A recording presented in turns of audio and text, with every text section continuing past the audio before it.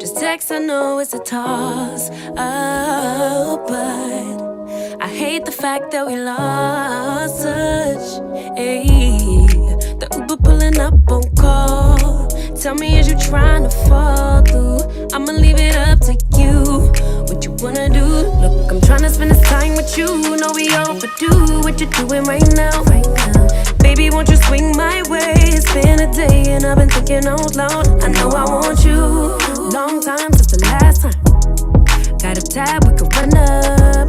Knew you from the way, now we grown up. My look, yeah, made the realest ones nervous. But if you want it, tap in. I think that I know somewhere that we could go to crash land.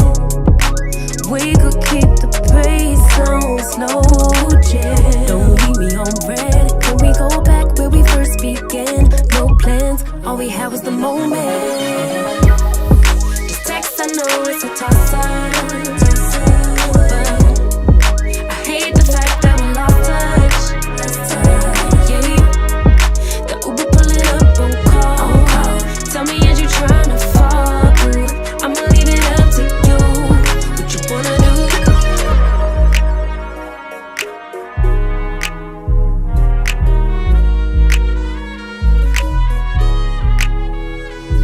We was raised a little different.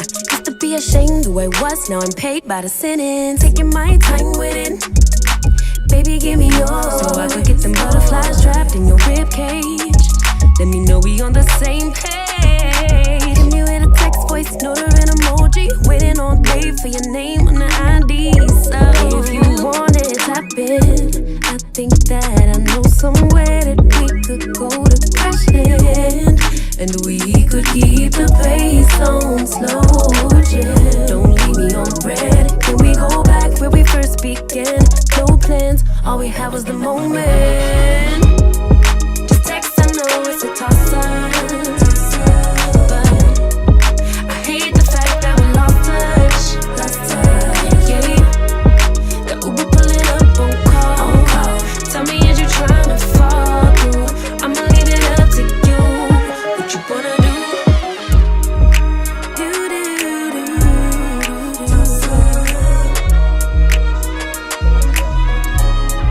Lost touch, yeah.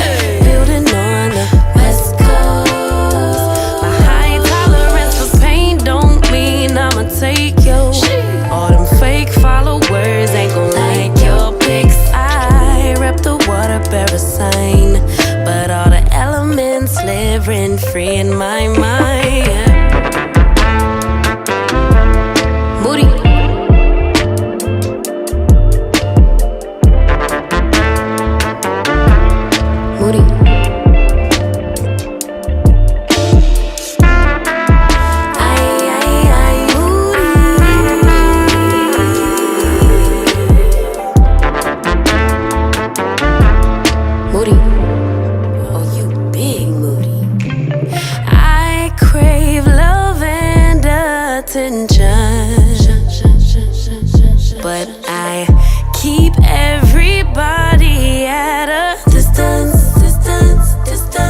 If I build it, will y'all really come? Bought all these panties, but I really don't wear none. I like boys and I like girls, but I love my baby. Some may judge, but Emmanuel is still God within me. Yeah. I don't drink liquor, but it's something about a champagne toast. Still can't swim, but I sure could float. I rip the water parasite, but all the elements live rent free in my mind. Yeah. Moody.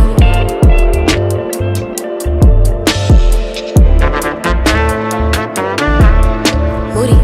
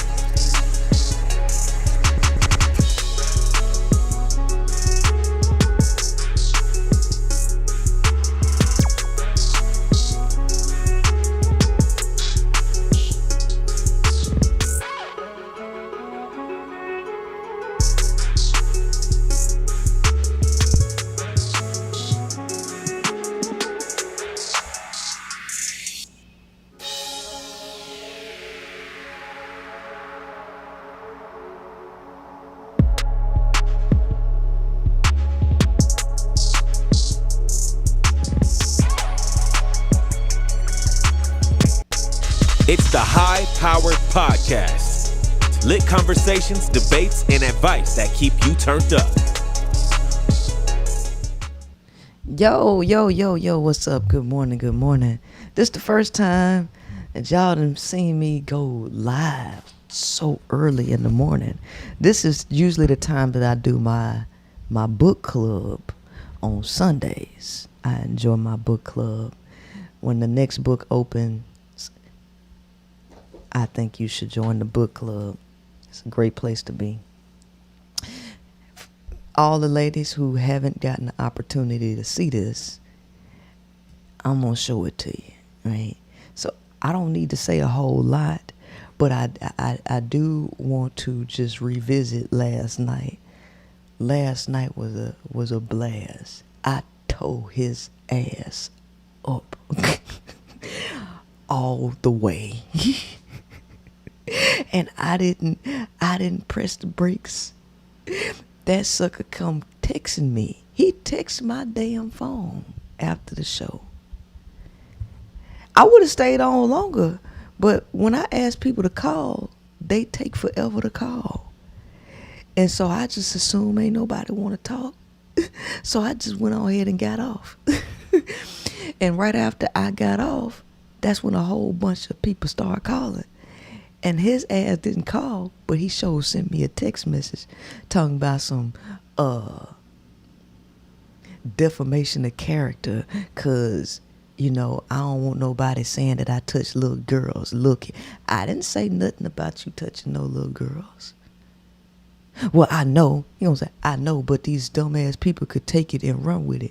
Sir, all I did was liken you to the bus driver who was touching on those special ed kids who didn't have the ability to reject him. Your baby mamas was special ed. You had to be molesting your baby mamas, because ain't no way in hell somebody voluntarily opened their legs to you if they knew better. Hey, they couldn't have, right? See, I had to make sure that I was fly. I had to make sure my makeup was on point. I had to make sure them titties was sitting up perfect, because I knew I was finna tear his ass a new one. And baby, when you tear somebody up like that, you better look good doing it. When you tear somebody up like that, you better look good doing it, because motherfuckers have a lot of shit to say. Bitch, I'm not going to leave no room for you to say nothing, ho. I'm not gonna leave no room for you to say shit. Because you already know nigga can't think when the dick hard. That confuse them. How you tearing them up like that and they dick hard at the same time? They don't know where they coming, they going. Right? That's how you neutralize a motherfucker. That's how BDSM bad bitches can talk to these niggas like shit, and they love it. You got to bring the sex appeal. And when you bring the sex appeal and you marry it with that type of shit, baby, you create something that Candace Owens can't create. See, you do something that Candace Owens can't fucking do, right? You can talk that shit, but you can't do what I do. Right? Because see, even with me, listen, I wish I would have known that nigga wanted to call in. I don't know why ain't nobody remind me to put the link and bring that nigga on, because I would have whored his ass out on camera. I had my money ready too.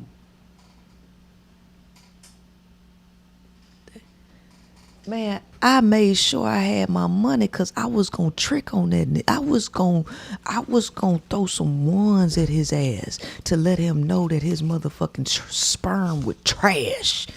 Nigga, take these motherfucking dollars. You want to be on camera so bad? Here, nigga. Take the money, nigga. Because that's what you want. But I'm going to throw you some ones, ho.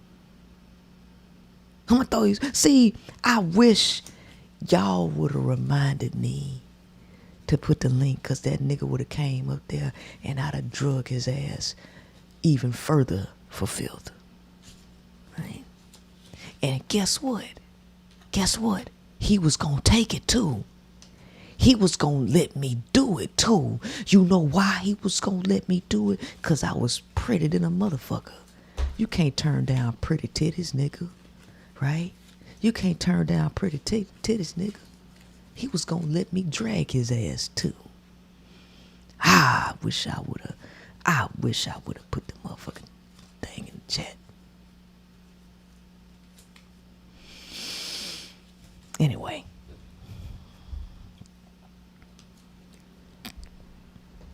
Let's go ahead and start with Jay and Elliott.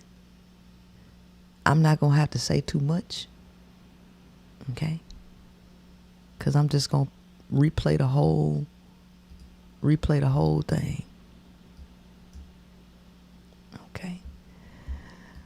And then for the new members, you get to see how I do my live, my membership, because I don't keep my membership on just doing it on, YouTube.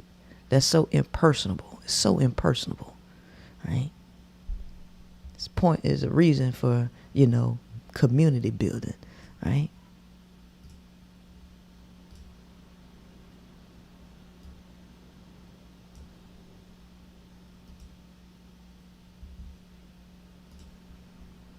It ain't going.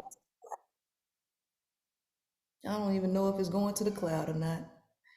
I hope it ain't going to the cloud. I mean, I hope it's not going locally. Hopefully it is going to the cloud. Okay. All right. Let's go ahead and hit this. Let's go ahead and hit up this whiteboard so I can make sure that we all on the same page here.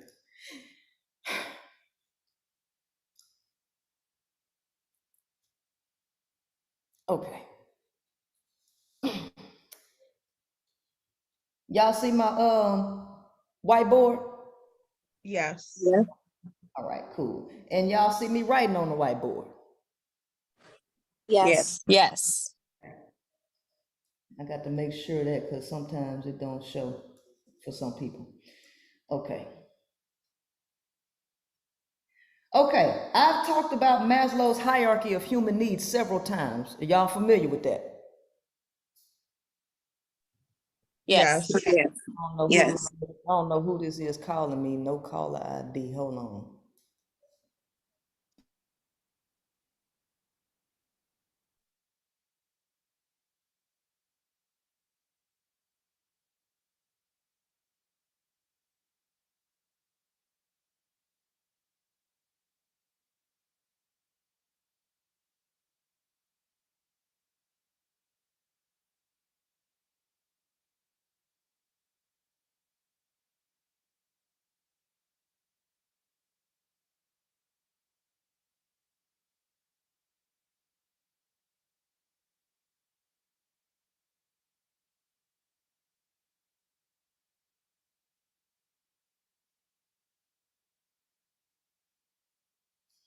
All right.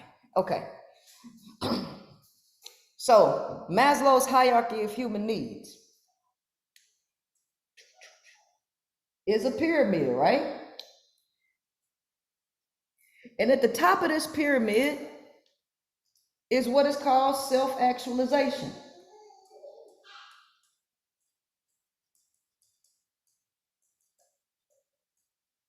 Okay? Self-actualization. At self-actualization exists morality. Morality exists at the top of the pyramid. Morality is a byproduct of philosophy.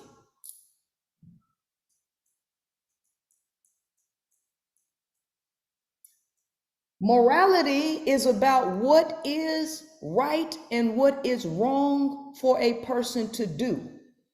That is a byproduct of philosophy, which is created at the top. Religion is a philosophy. Christianity, Islam, Judaism, they're all philosophies. Capitalism is a philosophy. Socialism, anything in ism, including racism, are all philosophical practices that are created at the top of the pyramid, self-actualization. Problem solving. Okay?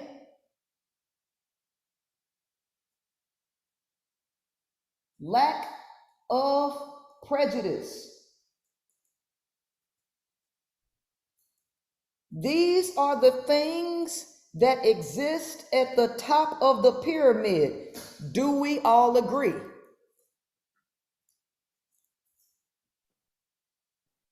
Yes.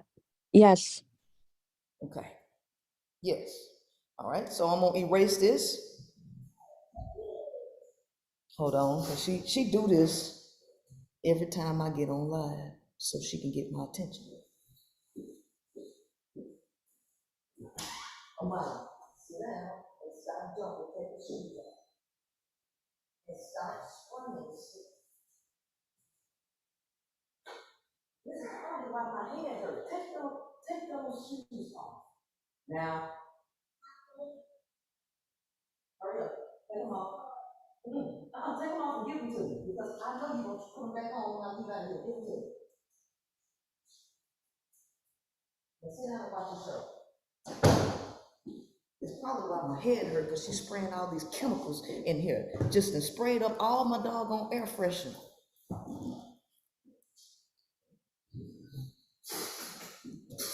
Okay.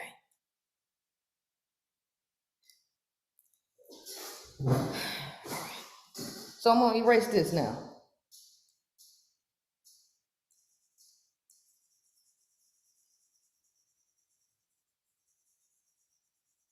I need to know, can we agree on this? Do we live in a hierarchical system? Yes or no? Yes. Yep. Okay. Yep. Can Yes. we agree? Can we agree that on the bottom of the hierarchical structure exist Black women? Yep. Can we agree on that? Yes. Yes. Okay.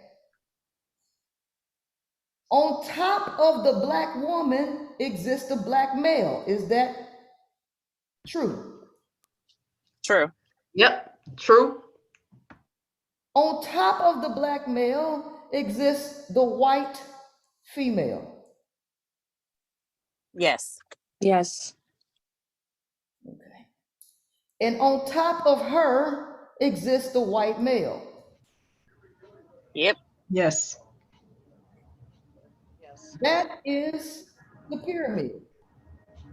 Self-actualization, remember, whoever's driving or got to mute your mic. Okay. At the top of Maslow's hierarchy was self-actualization. Philosophy was created at the top. Correct? Yes. Yes. Okay. And morality, which is a byproduct of philosophy, is also at the top. For morality being what is right and what is wrong for a person to do. Correct? Correct. So, if philosophy and morality are created at the top of the pyramid, based on the hierarchical structure we live in, who is the creator of philosophy and morality? White males. White men. The white male. White men. Okay, White males. to solidify that, what color or what race is Pythagoras? White. Is it Greek? Greek, white, still same thing. Same thing. What color, what race was Cicero? White. White. White. They were all philosophers, right? White men Yes. dominated philosophy. Galileo, white. They're all at the top of the pyramid. And so is philosophy and morality. I'm just trying to make sure that we all on the same page. Can we agree that we live in a patriarchal system? Yes. Absolutely. Yes. Yes. Yeah. Yes. Because women have to uphold this because males stand on top of women. The white male is standing on the white woman's head. The white woman standing on the black male head, and the black male standing on the black woman's head. Patriarchy, patri means father. Patri means father. Archy means system of rule or government. Rule or government. Father, rule. Patriarchy, father, rule. So in order for this patriarchal system to exist, or for us to call this a patriarchal system, it has to look like this, which it does. Okay? And that means all of the philosophies, all of the ideas come out of the mind of a male, white male. Are we all in agreement? Absolutely. Yes. Yes. So my number one message is to all women is the decentralization of males. Black woman, decentralize the male, and the white woman is to decentralize the male. Okay? Because black women upholding the male, which is the foundation, is what keeps this alive. So that means I'm against pick-me's, right? Yes. No pick-me's allowed. Can y'all all agree that we shouldn't allow pick-me's? Hell Yes. yeah. Absolutely. They're These are dangerous. dangerous. No pick-me's allowed. Okay, now, I think that's enough. So we all just make sure that we on the same page and we can see this. So now let me go ahead and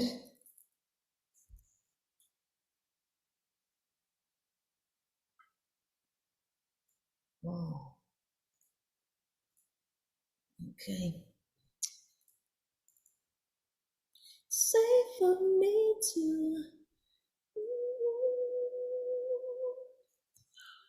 I am adaptable. Okay. We got the sound. Okay. Okay, y'all ready? Ready. Yes, ready. We're ready. Yes, ready.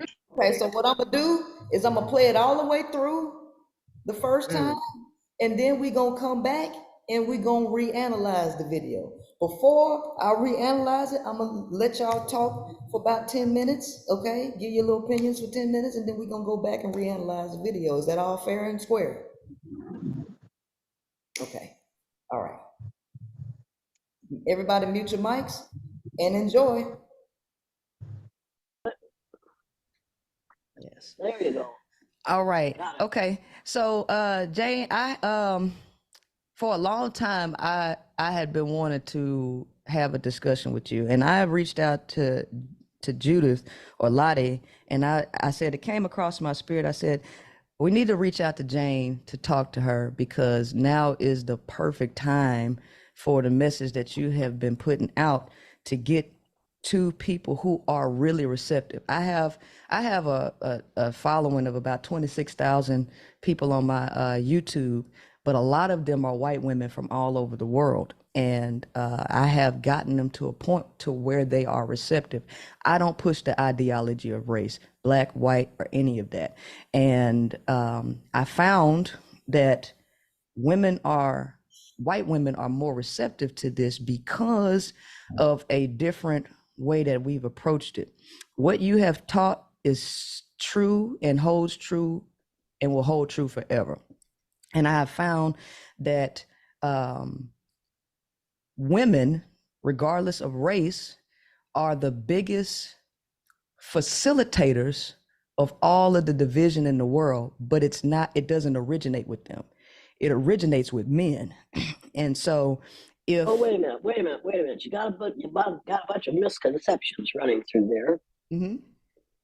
Number one, it isn't about race because there's only one race of people on the face of the earth. Correct. There's only one race of people on the face of the earth. And 3 weeks ago, when the President of the United States signed a law saying that interracial marriages are legal, I was just furious because there's no such thing as an interracial marriage unless one of the people involved in that marriage is from outer space. Mm-hmm. The longer you use words like interracial and biracial and race, the longer we will have the problem of ignorance, self-imposed ignorance, where human beings are concerned. There's only one race, it's the human race, we're all members of it. We will not get over this until we change the language that we're using. Those who absolutely insist on using the language of the 1400s and 1500s, from now on, as long as you're going to use that language, come to work, the men have to come to work wearing knee breeches and powdered wigs. And all the women have to have corsets on. They'll keep their waist no bigger than 16 to 18 inches around.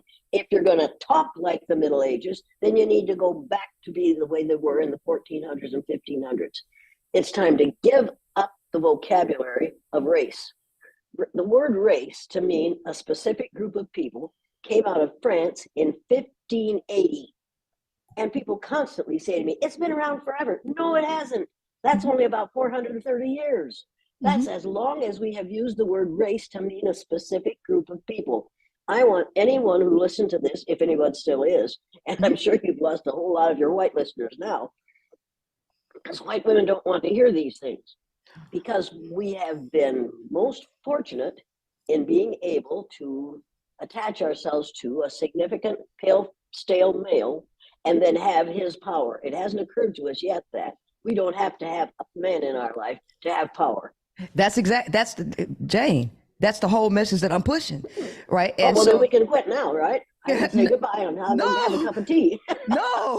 No, because your significance here is your area of specialty to actually teach the interworkings of how racism, the philosophy, actually works. Because the reality is, this all comes out of the mind of males, because by nature, males are competitive, they're resource hoarders, they are destroyers, and they had to beat white women into submission to support and attach themselves to that. And so the philosophy of racism, capitalism, colorism, all of that comes out of the mind of a white male. And so since white women can't punch up to this power source, since energy is neither created or destroyed, that energy's got to go somewhere.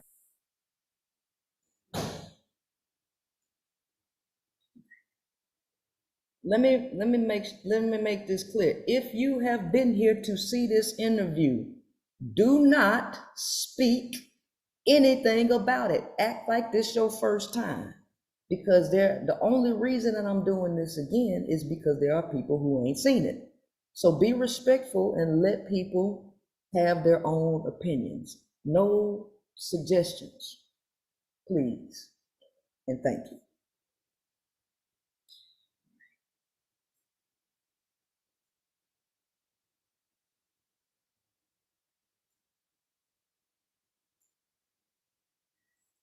So white women are punching down, but if white women recognize that their biggest enemy is the white male himself, she is more likely willing to listen to the structure of how racism actually works and how it has tricked her into facilitating male power. She doesn't even realize her own power. Wait a minute. Do you know a white woman? Mm-hmm. Have you ever met a white woman? Mm-hmm. Have you ever met a woman whose skin is the color of my shirt? Mm-hmm. Well, you talk about the color of your shirt. The color of your skin, no, but not your shirt. Well, wait, white is white. Mm-hmm. Whether it's your skin or your shirt or the clouds or your tile in your bathroom, white is white. Correct. White is not a word to use to describe skin color anymore. Mm-hmm. White and black came out of the Spanish Inquisition because a man named Torquemada was going to turn everybody Catholic, and he went around killing those that he thought weren't Catholic. he didn't realize that you can't tell what a person's religion is by looking at them. So he had killed about 2,000 Christians before somebody said, do you know what you're doing? And at that point, he decided he had to find another way to decide who deserved to die. And he set upon skin color. He decided that lighter colored people were going to be called white because white is the color of goodness and purity. Darker skinned people were going to be called black because black is the color of savagery and evil. So here we are talking about white and black as if white and black skin existed. I can see where the string on your sweatshirt is and compare it to the color of your face, and they aren't the same. Correct. You aren't white. I'm not white. You aren't black. I can see your ear, the things on your ears. I can see your cap. It's black. Your skin isn't. It's time to stop using the words black and white. When a kid comes to school and the teacher looks down and says, oh, another little black boy, somebody ought to walk up and choo her right across the face and say, don't you ever, ever, ever use that term to describe a child again as long as you live. Because number one, it is not an accurate description. Number two, if he's in third grade, I'll send him to the dictionary and tell him to look up the word white. And he'll find out that that means pure and good. Now look up the word black. That means savagery and evil. Is that what you want to be called? No. And so what I teach my audience is that this is not a quote unquote race war. And I teach them actually what the references to black and white actually are. They're actually codes. So even in North Africa, the land of melanated people, they're considered white, not because of their skin, but because of the coded language. So everything is about code. So I break this stuff down on my channel, dealing with the hierarchical infrastructure that is unnatural to the planet. Okay. Wait a minute. You can do what psychologists have been doing for the last 200 years. Well, the last 100 years, using 3 and 4 and 5 syllable terms to confuse people and to give so-called white people an excuse for their ignorance. Don't do that. Don't do that. There's an easier way to tell people what's going on. And what's going on is self-imposed ignorance. The truth is out there. If you found it when you were younger, I found it when I was younger. People can find it now that they are younger. And if they don't do something about it pretty soon, they aren't going to get much older. We got a whole mess of so-called white people, pale, stale males, who are scared to death that they are going to be outnumbered by people of color. And within 30 years, they will be. Within 30 years, pale faces will be a numerical minority in the United States of America. And white folks are scared to death that when that happens, people of color are going to want to treat us the way we have treated them. And so we elected a simpleton to be president of the United States. He built a wall along the southern border of this country in order to keep those brown-skinned people out because he said brown-skinned people reproduce too rapidly. He's scared to death. He also closed Planned Parenthood clinics because he's quite certain that all they're used for is furnishing abortions. He didn't realize how many things Planned Parenthood clinics do for women who don't have a whole lot of money. He doesn't care about that. What he cares about is insisting that every pale-faced female have at least 4 and possibly 6 children so that we can get our numbers up again. It isn't going to happen. You realize that? I realize that. It's time for us to get over this idea. And then we've got the problem of these pale, stale males marching down the street with their tiki torches yelling, Jews will not replace us. Jews will not replace us. Somebody should read the Old Testament to them and find out that the first 5 books in the Old Testament came out of the Torah. It's like they never realized that without the Jewish faith, there would be no Christian faith. Correct. And most of these other faiths wouldn't exist either because so many of them are offshoots from the Jewish faith. It's time for us to get over the idea that anti-Semitism makes any sense. It doesn't. It's time for us to get over the idea that white people really exist. They don't. All I am is the result of some person from Africa moving farther and farther and farther north until he was exposed to so little sunlight that his body didn't need to produce melanin anymore. And if we're going to talk about melanated people, then when we're going, instead of calling people white and black, if you haven't enough iron in your blood to keep you safe, you're called anemic. If you don't have enough melanin in your skin to keep you safe from the damaging rays of the sun, you must be melanemic. Mm-hmm. If you have more melanin, you must be melanaceous, which rhymes with spacious and gracious and efficacious. It's a very positive term. If you have a lot of melanin in your system, you must be melanotic, which rhymes with exotic and is in the dictionary. Now, before I die, I want the words melanemic and melanaceous to be in the dictionary along with melanotic because it makes sense. White and black do not make sense. Using the words white and black contribute to the problem of ignorance on this earth, and it's time for us to stop that. I'll tell you why. I agree with you with the words that should be put in a dictionary, but I want to give you some more perspective on why these terms are used, black and white, because wait. No. Do you see the color of my hair? No, I'm not even talking about in terms of people. I'm not even talking about in terms of people. I'm talking about the color. I'm talking about just the color monochromatic scale itself, because you have you have two extremes of absolutes. Black is the presence of color and white is the absence of color, right? So we're looking at. I bet you thought I didn't know that. No, I know you know that. You're a teacher. You've been doing this for forever. Then why are you telling it to me? You see, here's the problem. You automatically assume that I can't possibly know what you're going to tell me. And here's another problem.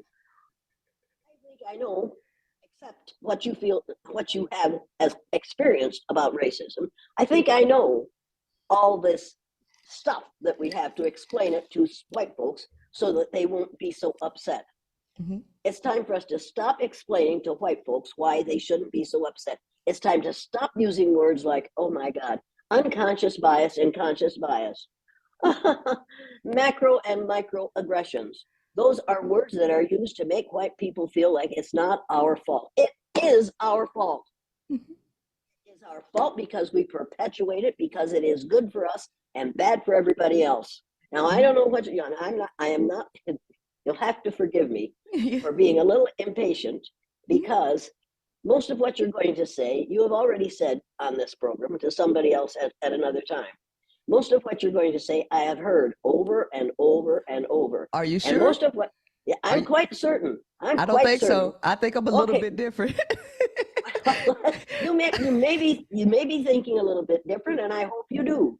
But don't for 1 minute think that I have spent the last 50 some years learning about this topic and closing my eyes and ears to what is happening around me. Because no matter how many psychologists and sociologists tell us all these wonderful things, use all these wonderful words, polysyllabic terms to express simple ideas, I've really had it. I really don't want to listen to it. And you probably would be better off if you would say, thank you very much, Mrs. Elliott, for not listening to me. I think we'll go now, and you can have a nice cup of constant comment tea. And since you're just getting over, COVID-19, it's probably affecting your brain. I'm sure it is. I didn't sleep at all last night, so I don't have any time for somebody, no matter how old or how young you are, but you're too young to educate me about how this whole thing started. I was here when it started. I was here when we could have ended it. I was here when Hitler was doing his thing. I was born the year Adolf Hitler and Franklin Roosevelt came to power in their respective countries. I remember when somebody said to Franklin Roosevelt when he was president, what are you going to do about Adolf Hitler? And he said, leave that man alone. He's dealing with a problem the rest of us don't want to deal with. I've lived through that kind of nonsense. I've watched that kind of thing happen. I'm looking at someone who is probably the age I was when I did the blue-eyed, brown-eyed exercise. And I'm thinking of what I have learned in the 50 years since then. And it is absolutely frightening what I've learned about our inability in this country to say something simple and straightforward and get it out there and stop trying to clean it up or make it better by using polysyllabic terms. I don't do that. I don't do that. Well, you were. So. No, I dissect. See what I do, because let me tell you, I have a background in cell and molecular biology. I was an ex-officer in the military 8 years. I'm also top sales in the car industry. So I've gotten a lot of and I'm naturally gifted as psychology, sociology, and human behavior. So I have broken this stuff down even to the lowest possible denominator, because it don't start with racism, because racism is nothing more than a philosophy that's systemized around the concept of race practices, just like capitalism and all of the other isms. Okay, so that no. Racism is a lie. No, but it's a philosophical practice. It's ideas. No, it's a lie. It is a lie. Anything can be built. You can create what I'm saying is you can create a system around a lie or a truth. It doesn't matter if it's a lie or truth. It's still a systematic practice. So what I'm saying is the ideas of race and competition, it all originated out of the mind of a male. Hitler was a male, right? All of this stuff comes from white men. That's all I'm saying. And no, it doesn't all come from white men. There are no white men. You're still doing the same thing. Or men or males. It all comes from males. It started with males, but it didn't start with males. You see that picture in the books of the man striding into the future from out of the past, this big brawny person, and there's never a woman there. How did that man get there? No, it's not that. What I'm saying is the nature of a male is to hoard resources, conquer, and destroy. That's the nature of testosterone. Males need females to facilitate anything that they do. But those males, white women didn't just have it click. They was getting beheaded, and everything else too. So they were forced into this. All of this stuff comes from males. Oh, wait. I remember the civil rights movement. Mm-hmm. I remember black women trying to get their rights, and white women standing back and watching. Mm-hmm. If white women had gone along with women of color, if melanemic women had joined with melanaceous and melanotic women to make that system die, we could have killed the system of racism in this country. Well, we didn't do it. Hey, we didn't do it because we think we know it all, and we think we're comfortable, and we believe what we have been taught every year. We teach antisocial studies in the schools of this country on a minute-by-minute basis. Mm-hmm. Women stay in school for a long time, and nobody tells them, and somebody needs to tell them, that when they came up with a word for a man, they call him a male. In order to get a word for a woman, they had to add the chemical symbol for iron, Fe, to the word for male to get a word for a woman. Mm-hmm. A woman is male plus a whole lot of iron, and that's the reason we have the babies, and we are the ones who are training the babies, and we're the ones who are civilizing the babies, and those of us who decide to follow some male are doing exactly what we aren't supposed to do. Right, I agree with that. I'm not going to blame this on men. I'm not going to blame this on men. I'm not blaming this on men. I'm blaming the word. If I do that, then I have to think that women don't know any better. But that's what know better. Actually, believe it or not, females don't know better, because this is one of the reasons, even in the melanin community, one of the reasons why, and I don't know if you've paid any attention to the manosphere, but one of the reasons why males have zero respect for women at all, no matter what kind of degrees that you get, is because even with all of that and all of the natural power that women have, women still do not know the nature of a male. They don't know the psychology of a male. They know nothing. And they allow males to get over on them at every waking moment. So women really don't. Wait a minute here. I've got to interrupt you again, because you are women. Mm-hmm. White women, melanaceous and melanotic women saved our country. Outvoted Donald Trump. They voted him out of office. Women did that. Mm-hmm. Men didn't do that. Women did that. And they did that without the permission of their male. They went into the voting booth, mm-hmm. and they did the right thing.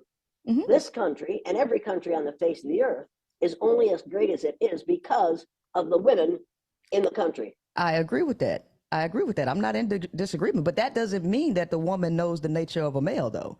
She might. But have you ever been married? Yes. One time or more? One time and never again. Oh, but see, I was married for about 60 years. I was with the same man for 60 years. Uh-huh. And I was raised by a father who was with the same woman for as long as he lived. I cannot imagine And now I'm having to live without that man. Mm-hmm. And I couldn't imagine how that would be. Mm-hmm. I'm not liking it at all. Mm-hmm. And I know that he didn't run my life. We ran away together. Mm-hmm. We ran together. We raised 4 children, had 4 children in 5 years, and we found out what was causing that. However, we raised those kids together, and we raised them to be 4 children, 4 adults, mm-hmm. who grew up to thinking, reasoning, reasonable, empathetic human beings. Mm-hmm. Had nothing to do with their gender, had nothing to do with their sexual orientation. Well, it can I had ask to you do this with question? how they were told to behave as human beings. My father would say, you know the difference between right and wrong. Now do the right thing, goddammit. And he said that regularly. And I said that to my kids regularly. And so they did the right thing, even though they didn't want to. It was easier than doing the wrong thing and having to come up against me. So, see, I cannot buy into the idea that men don't know anything, because men do know. Men know a great deal. And men, many of them, are extremely valuable human beings. Some of them think only with their little head. I think the majority of them do. Oh, no, I think you're wrong there. No, in fact, I know you're wrong there. I know you're wrong there. Well, then the scientific studies and the research papers would be wrong, because testosterone. But you've got scientific studies and research papers that say a black woman can never amount to anything because she has the wrong color skin. Yeah, but science is based on observation. Now, no, science is not based on fact anymore. Science is based on what you read in the last science book you read. Okay, so the question is, are you saying that testosterone has no effect and male brains are not different than female brains? Is that absolutely? I'm not saying that. I'm saying that you can raise a man to be a man, or you can raise a man to be a boy. Okay, so is Galileo wrong? Galileo said you can't teach a man anything. You can only help him. Galileo was wrong because wasn't he male? But he knows males better than females know males, though. Don't men know better? He obviously doesn't even know men if he says that you can't teach a man anything. See, that is one of the dumbest things I have ever heard. Don't ever say that on your program again, okay?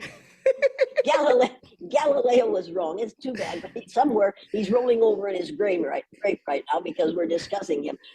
He was wrong. It's absolutely wrong. To describe men in that way is absolutely wrong. So is Jordan Peterson wrong too? Who? Jordan Peterson? Because he's saying the same thing practically. Well, that doesn't mean that it's right just because a lot of men are saying it. But you look out into the world and you can see it, though. You can see, you can't tell men. Yeah. You look out into the world. See, I happen to like men. I happen to appreciate men. I happen to enjoy men. I happen to have had the real honor of being married to a man and having a father who was total moral male. And my husband was moral after he met me because he had no choice. But my father was a totally moral male. And he knew more. He knew more than my brothers, 2 of whom are civil engineers, will ever learn. Mm-hmm. Because he learned, he devoted his life to raising 7 kids. He lost 1, he raised the 6. And he tried to do it right, but he didn't do it by the book. Mm-hmm. He did it by the Bible, quite frankly. And he told us, well, some of the stuff that's in the Bible is just a folk tale. You need to know that. And that stuff. So no, I will not accept your description of men as being less than. Okay, so that means we think that males are either superior or equal to women. Is that? I have a feeling that being male or female is not what makes you superior or equal. I think we are entitled to equitable treatment under the law. Okay, I believe in equity. What we are. I believe in equity, but men and women are not the same, and their brains function totally differently. So that's what right, women? But that's a blessing. Yeah, in a way. If male, no, seriously, because 97% of all rapes are done by men. The majority of crimes are committed by men, right? So we have to be honest about. Wait a minute. You gotta quit this. You gotta quit making these broad generalized statements. You got to. Hey, I got a letter from somebody yesterday that said that only 5% of the population is black male, and they are responsible for 50% of the crimes that are committed in this country. I didn't say Bullshit. race. I didn't Bullshit. say race. I know just said you didn't male. say race. You're just saying male. You're putting male where other people put race. You're doing the same thing that people No, but do it's who the are truth. racist. If you look all No. over the world, who is marrying 9-year-old kids? In Afghanistan, you have 70-year-old males and 55-year-old males marrying children. That's a male thing. That's a male thing. Rape is a male thing. Murder is a male thing. Who gives those kids up to be married to those people? Wait a minute. How does that happen? Because in Afghanistan, there is restriction of resources. So when in restriction of resources, we all understand Maslow's hierarchy of human needs. Do you want to talk about the Mormon? Do you want to talk about the Mormon faith now for a while? Let's go ahead. I would love for you to mention that. No, we're not going to talk about that. We're not going to say because they do it in Afghanistan, it's happening all over the world. It actually is. There's a gender imbalance of 70 million more males than females because they murdered baby girls in Asia and in India. Okay. And so because of that imbalance that's causing a ripple effect across the globe, you have an increase in violent crime. You also have an increase in sex trafficking, kidnapping, and all of this stuff. These are facts. Who are the number one patrons of sex trafficking? Males, not women. Women are not paying for sex with kids. That's men doing that. And these are facts. So this is outside of race. We're dealing with a male-female dynamic where all of the resources have been shifted into the power and control of males. That's a fact. That's your fact. That's your fact. That's your fact. That's your fact. And you know, if I believed as you do, mm-hmm. I'd have to go around preaching against the very people who make it possible for me to have had children. And enslave those kids. No, because that's what they didn't. They didn't enslave those kids. I didn't enslave my children. Not you. Males did. They've enslaved the entire globe. And so what is it? But they have. They have. I don't agree with that. Okay. So how are we able to talk on the phone? Because we have child slaves in Africa, right? Digging for coltan. That's enslavement, right? And who is running this infrastructure? These societies are patriarchal societies. Patri is the suffix equaling father. All of this is male dominated. All of the religions are patriarchal religions, male dominated. This is a male-female problem and not a race problem. So I agree with you with race being a lie, but we have to acknowledge. I'm not going to sit here and listen to this any longer. You need to know that I do not believe that males are monsters and women are victims. I don't believe that. I won't believe that. I won't say that. I'm not saying they're victims, because I said women are the greatest facilitators. I said at the beginning, women are the greatest facilitators of male behavior. That's a fact. You have mothers who take up for their children. That's your opinion. That's your opinion. It's not a fact. It may be a fact in some country or in some community or in some household, but it is not a fact universally. And this is not a discussion that I am prepared to have. At the age of 89, I can look back on 89 years of our society going through times like this when we're looking for somebody to blame. We'll always find somebody else to blame so that we don't have to be responsible for what we say, what we do, or what we think. And I will not allow you or anybody else to say it's all a man problem, because for years we had heard that it was all a woman problem. It wasn't a woman problem. It's not a man problem. It's a human problem. And we need to start regarding one another as human beings who deserve equitable treatment under the law and who deserve understanding. And I'm not going to go with it anymore, but thank you for calling me. This interview is over. Thank you very much. Thank you. I appreciate it, but I get 50 more years.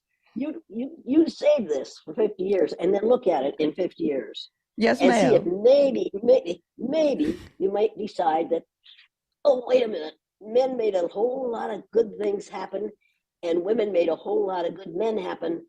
I guess maybe I could have been mistaken about that. And I hope you are. I know you are. So, okay, thank you for visiting with me. I appreciate it a lot. All right? Thank you, Jane.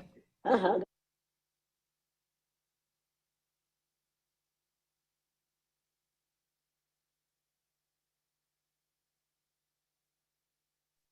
Can't hear you. If this your first time seeing this, go ahead and say something. I'm just so I could see disappointed. that she was male. I could see that she was male identified. You could pick up on her male identification from the gate. I didn't agree with She nothing that was was being. What is happening? she was That was combative. crazy. Yeah, That soon was as crazy. you brung up the men situation, she just completely turned you off. Raise your It hands. was so unexpected. It was ridiculous. Like this is that was crazy. I had better expectations for this for sure. For sure. And then she kept cutting you off, like. But it was awesome to see where she at this time. Agent. If you would have met her like maybe 30 years ago, maybe something like that, then it probably would have went a completely different way. I wouldn't have went. No. You don't think so? I know it wouldn't. I don't. No, You I'll tell you why. No, because first off, she's been doing this for over 50 years. Wait, hold on. And she's stuck in her ways. So that means if she's been doing, y'all could already tell at the beginning, she already had a pre-recorded conversation. What she was gonna say, yeah. Okay.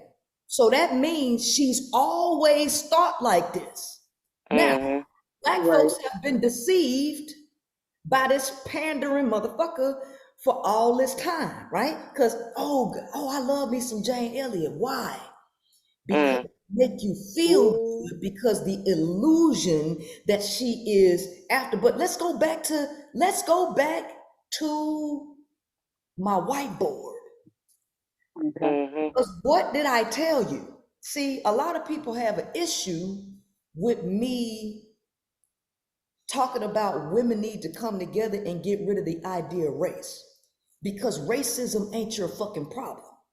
Patriarchy is your problem, because all of these isms, philosophies come out of the top of the pyramid, and the top of the pyramid is the white male. So all this shit comes out of the mind of a white male. Why is patriarchy your fucking problem?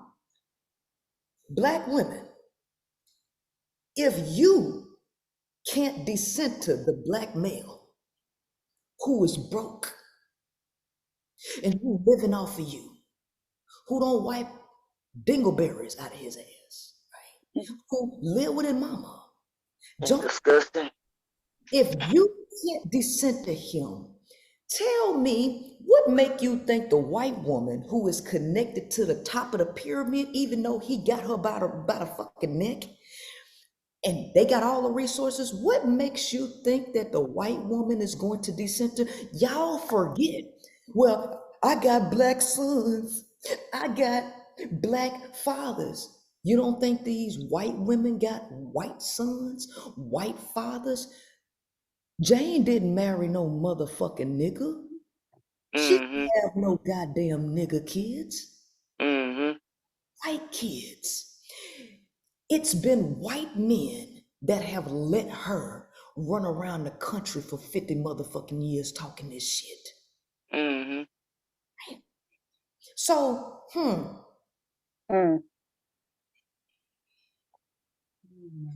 racism is not your problem. Pick me-ish is your fucking problem. Trying to tell you, man. Yeah, definitely. A grandmaster pick me. Grandmaster Mammy specifically said, if I believe as you believe, that means I would have to speak against the very people who have made it possible for me to have kids. But she ain't talking about the nigga male, because she has no mixed kids. She had Snow White kids. So how is she against racism when she upholds and protects the very motherfucker who racism started with? Right. That's crazy. It. That just proved that in that whole clip. I was like, wow. She gave birth to them. Right. Yep. She ain't against no motherfucking racism. So let me read something to you, because Larry, who is my assistant, sent me this after we did the interview, which I didn't know existed. Okay, so everybody mute your mic, because I'm gonna read this to you.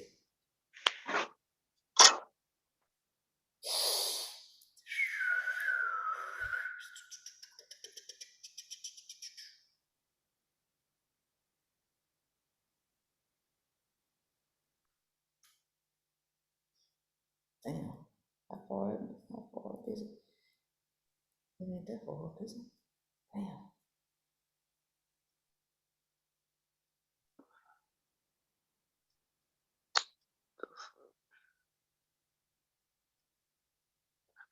Okay, everybody mute your mic. Everybody mute your mic, please. You all.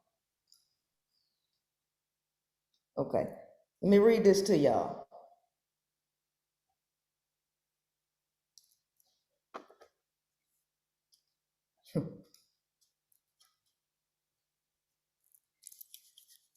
Taking a new look at the blue eyes, brown eyes experiment that taught third graders about racism. After Jane Elliott learned about the pointed questions I was asking subjects about the experiment, she stopped cooperating with me. The killing of George Floyd on May 25th, 2020 was a seismic event, a turning point that compelled many Americans to do something and do it with urgency. Many educators responded by holding mandatory workshops on institutional racism and implicit bias, reforming teaching methods and lesson plans, and searching for ways to amplify undersung voices. As a journalism professor and author of a book on race that spans more than 50 years, I've watched these developments with great concern. We've been here before with unsettling and disturbing results. The assassination of Martin Luther King Jr. in 1968 was also an event that spurred educators to action, motivating one teacher to try out a bold experiment touted to reduce racism. The experiment took the nation by storm. The day after King's murder, Jane Elliott, a white third grade teacher in rural Riceville, Iowa, sought to make her students feel the brutality of racism. Elliott separated her all-white class of students into two groups, blue-eyed children and brown-eyed children. On the first day, the blue-eyed students were informed that they were genetically inferior to the brown-eyed students. Elliott instructed the blue-eyed kids not to play on the jungle gym or swings. They wouldn't be allowed second helpings for lunch. They'd have to use paper cups if they drank from the water fountain. The blue-eyed children were told not to do their homework because even if they answered all the questions, they'd probably forget to bring the assignment back to class. That's just the way blue-eyed kids were, Elliott told the students. On the second day of the experiment, Elliott switched the children's role.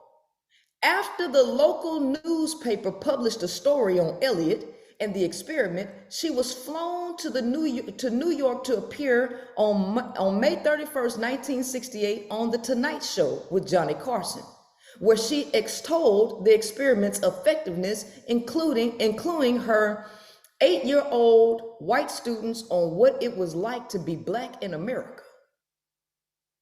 A darker side. But Elliott's experiment had a more sinister impact. To most people, it seemed to suggest that racism could be reduced, even eliminated, by a 1 or 2 day exercise. It seemed to evince that all white people had to do to unlearn or learn about racism was restrain themselves from an impulse to engage in made-up cruelty. They needed to not acknowledge their privilege or reflect on it. They didn't need to engage with a single Black person. But in reality, I found in researching for my book, Blue Eyes, Brown Eyes, that the experiment was a sadistic exhibition of power and authority, levers controlled by Elliott. Stripping away the veneer of the experiment, what was left had nothing to do with race. It was all about cruelty and shaming. Subsequent research designed to gauge the efficacy of Elliott's attempt at reducing prejudice showed that many participants were shocked by the experiment, but it did nothing to address or explain the root causes of racism. The roots of racism and why it continues unabated in America and other nations are complicated and gnarled. They are steeped in centuries of economic deprivation and cultural appropriation. The non-stop parade of sickening events, such as the murder of George Floyd, surely is not going to be abated by a quickie experiment led by a white person for the alleged benefit of other whites, as was the case with the blue-eyed, brown-eyed experiment. Sought after diversity trainer. Nevertheless, Elliott became as famous as a teacher could become in America. In the 1970s, 1980s were ripe for diversity education in the private and public sectors, and Elliott would try out the experiment at workshops on tens of thousands of participants, not just in the US and Canada, but in Europe and Middle East and the Middle East and Australia. She traveled to corporations, banks, prisons, schools, and military bases. Thousands of educators across the United States folded the experiment into their curriculums. She was a standing room only speaker at hundreds of colleges and universities. She appeared on the Oprah Winfrey Show 5 times. Not once, not twice, but 5 times. Whose demographic? What demographic was Oprah targeting for a long time? It was a Black audience long before it became a white audience, but then it was a white audience, right? Perfect, right? Unsettling insults, right? Elliott turned into America's mother of diversity training. The anti-racism sessions Elliott led were intense. To get her point across, Elliott hurled insults at workshop participants, particularly those who were white and had blue eyes. For many, the experiment went horribly awry. In doing the research for my book with scores of people who were participants in the experiment, I reached out to Elliott. At first, she cooperated with me, but when she discovered that I was asking pointed questions of scores of her former students, as well as other others subjected to the experiment, she made an about face and she no longer would cooperate with me. She has since refused to answer any of my inquiries. Scores of others did participate. I interviewed Julie Pasiznik, who had been working for US West, a giant telecommunications company in Minneapolis. She was hesitant to enroll in Elliott's workshop, but was told that if she wanted to succeed as a manager, she'd have to attend. Pasiznik joined 75 other employees for a training session in the company's suburban Denver headquarters in the late 1980s. Right off the bat, she picked me out of the room and called me Barbie, Pasiznik told me. That's how it started, and that's how it went all day long. She had never met me, and she accused me in front of everyone of using my sexuality to get ahead.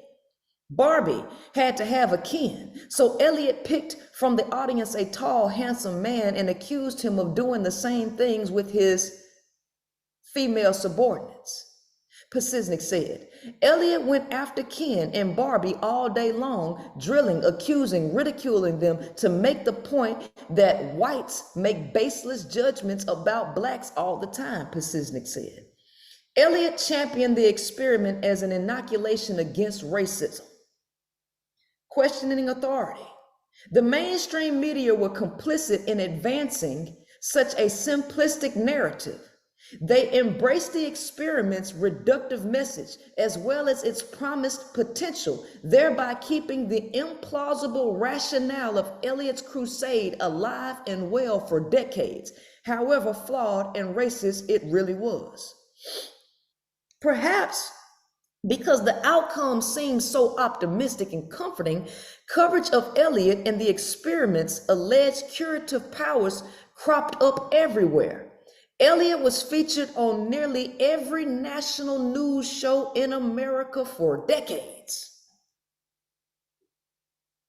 Elliott's bullying rejoinder to any non-believer was to say that however much pain a white person felt after 1 or 2 days of made-up discrimination was nothing when compared to what blacks endured daily.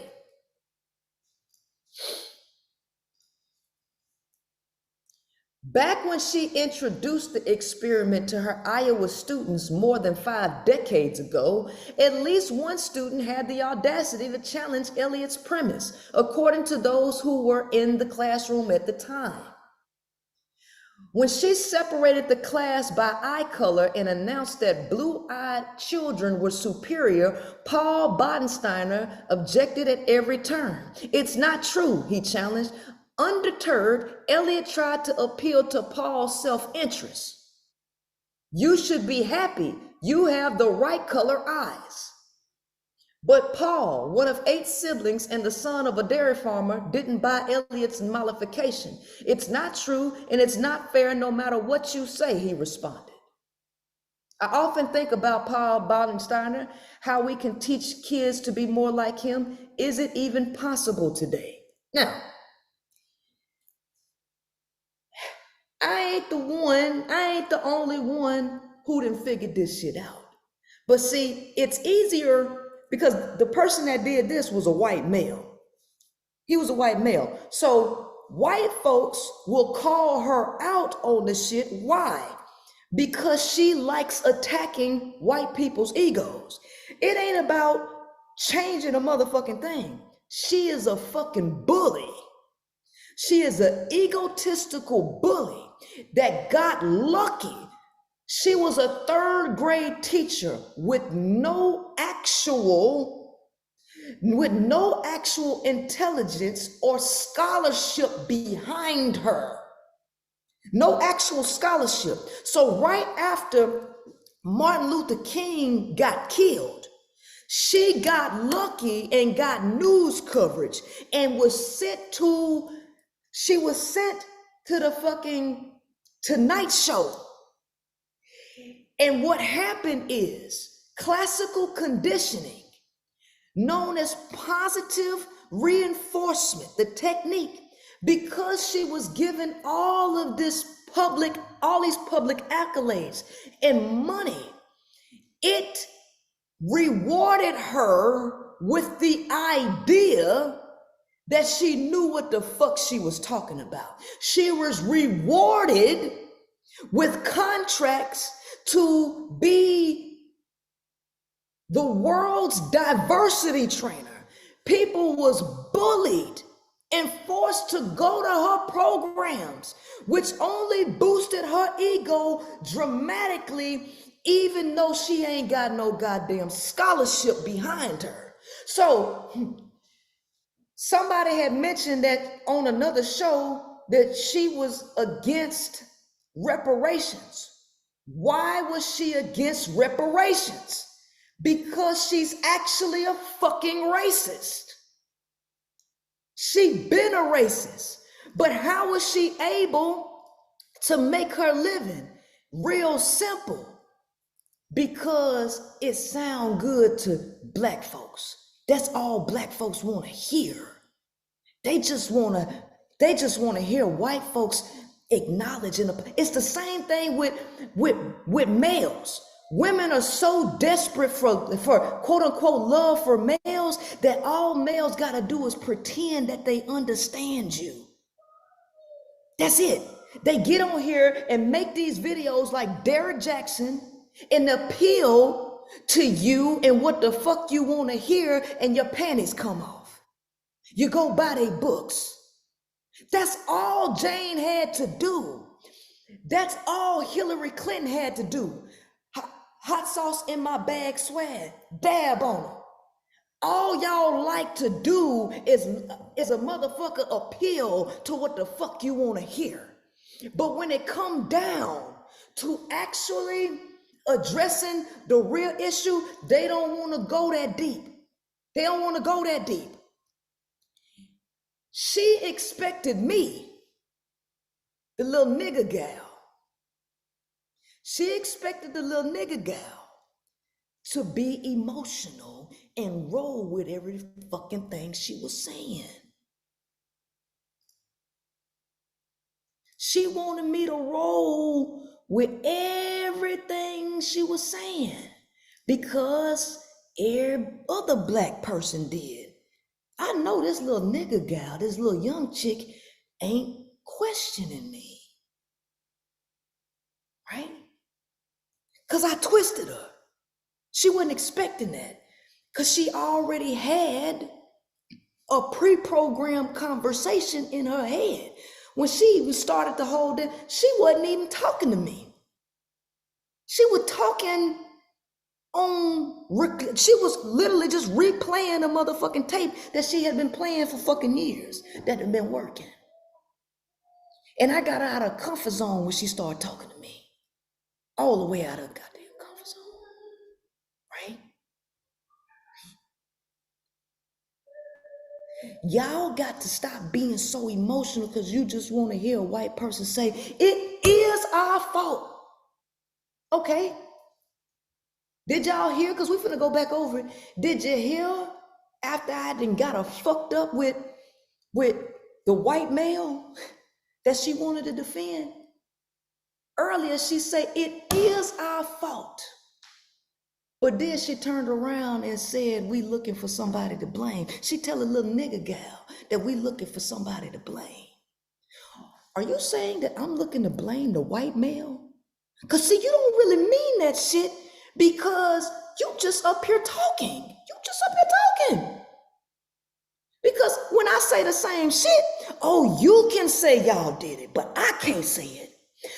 You can say pale, stale male, but I can't, because see, now I'm posting the blame. How you gonna say that if you really for real about we did it? No. That shit just sound good. And so you got black folks out here, she the truth. People don't know how to pierce the veil of deception because you so needy.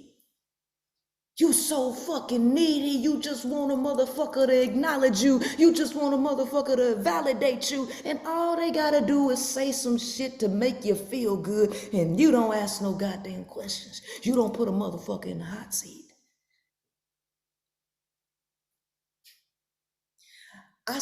Even though she didn't let me say practically anything, I snatched her motherfucking mask off easy. Why? Because I set the tone at the very beginning and I agreed with what she said. She really didn't even know how to start because she's so used to black people wanting to defend race that she ain't used to a black person saying, fuck race, you're right. She ain't never heard a black person say, ain't no such thing as race. That shit threw off balance at the very beginning. What you got, Venus? Okay, so basically, I kind of was feeling like she was an undercover racist when she said the reparation thing long time ago. I've been side-eyeing her ever since she said that Black people don't need reparations, which didn't make no sense. But then, okay, I left it alone. But now, when I heard her say that she was married for 60 years and how she was just like, when the mammy came out, the mammy in her came out, and how she was just being a pick me for males, I'm like, oh, okay. See, the thing is, that worries me about women who married to males because of the whole semen thing. It's like they take on their ideologies and it gets stuck in their brain. Like she was, the fact that she was married for so long is ain't no hope.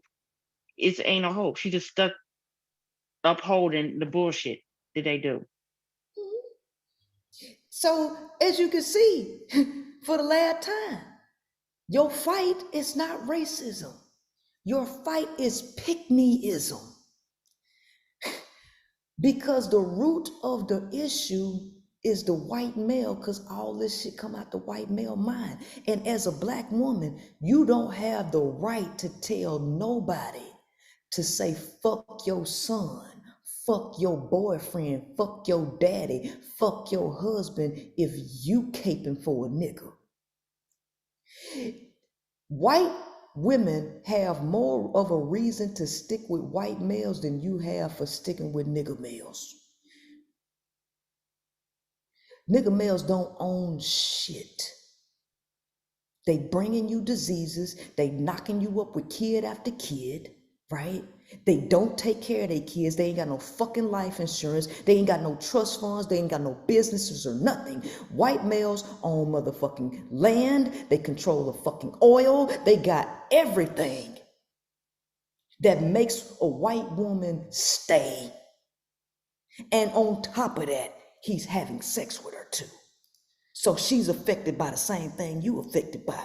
So if you ain't gonna stop centering males who are broke and dusty, what the fuck make you think the white woman gonna not center the fucking white male?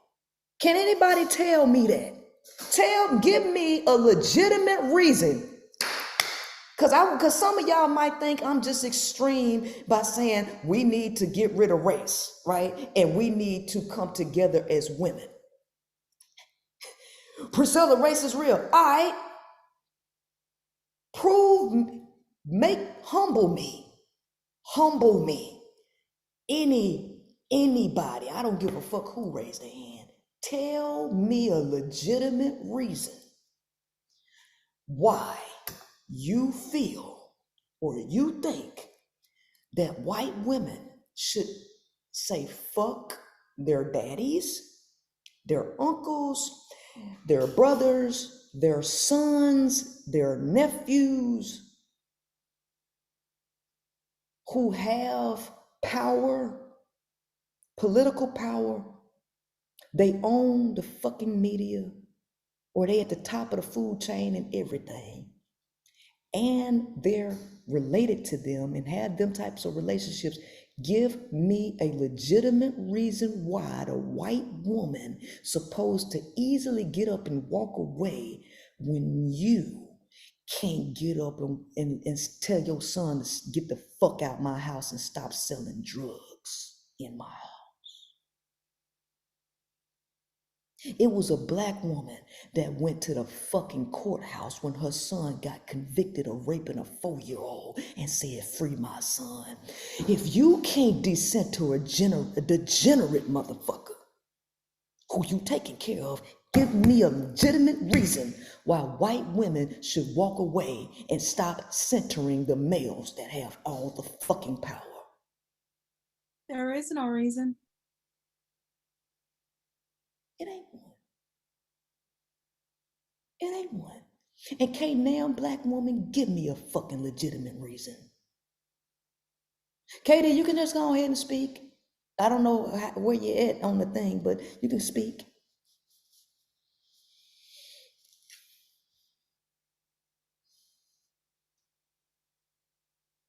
Because it's the right thing to do.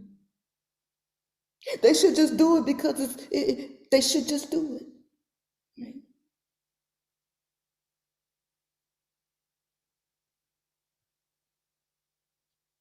So you can't address racism if you're not going to address the male. And it don't start with white women addressing the male. It starts with black women decentering the male.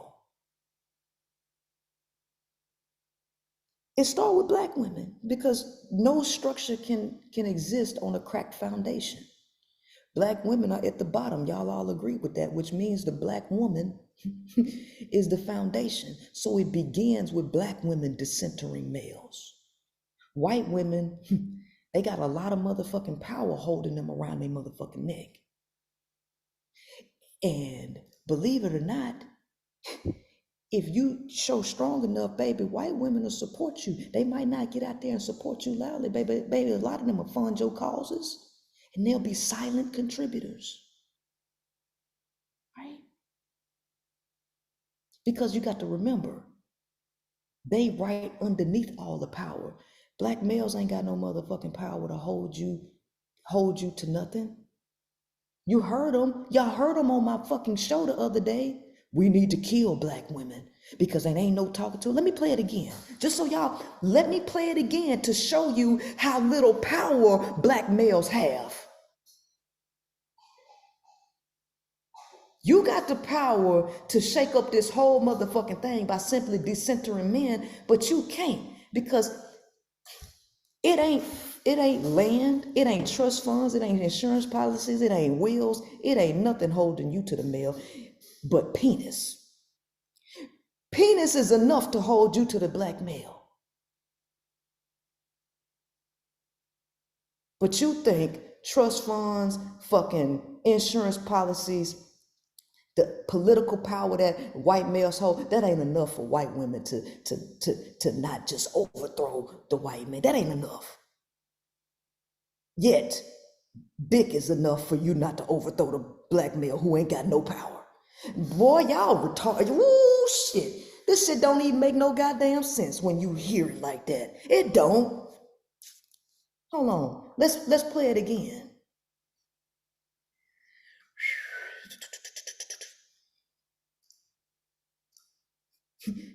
I want you to make it make sense to me, baby. Make it make sense. These niggas ain't got no these niggas ain't got no power. And they online crying and you can't overthrow their ass. But you want the white woman to overthrow all the power that's over her motherfucking head.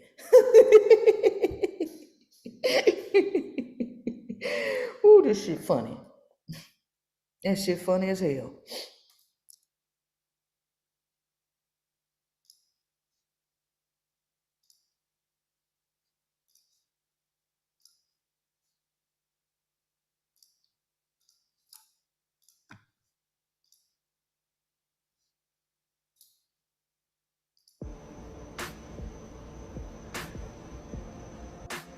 But I do want to stress this. There's nothing you can do outside of killing the black women we have right now that will make any significant change in our society. Once we see the root of evil, which is the black woman, we have to cut her out. You can't chastise her. You can't punish her.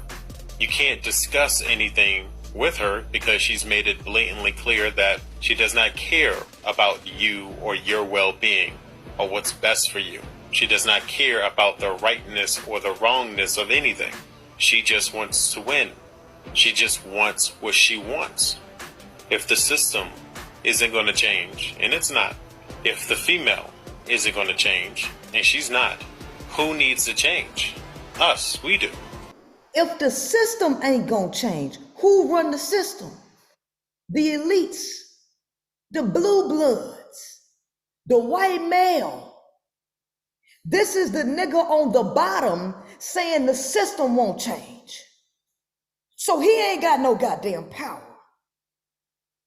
So because he has no power and he can't control the black woman, his last resort is to start killing black women, right? Just going out there killing black women.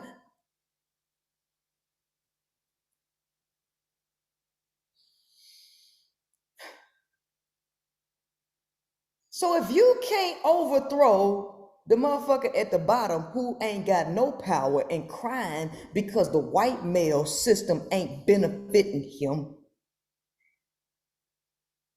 how do you think the white woman just got the power to get up and walk away from the white male? They don't. So again, I'm gonna tell you right now. I'm gonna tell you right now one more time. Your issue is not racism. Your issue is pick-meism, because the system has to subjugate women at all levels. The white male is standing on the back of the white female. He needs her to do whatever he's doing. The black male needs the black woman. And right now, the black woman is destabilizing his ass because she is given an opportunity to advance. Y'all might think it looks like racism, or y'all think it might look like racism or dependency, some shit like that. Why Sierra is married and created a song for independent women. You might think it was racist for the picture to come out, the Rugrats, with all of the white folks married with families, or all of the other races married with families, and the black girl as a single mother. There is a reason that they're pushing independence for black women, because this is a part of destabilizing the old structure, because black women are the foundation. This is all by design. It's not a bad thing for black women. However, this will begin to cause civil unrest, because women are a resource for males, and they are restricting the resources in every area, which will leave the bottom unproductive motherfuckers out to dry. And that's gonna cause chaos amongst the bottom, right? That's a part of the depopulation plan. Because when black women elevate, these niggas go crazy. That's why I'm trying to tell you, right now ain't the time for you to be out there picking and poking, trying to date. Right now, it's time for you to learn how to fucking love yourself and stop looking for validation outside of yourself. Black folks need to stop looking for validation from everybody. Validate your goddamn self. You want white folks to validate you. You want the male to validate you, and you're feeling so fucking hurt because don't know why they want to validate you. Learn to validate your motherfucking self. What you need white folks to apologize for? They ain't putting no fucking money in your pocket, are they? And if they are, they doing it through programs. So you better go get your fucking business and go get the money that they are willing to give you through grants. Instead of begging them to apologize, instead of begging for fucking reparations, wasting time and energy because you want your fucking ego stroked. And it's your desire to get your ego stroked that made Jane Elliott probably millions of fucking dollars off of your back. You did this. You did it because you just want to hear white people. It is our fault. You just want to hear that shit.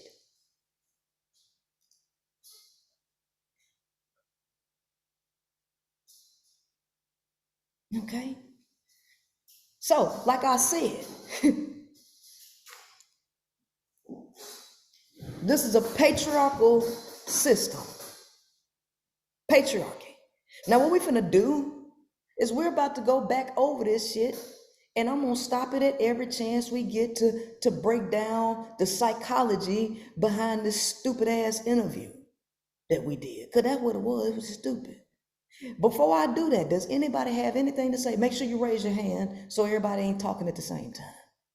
If you have something to say, raise your hand. Nelly, what you got? Okay, I just came back in, but I just wanted to say that, like, the way when I don't know if it's just Black women, but I guess Black men too. I really don't know, but the whole Jane Elliott agenda, like, they are really supporting her and uplifting her. Like, she's some great hype for the Black community. And it's like, she may have been the vehicle to acknowledge or give the head nod, but there's no solution. And I just wanted to say that. Right. And here's the thing, she's not giving a head nod, she's not giving nothing, because all she's doing is pissing white folks off for 2 days, attacking their egos to try to make them feel bad. She a fucking bully that ain't got nothing behind that. The intent behind what she doing ain't got a motherfucking thing to do with helping nobody. Jane Elliott have been paid millions of dollars to bully people. She don't have no scholarship behind her. She was a fucking 3rd grade teacher who got lucky the day after Martin Luther King got shot. She ain't nothing but another Miss Just Pearly Things. And so nigga males are out here mad because Just Pearly Things. I don't give a fuck what these white folks say. I don't give a shit what they say, because my ego ain't tied to their fucking validation. Bitches, you giving me some money? Are you funding any of my programs? Are you? Well, I don't got time to hear your motherfucking criticism or your motherfucking ego stroking. I don't need neither one of them. Call me a nigga, call me what, I don't give a fuck. I'm either from Andromeda or fucking Pleiades any goddamn way. From a whole nother goddamn star system. I wasn't even here when Black folks was enslaved because I was in another fucking star system, right? I'm not a native of planet Earth. So bitch, I don't give a fuck what you're saying.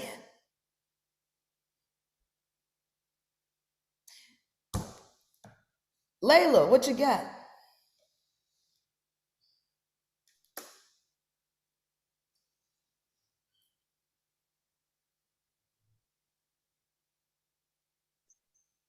Can you hear me? Yes. Okay. I feel like what I wanted to say is that I feel like one of the reasons why she was promoted so much is because she kept it so simple and she never went further. And I think at the time when she blew up, at that time when MLK was assassinated, there was a lot of movements going on.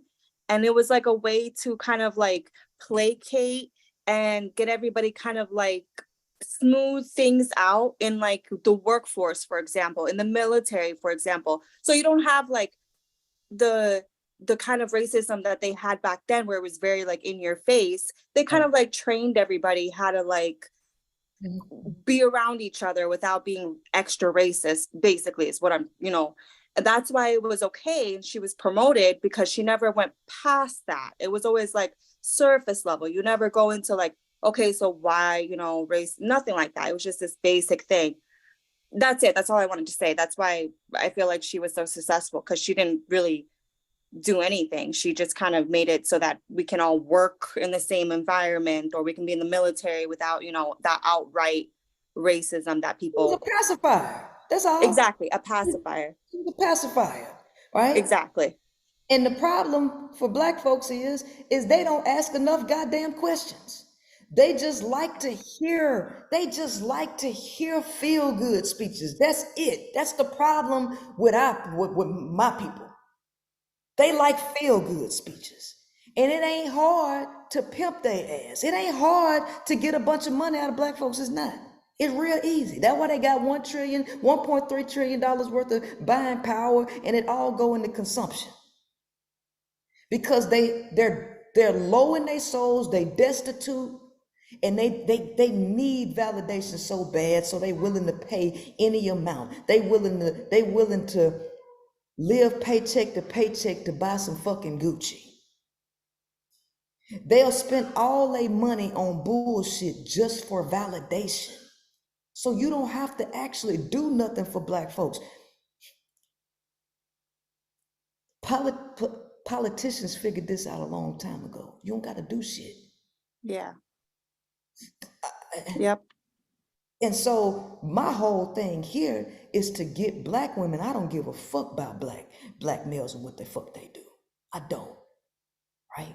Because all they want to do is use up everybody for fucking nothing. That's all they want to do. But for Black women, at this point, you can't afford to have low self-esteem. It's about time for you to take your power back. And once you take that power, with more knowledge comes more power, and with more power comes more responsibility. You got to be ready to take responsibility for everything that goes on in your life. You got to be ready to hold that power because you have the fucking power. You just don't want to wield it. You don't want to wield it. I always felt like with Black women in America, they were always like the one group of women that I've ever seen that are, you know, in a lot of ways surpass their men and are away from their men, like stepping away from their men. That I've never seen that in my own culture, which I would love because the women do so much more than the men do. The men pull the women down. And so like what you're talking about is absolutely right. The more that women separate themselves from the men, the further we all go. But we have to see each other as me and you are woman, not I'm white and you're Black. We are woman, right? Not exactly, yeah. But I don't want to take up too much time. Oh, Thank you. No problem. And well, here's the thing. Black women, they like Black people. They like to say that they're the trendsetters for everything, which they are. We're the trendsetters for music. We're the trendsetters for art. We're the trendsetters for every motherfucking thing. But at the same time, we don't want to take no responsibility for being the trendsetter for change. White folks copy everything that you do. The white woman is not gonna be the leader of this charge. The Black woman is.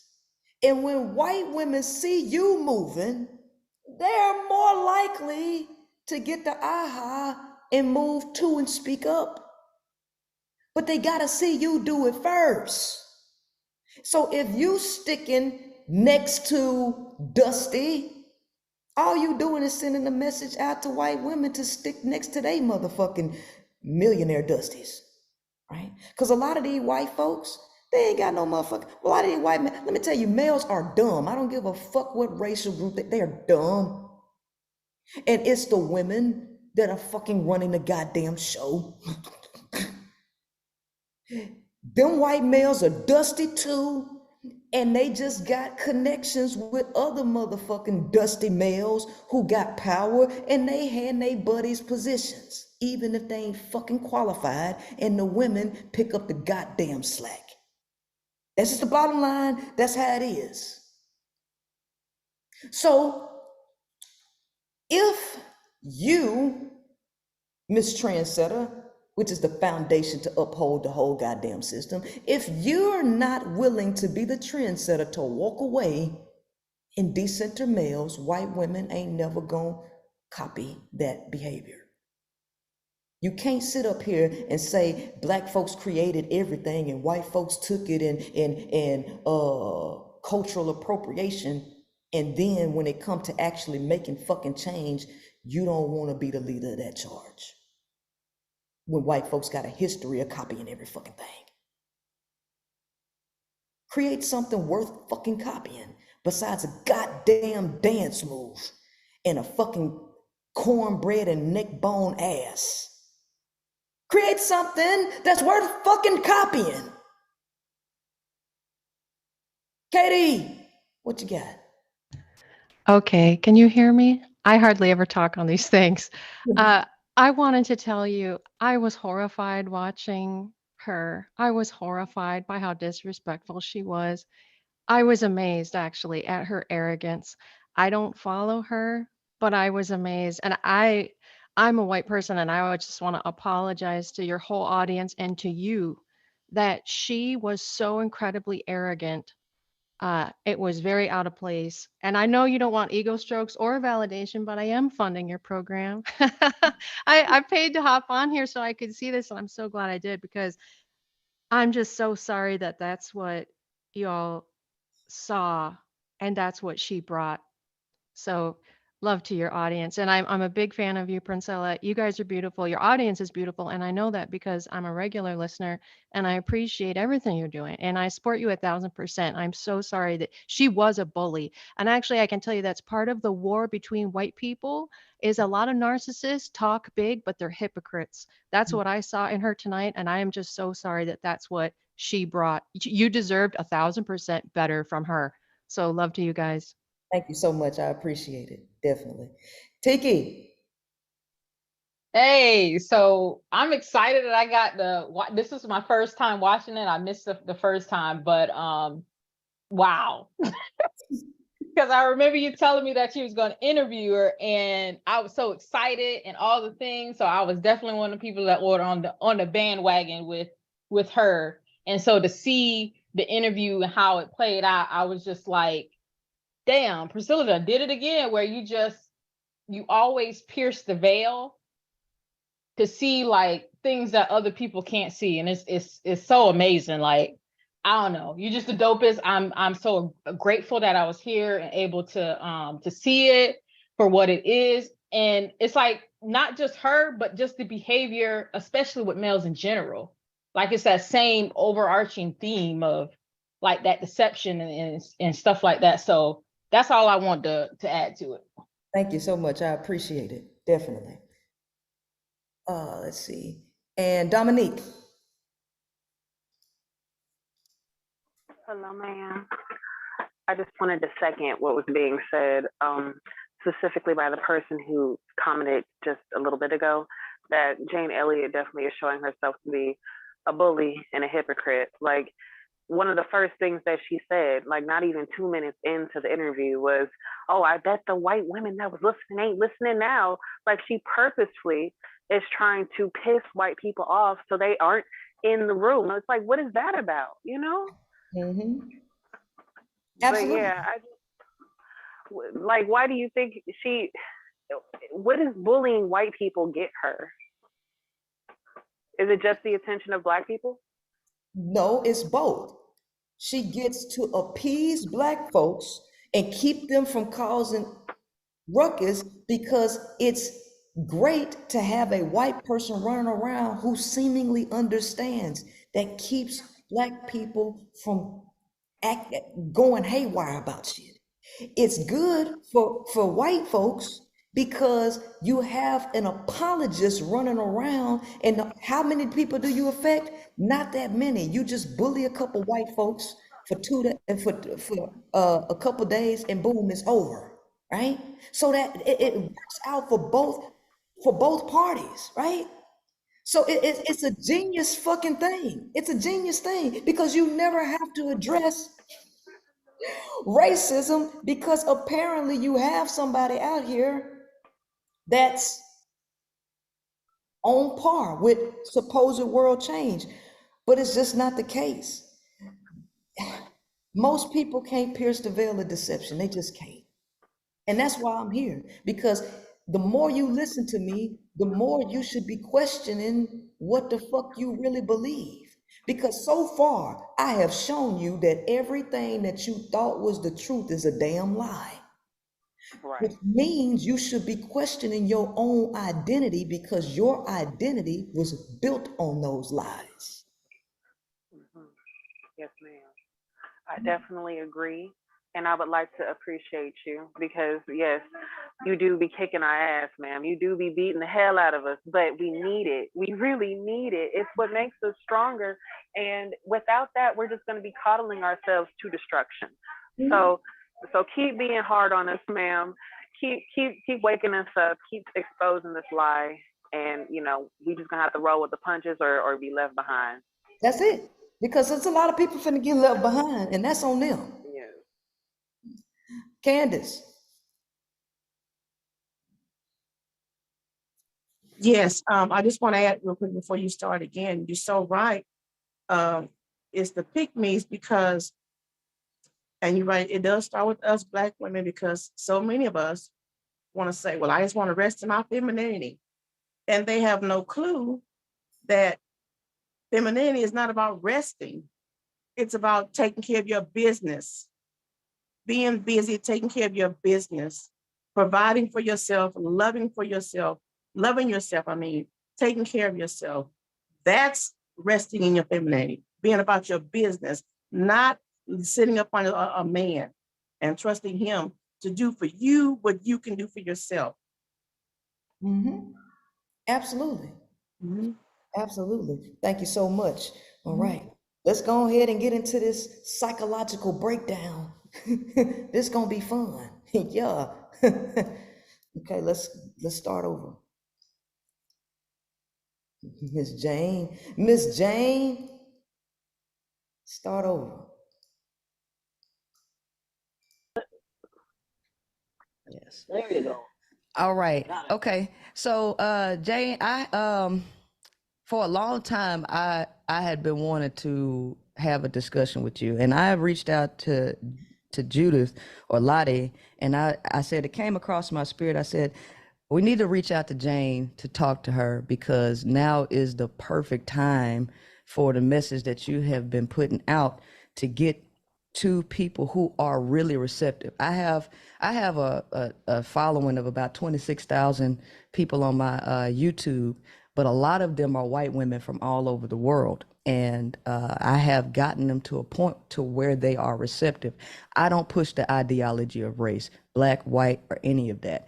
And I found that white women are more receptive to this because of a different way that we've approached it. What you have taught is true and holds true and will hold true forever. Okay, so what is it that I'm doing?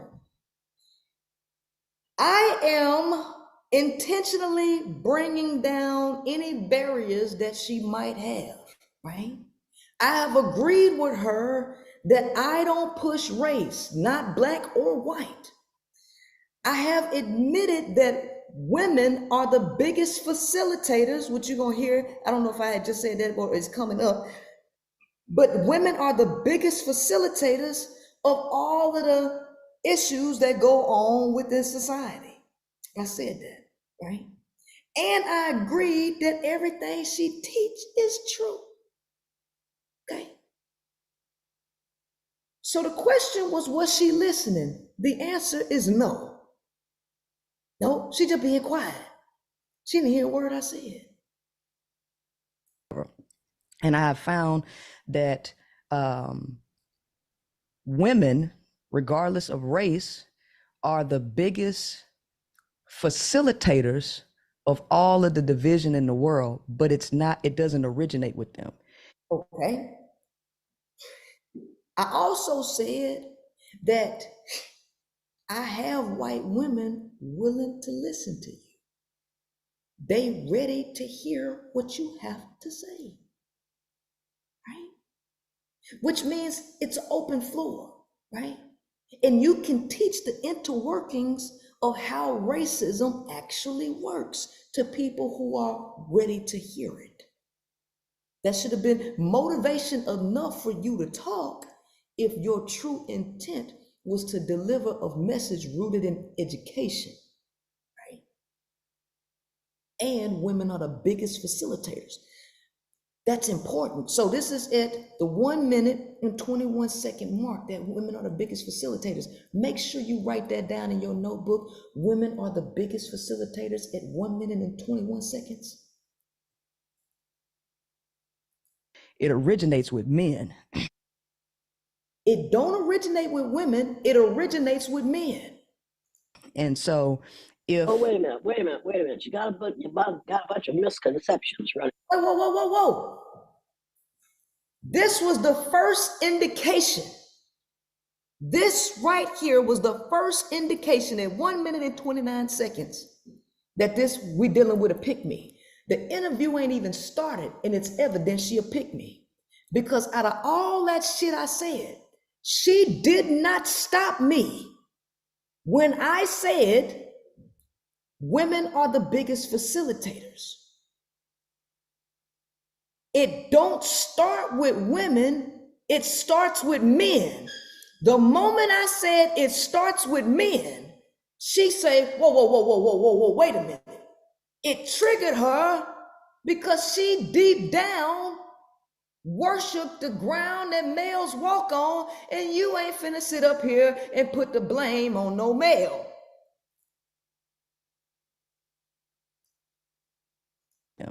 It originates with men. And so if... Oh, wait a minute. You got a bunch of misconceptions running through there. Okay, what misconceptions? She say I got a bunch of misconceptions. I just said that I agree with you and everything that you've been teaching is true, that women are the biggest facilitators, right? I disagreed with these two. And then I said that it don't originate with them, it originate with, what is the bunch of misconceptions? Because I ain't even said nothing besides the shit that you cut me off on, which was it start with men. So since you cut me off and it starts with men, you should be responding to that. But what you say? Mm-hmm. Number one, it isn't about race because there's only one race of people. You got a pre-recorded tape running through your head because I just agree with you that it ain't about race. But you cut me off at the male when I said it begins with males, and here you go talking about race. Like you teaching me something, because I already agree with you. So what the fuck is we talking about? On the face of the earth. Correct. There's only one race of people on the face of the earth. And 3 weeks ago, when the President of the United States signed a law saying that interracial marriages are legal, I was just furious. Why we talk about interracial marriage? I ain't said nothing about no motherfucking interracial. We already agree that race, it ain't it. So why you talking about interracial marriage? Oh, see, we at a minute 50. You already wasting my time, right? She got a pre-recorded tape in her head. She not even fucking talking to me. You understand? She's not even talking to me. Because there's no such thing as an interracial marriage unless one of the people involved in that marriage is from outer space. Mm-hmm. The longer you use words like interracial and the longer you use the words like interracial, biracial, and biracial, ma'am, I ain't said shit about interracial or biracial nothing. Why are we talking about this? Because it's simple. She's ego driven and she just like to hear herself talk. How do I stop these? Annotate? Why? Take that shit off the screen.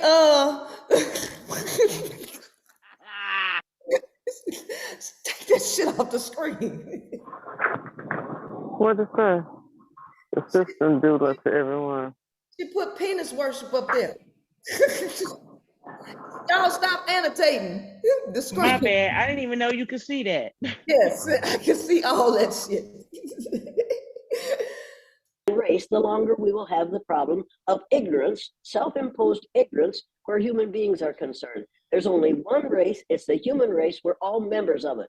We will not get over this until we change the language that we're using.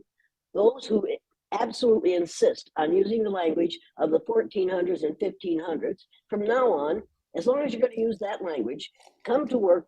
The men have to come to work wearing knee breeches and... What the fuck's she talking about? She is taking the conversation into familiar territory because what I said didn't really give her a place to have a conversation because she don't know how to have a conversation that I started it off with. She don't know how to have a conversation rooted in agreement at the gate. She just used to motherfuckers praising her for this race talk. And so she talking some elementary school shit right now. Okay? I expect her to talk elementary school shit now that I'm looking at it, because her ass is stuck in the mind of that third grade teacher she was 50 years ago. Third grade. The fuck was they learning in third grade 50 years ago? It sure wasn't no goddamn calculus or no goddamn algebra. Work wearing knee breeches and powdered wigs. And all the women have to have corsets on. They'll keep their waist no bigger than 16 to 18 inches around. If you're going to talk like the Middle Ages, then you need to go back to be the way they were in the 1400s and 1500s. It's time to give up the vocabulary of race. Okay, so we give up the fucking vocabulary of race. Like, this is some elementary school shit. So if you stop calling me a black woman, that's going to somehow magically erase all of the actual political and economic issues that black folks face. Is that what we talking about? Because what? She done created a conversation out of thin air. And she talking to her motherfucking self. Because she ain't addressed shit that I said. Because you stopped me at this being a male problem. You stopped me there. So this territory that I was going into, you stopped me and pulled me into a direction that you was comfortable with. This right here shows you the lack of scholarship in her head. She ain't never had no scholarship. The word race, to mean a specific group of people, came out of France in 1580. And people constantly say to me, it's been around forever. No, it hasn't. Now, how many books she got behind her? How many books she got behind her? See, there's like, y'all see that little man that be cooking the little steaks and stuff in the grill, and he do this right here with the salt? Her ass is retarded for real. She actually really retarded, and she got limited knowledge. But to make it sound like she know what she talking about, she put a little sprinkle of 1580 where this shit came from. But she can't go no further than that. Sprinkle, right? Because you ain't addressing shit that I'm talking about. You just talking, sprinkle. Make it sound like you know what the fuck you talking about. But you don't know shit. That's only about 430 years. That's as long as we have used the word race to mean a specific group of people. I want anyone who listened to this, if anyone still is, and I'm sure you've lost a whole lot of your white listeners now. I'm sure you lost a whole lot of your white. Boy, you just love causing problems. You like fighting. You like fighting because you ain't never really had the intention for white folks to understand anything. It ain't about making white folks understand a motherfucking thing.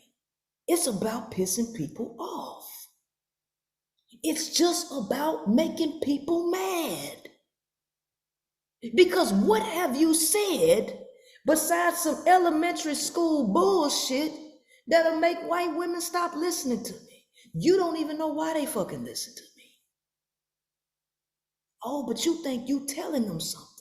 I bet you ain't said shit to make them stop listening to any motherfucking body.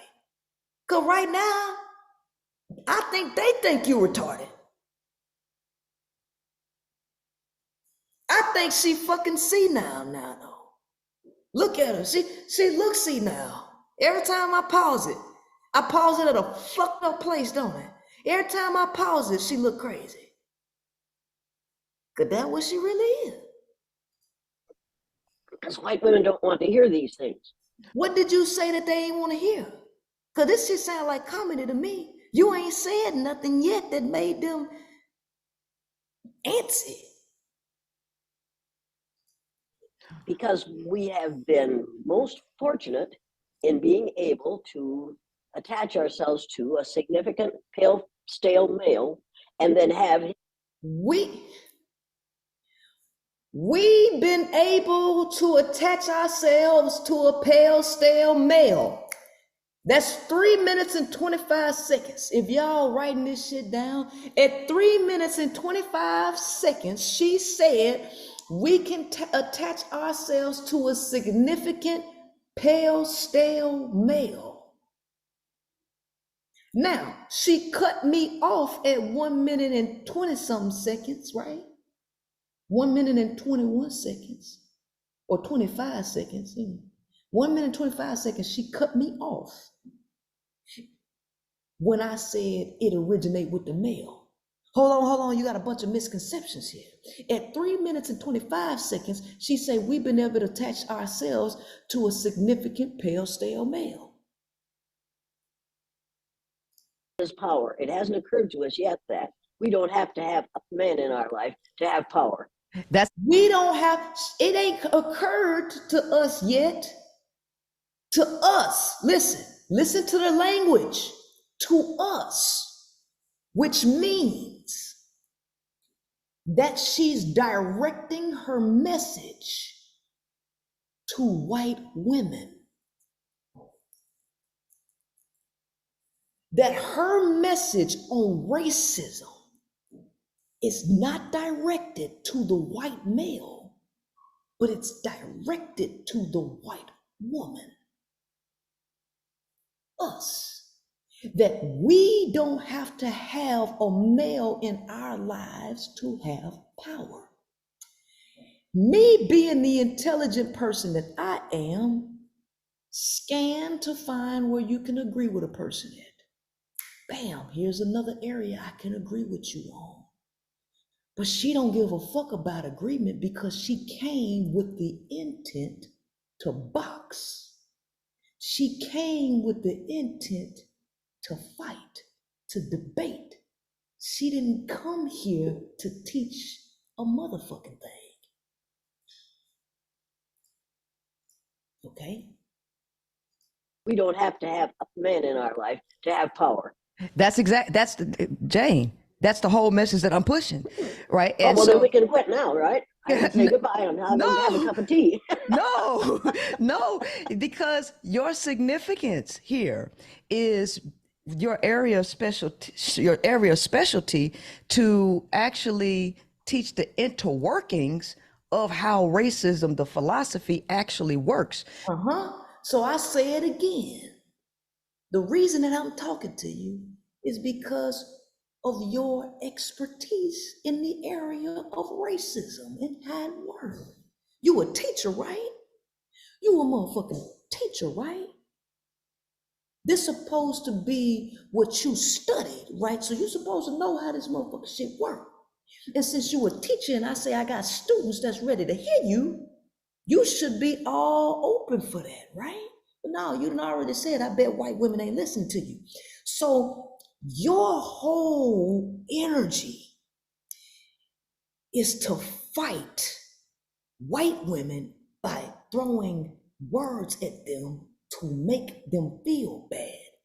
That's it, because your message is not directed to white men.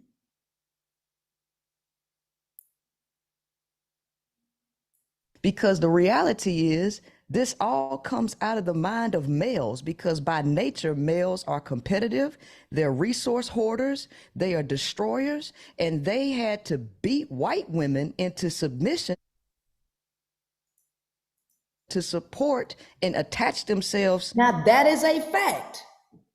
If you are a teacher and a historian, now I done fucked around and paused it on the damn frame where she looked like she eating mush, right? Like she ain't got no teeth in her mouth. Hold on now. The bitter face, the motherfucking bitter face. Why I keep pausing it on the old fucked up frames? Now, You're supposed to be a historian and an educator, right? You're supposed to be a historian and an educator. White men stoned white women. They beheaded white women. They tied them up, accused them of being fucking witches, and threw them in the goddamn river or the lake.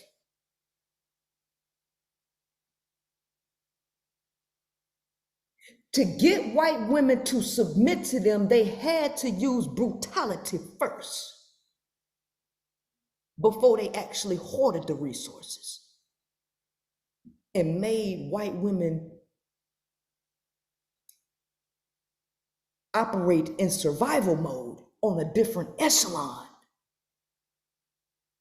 Because each level has its own motherfucking pyramid structure, you understand? That had to happen first. And she not willing to acknowledge that, right? She not willing to acknowledge that. To that. And so the philosophy of racism, capitalism, colorism, all of that comes out of the mind of a white male. And so since white women can't punch up to this power source, since energy is neither created or destroyed, that energy's got to go somewhere. So white women are punching down. But if white women recognize that their biggest enemy is the white male himself, she is more likely willing to listen to the structure of how racism actually works and how it has tricked her into facilitating male power. Now I agreed. Listen, I agreed with her that we don't need males to have power. She said we, as white women, attach themselves to a pale, stale male. I'm on the same level. The only thing I'm doing is going deeper into what she said. She said it. So I go deeper. And because I didn't put the onus on the white male again. She doesn't even realize her own power. Wait a minute. Wait a minute. Wait a minute. I didn't put the onus on the white male again. This is the second time that she done interrupted me when I done put the onus on the white male. But at 3 minutes and 35 seconds, she just said, we attach ourselves to a, what, significant pale, stale male. So who the fuck is the pale, stale male if you keep saying it ain't white men?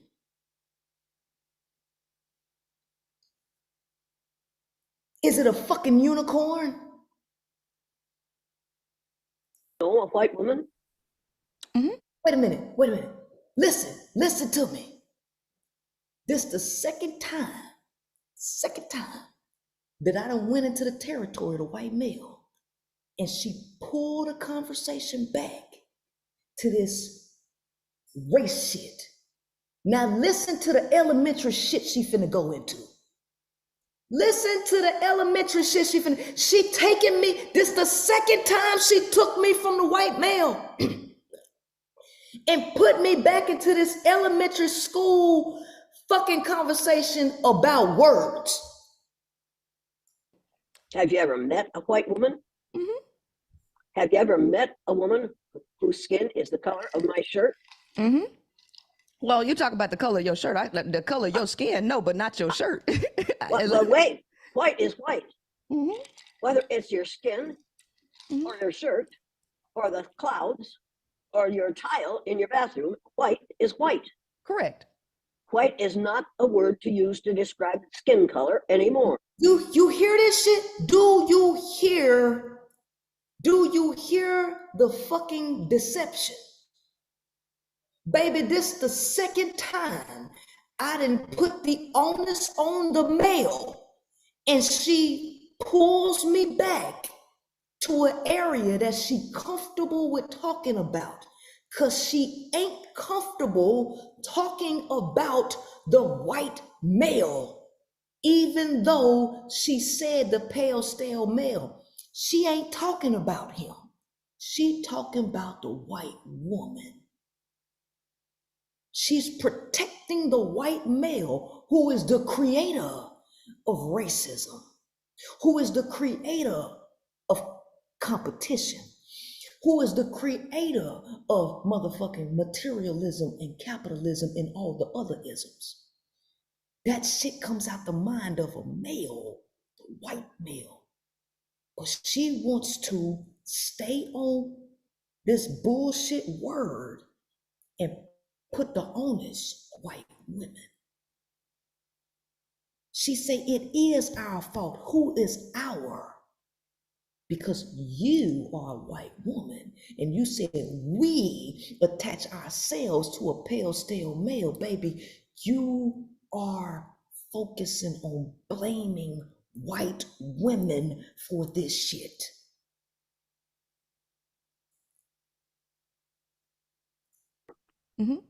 White and black came out of the Spanish Inquisition because a man named Torquemada. Bitch, what you talking about? Because man named Torquemada, another motherfucking sprinkle, to make me sound smart, sprinkle.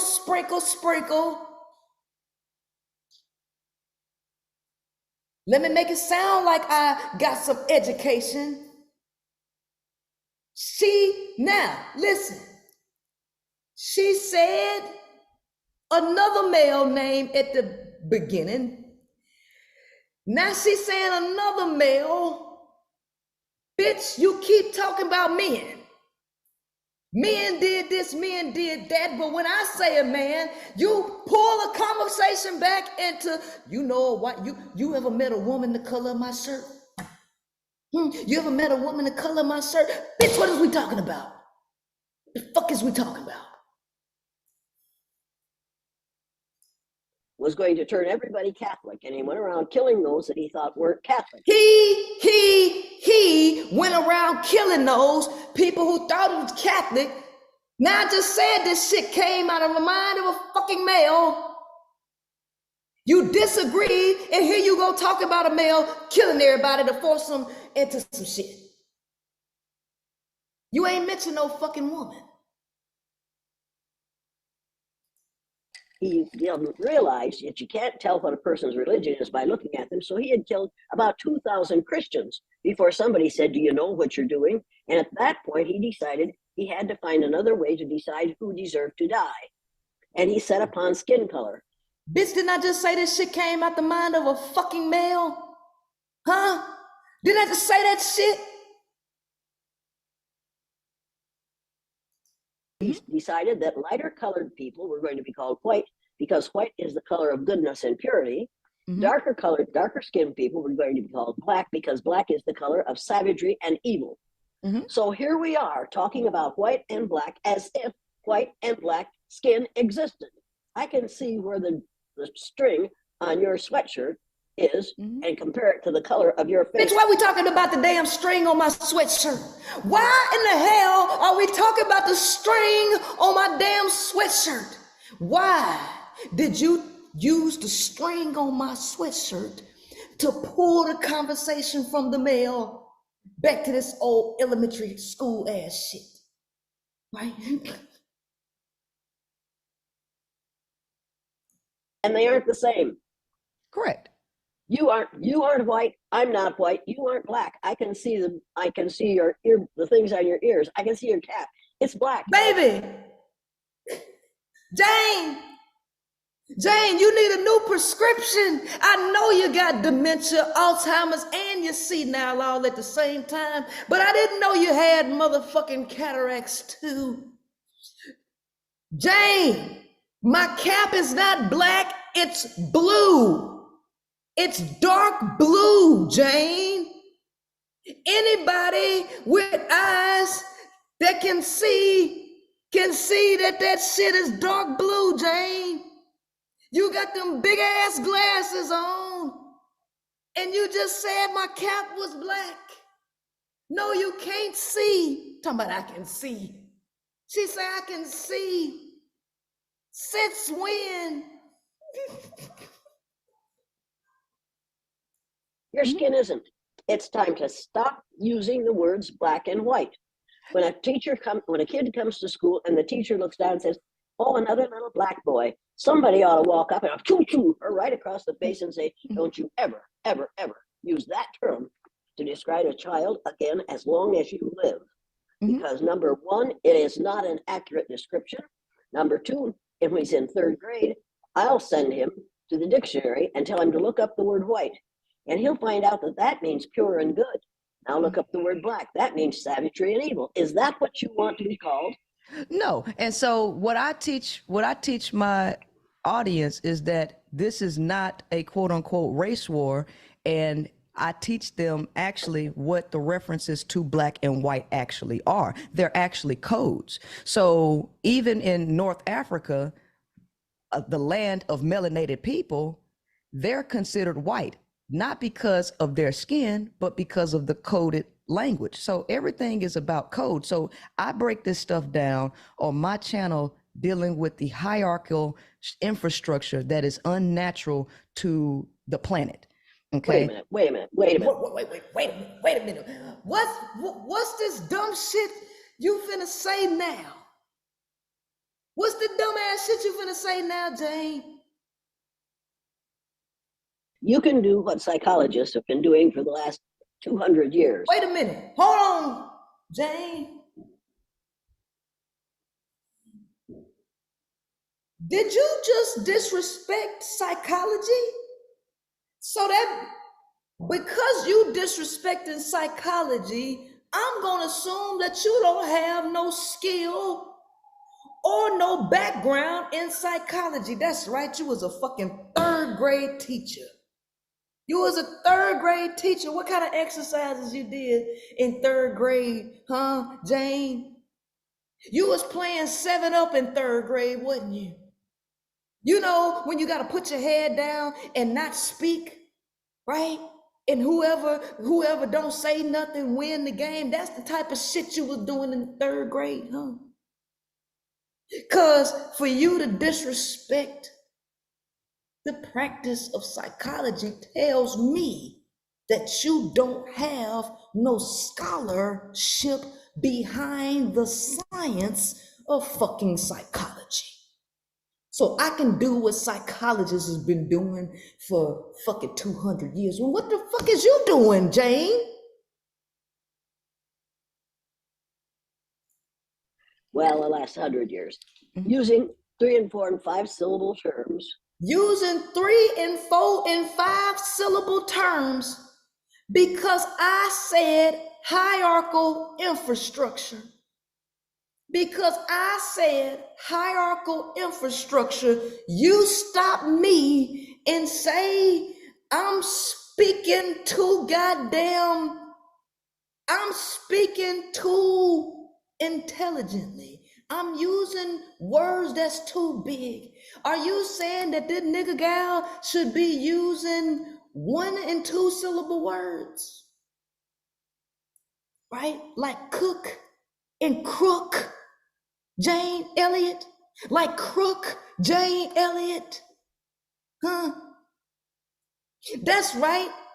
Your name is 3 syllables all together. Your whole name is 3 syllables all together. Jane Elliott. Elliott. No, it's 4 syllables. It's 4 syllables.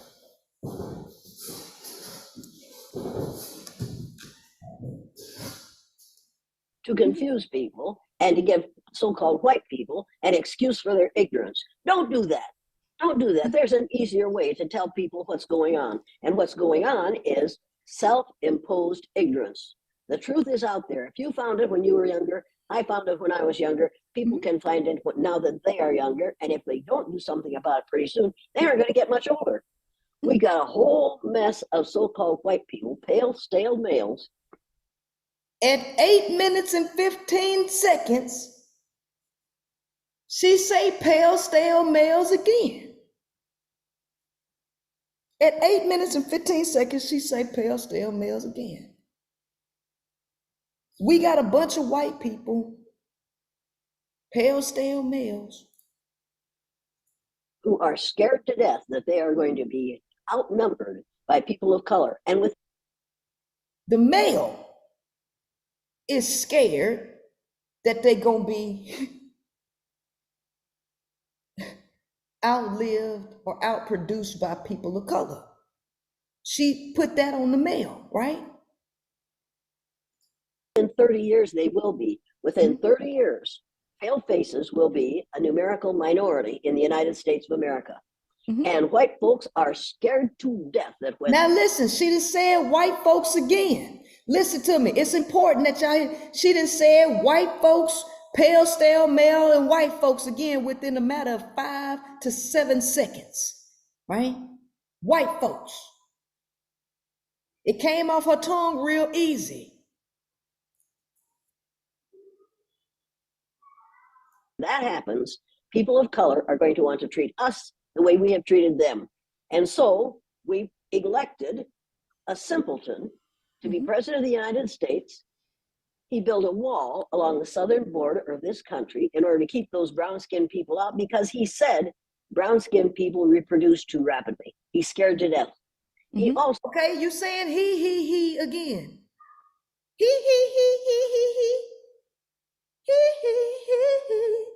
Sound like Michael Jackson. Cause you done said he a lot.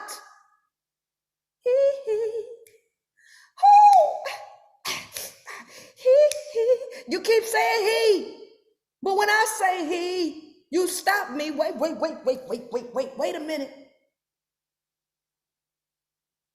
So closed Planned Parenthood clinics because he's quite certain that all they're used for is furnishing abortions. He didn't realize how many things Planned Parenthood clinics do for women who don't have a whole lot of money. He doesn't care about that. What he cares about is insisting that every pale-faced female have at least 4 and possibly 6 children. Whoa, hold on, goddammit. Hold on now. Hold on. Hold that horse there. You say the pale, stale male is scared to death that black folks or brown folks gonna outbreed them. So the pale, stale male is trying to ensure that white women have 4, 5, and 6 kids that white women don't want.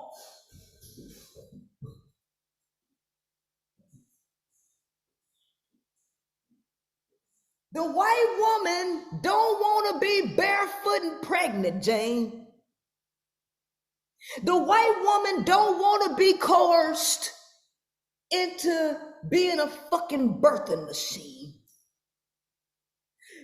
The white woman ain't the one sitting up here talking about no motherfucking birth rate. That's the pale, stale male. He. Come on, yeah. Yeah, he. That's a he problem, right? So through coercion, through law and law enforcement, you're trying to force white women to birth kids. That's oppression. That's bullying from the male who's standing on the white woman's back, because she don't want 4, 5, and 6 motherfucking kids.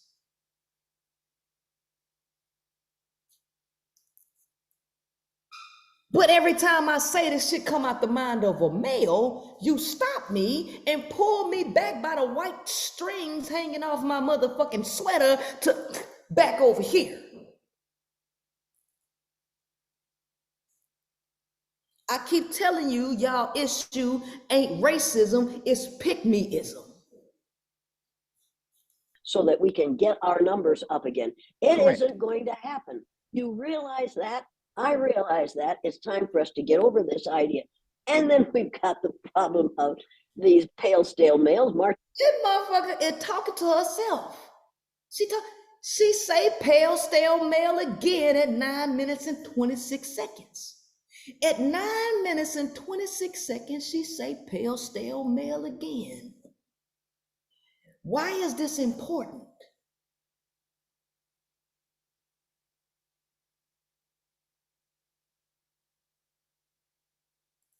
Right? Why is this important that she keeps saying pale stale males? Because I'm showing you that she don't mean a motherfucking thing she's saying, that she just talking. She just talking so it caters to your emotional side. She don't mean what the fuck she's saying at all. Down the street with their tiki torches yelling, Jews will not replace us. Jews will not replace us. Somebody should read the Old Testament to them and find out that the first 5 books in the Old Testament came out of the Torah. It's like they never realized that without the Jewish faith, there would be no Christian faith. Why she even talking about Christian? We ain't even talking about religion. And she went back, Y'all can see she having a conversation that really don't even include me. She just talking to the motherfucking screen. She talking to the goddamn screen. She making my head hurt. And I had took 2 BC powders before I started this motherfucking show, and in my headache finna get ready to start coming back. Correct. And most of these other faiths wouldn't exist either, because so many of them are offshoots from the Jewish faith. It's time for us to get over the idea that anti-Semitism makes sense. It doesn't. It's time for us to get over the idea that white people really exist. They don't. All I am as the result of some person from Africa moving farther and farther and farther north until he was exposed to so little sunlight that his body didn't need to produce melanin anymore. Okay, let's say that's true. This is why I shouldn't even talk to you. Because any motherfucker with sense, I don't give a fuck if you originated in Africa and moved to fucking Antarctica and you stop producing melanin. The environment changes who you are. The environment changes your genetics. It's called motherfucking epigenetics. It changes your psychology. So you ain't a motherfucker from Africa, even if you were. And you ain't living in no motherfucking cold ass climate. Why you ain't getting no motherfucking melanin back in your skin? The fuck is we talking about? The hell are we talking about? Jane, the environment has a direct impact on your psychology, behavior, and your fucking genetics, making you different people. But you can't acknowledge that either, huh? And if we're going to talk about melanated people, then when we're going, instead of calling people white and black, if you haven't enough iron in your blood to keep you safe, you're called anemic. If you don't have enough melanin in your skin to keep you safe from the damaging rays of the sun, you must be melanemic.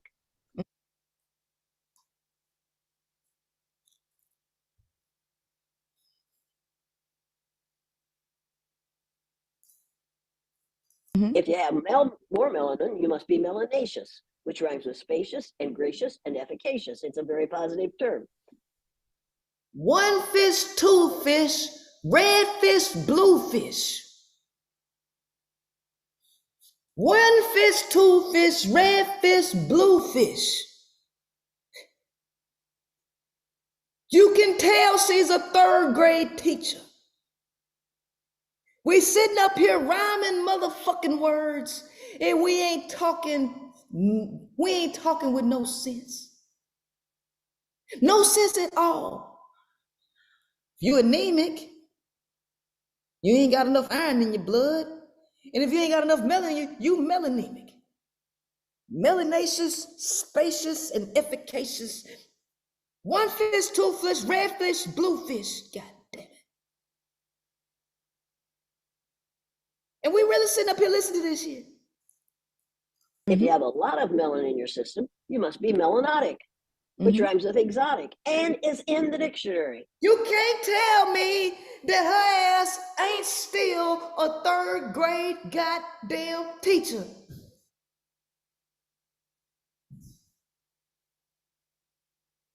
Melanotic, and it rhymed with exotic. Dr. Seuss, out of all them books that she got up there behind her, the only one she read through thoroughly was motherfucking Dr. Seuss.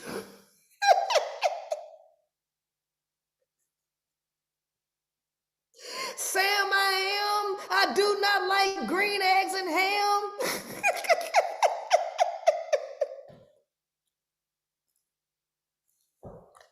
10 minutes and 49 seconds, and we ain't got nowhere in this conversation. Now, before I die, I want the words melanemic and melanaceous to be in the dictionary along with melanotic because it makes sense. White and black do not make sense. Using the words white and black contribute to the problem of ignorance on this earth, and it's time for us to stop that. I'll tell you why. I agree with you with the words that should be put in a dictionary, but I want to give you some more perspective on why these terms are used, black and white. I fucked up right there. Yup. I fucked up right there. Cause this woman ego driven like her ego is on full display. And I fucked up and said, but. Cause but erase everything you just said. And I say, but I want to give you some more perspective. Why this little young ass nigga gal say this to the old ass white racist woman? Huh? Who was there when Martin Luther King got shot? Who was born when Hitler was doing his thing? This little nigga gal then sat up here and told this old undercover racist white woman, I want to give you some more perspective, Miss Ma'am. Bitch, you out your mind. Princess, you out your mind. Why the fuck you say that? Because now look how she go off on you now. Because wait. No. No. You see the color of my wait. No. You see the color of my skin. Here we go with green eggs and ham again. Here we go with finger painting class again. Y'all can't say this ain't no motherfucking certified third grade teacher. Certified third grade teacher. No, I'm not even talking about in terms of people. I'm not even talking about in terms of people. I'm talking. I see the color of your hair. Baby, I can see the color of your hair better than you can see the color of my cap. You see, this is black. Y'all can clearly see that dark blue. Right? See the difference? Do you see the difference in the cap that's on my head now and the cap that I got on in the video? I can see the color of your hair better than you can see the color of my cap. Talking about the color, I'm talking about just the color monochromatic scale itself, because you have you have two extremes of absolutes. Black is the presence of color and white is the absence of color, right? So we're looking at. I bet you thought I didn't know that.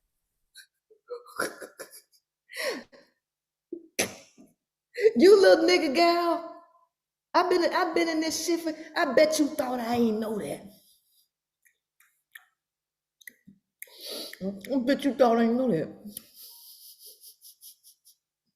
Well, if you did know that, Jane, why you got a motherfucking problem with us saying black and goddamn white? Cause you ain't got no color in your motherfucking skin, Jane. So I'm trying to get you off of this elementary ass conversation that you want to keep having about motherfucking semantics. Bless me. Can we get to something over third grade? No, I know you know that. You're a teacher. You've been doing this for forever. Then why are you telling it to me? You see, here's the problem. Whoa, then why are you telling it to me then? Why are you telling it to me then? Cause we supposed to be having a conversation, you old lady. Miss Elderly, we supposed to be having a conversation. Here's the problem. You automatically assume that I can't possibly know what you're going to tell me. Ego driven. You act like I can't possibly know what you gonna tell me. So you a fucking mind reader now, huh? You a mind reader. I know you a mind reader because you started off the whole conversation on a pre-recorded tape running in your head. You'd have been running around for 50 years talking to Negroes, and you've been able to say shit without really getting challenged, right? And here's another problem. Here's the thing, I ain't even said too much, and I didn't challenged her. Just my presence and the conviction in my voice it make her unstable. It make her unstable. I think I know, except what you feel, what you have as experienced about racism. I think I know, right? Except what you have experienced about racism. So you gonna tell a little nigger gal that you know more about racism than the motherfuckers that experience racism. This is massive ego, right? I know more. This elderly white woman know more about racism than what you actually experience with racism.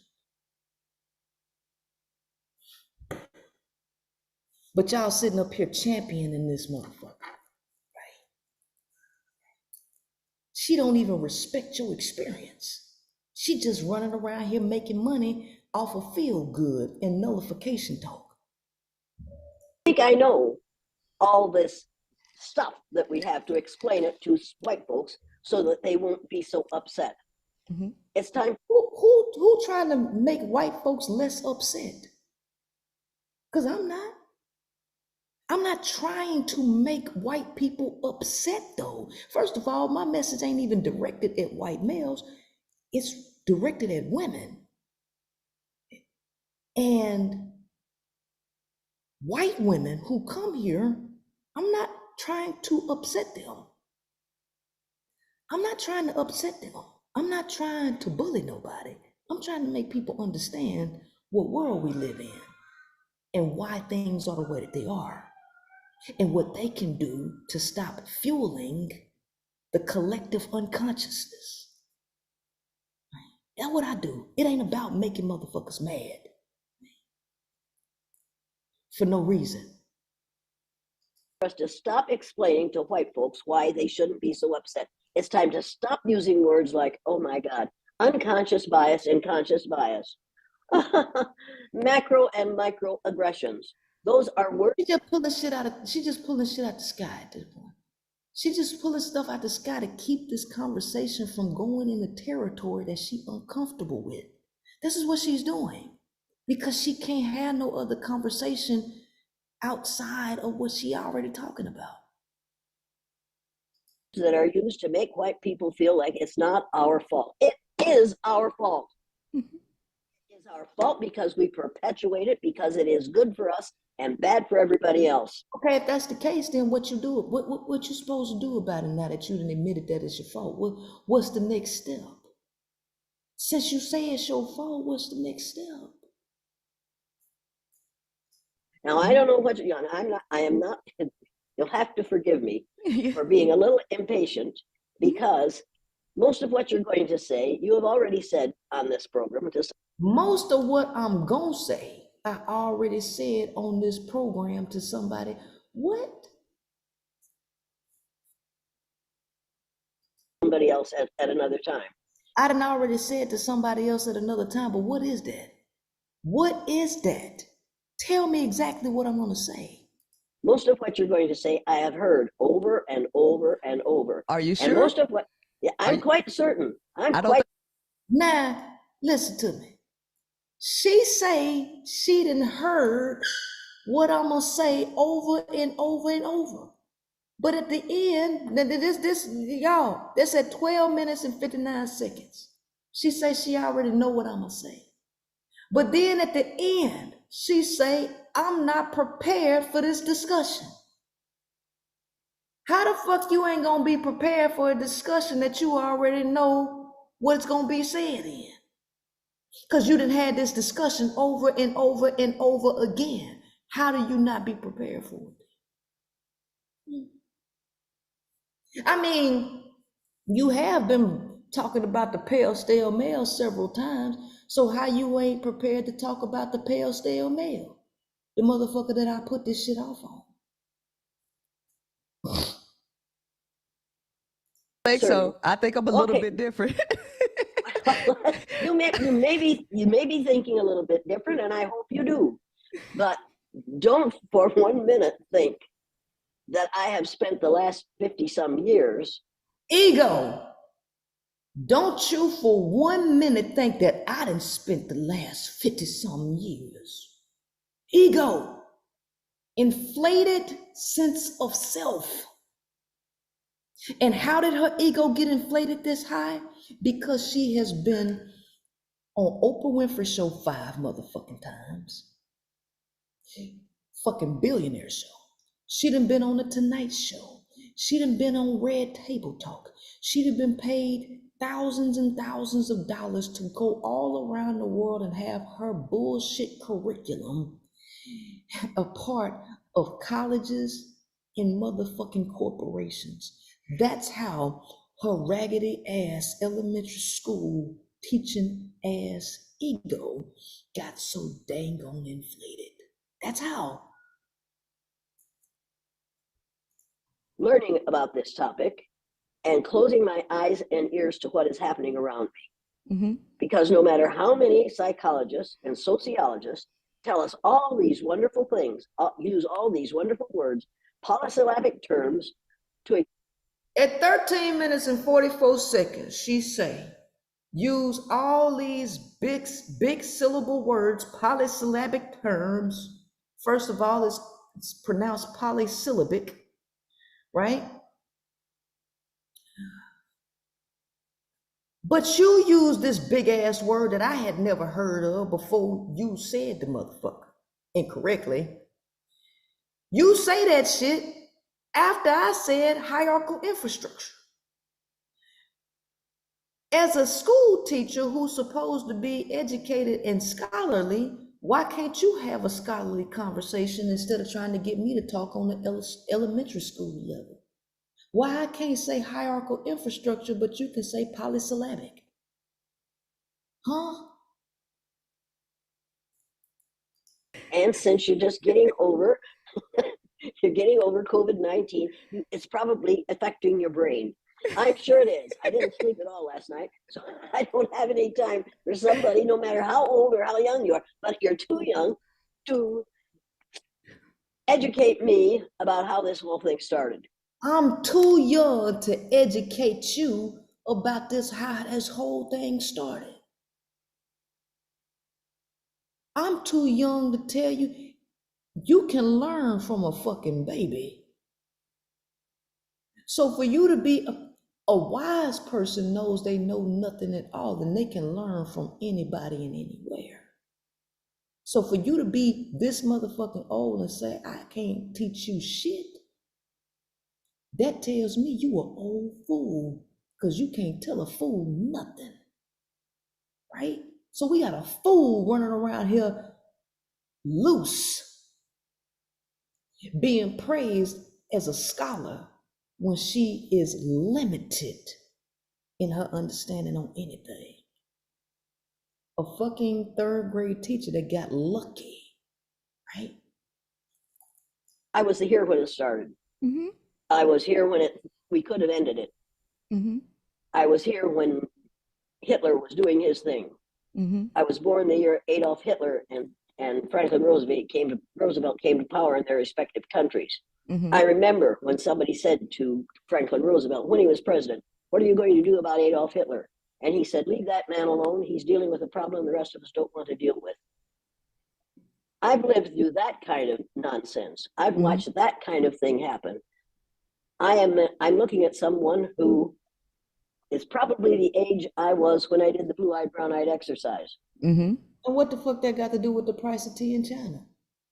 What they got to do with price of tea in China? In the 50 years since then.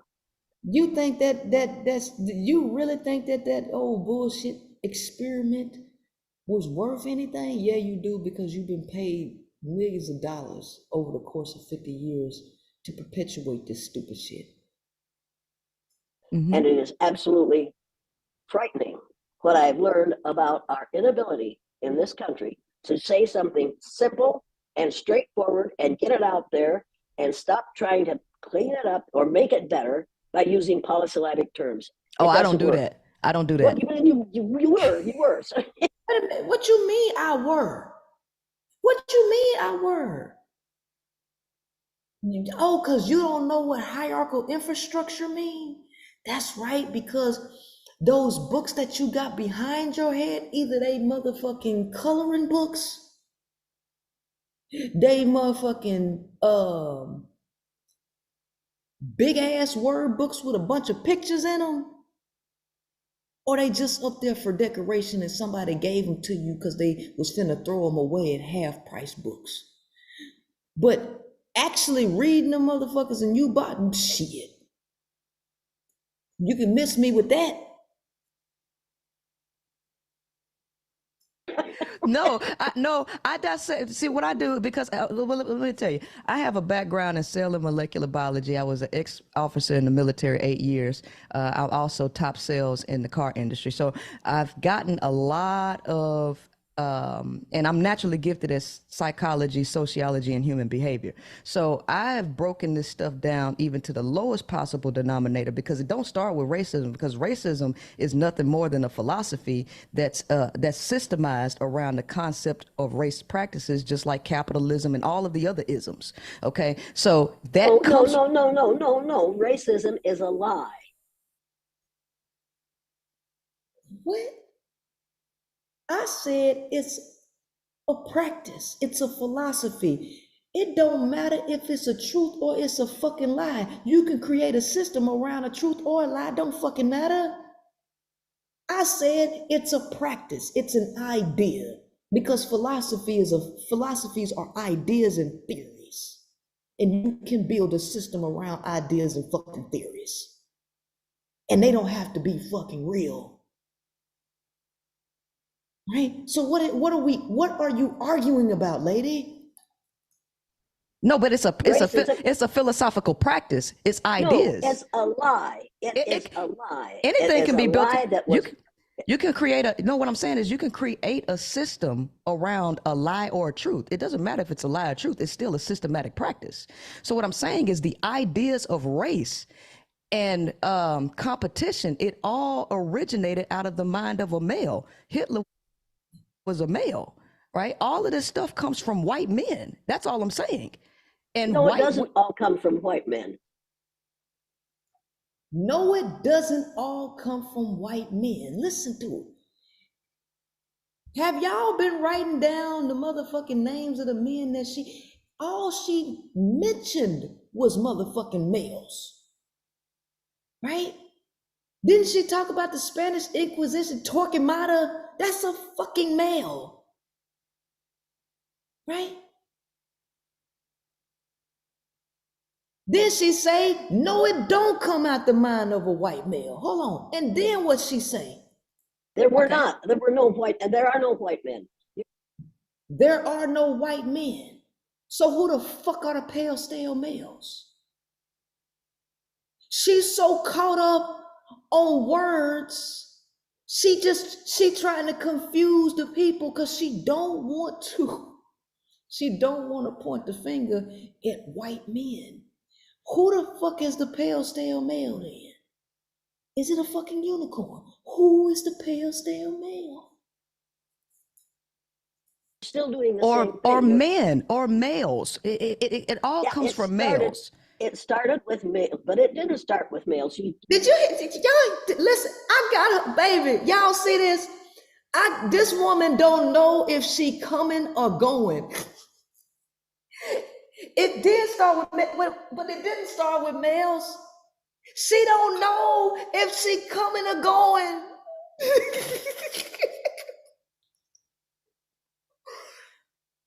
Why is this? You know why? Because she a pick me and she don't want to focus on the male.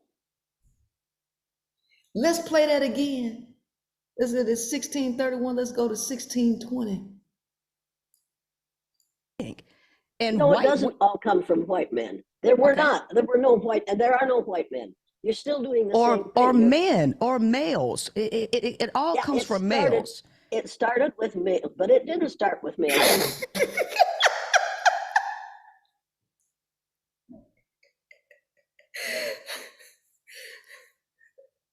See, this is how you uncover what a motherfucker really about. This is why I keep telling y'all, your issue is not racism. Your issue is pick-me-ism. Your issue is male worship. Because she doing everything in her power to protect the male. Because when I keep putting the shit on the male, she tries to run. This the third time I done put it on the male. This time she tried to fight it and couldn't. She was trapped in a fucking box. Cause she wanna put this shit off on white women, but you've been sitting here talking about males the whole time. You see that picture in the books of the man striding into the future from out of the past, that big brawny person, and there's never a woman there. You see, she ready to blame the woman, right? She ready to blame the woman. Well, it's never a woman there. Wait a minute, hold on. I already said at the beginning that women are the biggest facilitators. See, I had already set the tone. And so now she's squirming. She don't know where to go.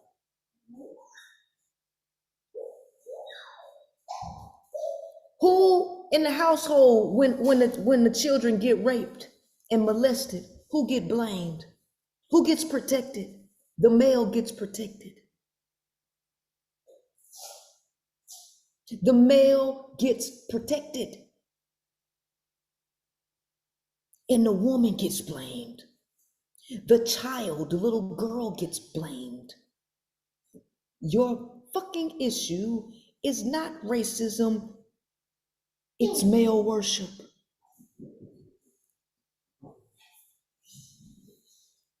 How did that man get there? No, just that. How did that man get there? How did that? See, I'm pulling the truth out the motherfucker. Take the clothes off and show what your root, where you really coming from. How did he get there? The woman did it. Yes. The woman did it. Huh? It's not that. What I'm saying is the nature of a male is to hoard resources, conquer and destroy. That's the nature of testosterone. Males need females to facilitate anything that they do. But those males, white women didn't just have. Look, you see how she laughing? That's a nervous laugh, y'all. That's an uncomfortable smile or giggle. Cause she know I'm telling the motherfucking truth. And she don't know where to go in this conversation. Amaya, leave my phone alone. She don't know where to go in this conversation. Back up, leave my phone alone. They was getting beheaded and everything else too. So they were forced into this. All of this stuff comes from males. Oh, wait. She don't like the truth. And y'all say she's supposedly a feminist? What kind of feminist is she? To allow males to wear fucking dresses and pretend to be women? Cause she ain't for women. She ain't for women at all. Because her whole thing is to set up to put the whole fucking blame on white women. See, it's about where y'all can be similar at as opposed to differences, Black women. You will never win this fight by lumping white women in with white men. Who the fuck did that? Dingleberries, right? You're not gonna win this by lumping white women in with white men because white women have issues with pick-me's in they motherfucking shit too.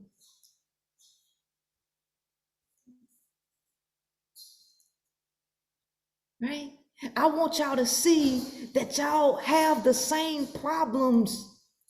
It's not the fucking resources that make a difference, it's the philosophies that y'all uphold. Amaya, stop telling me to shh, you just get out of here.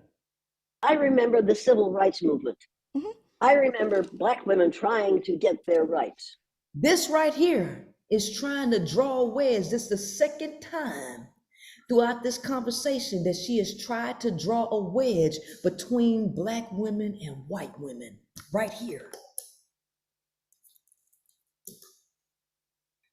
Back and watching.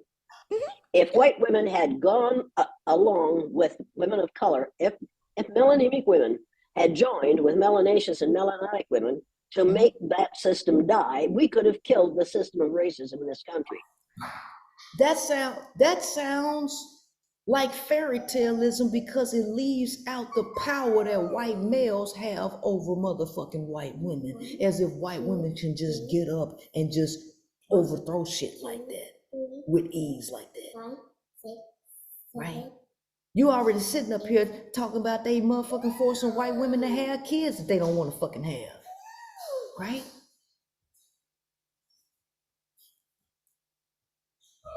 Well, we didn't do it. Hey, we didn't do it because we think we know it all.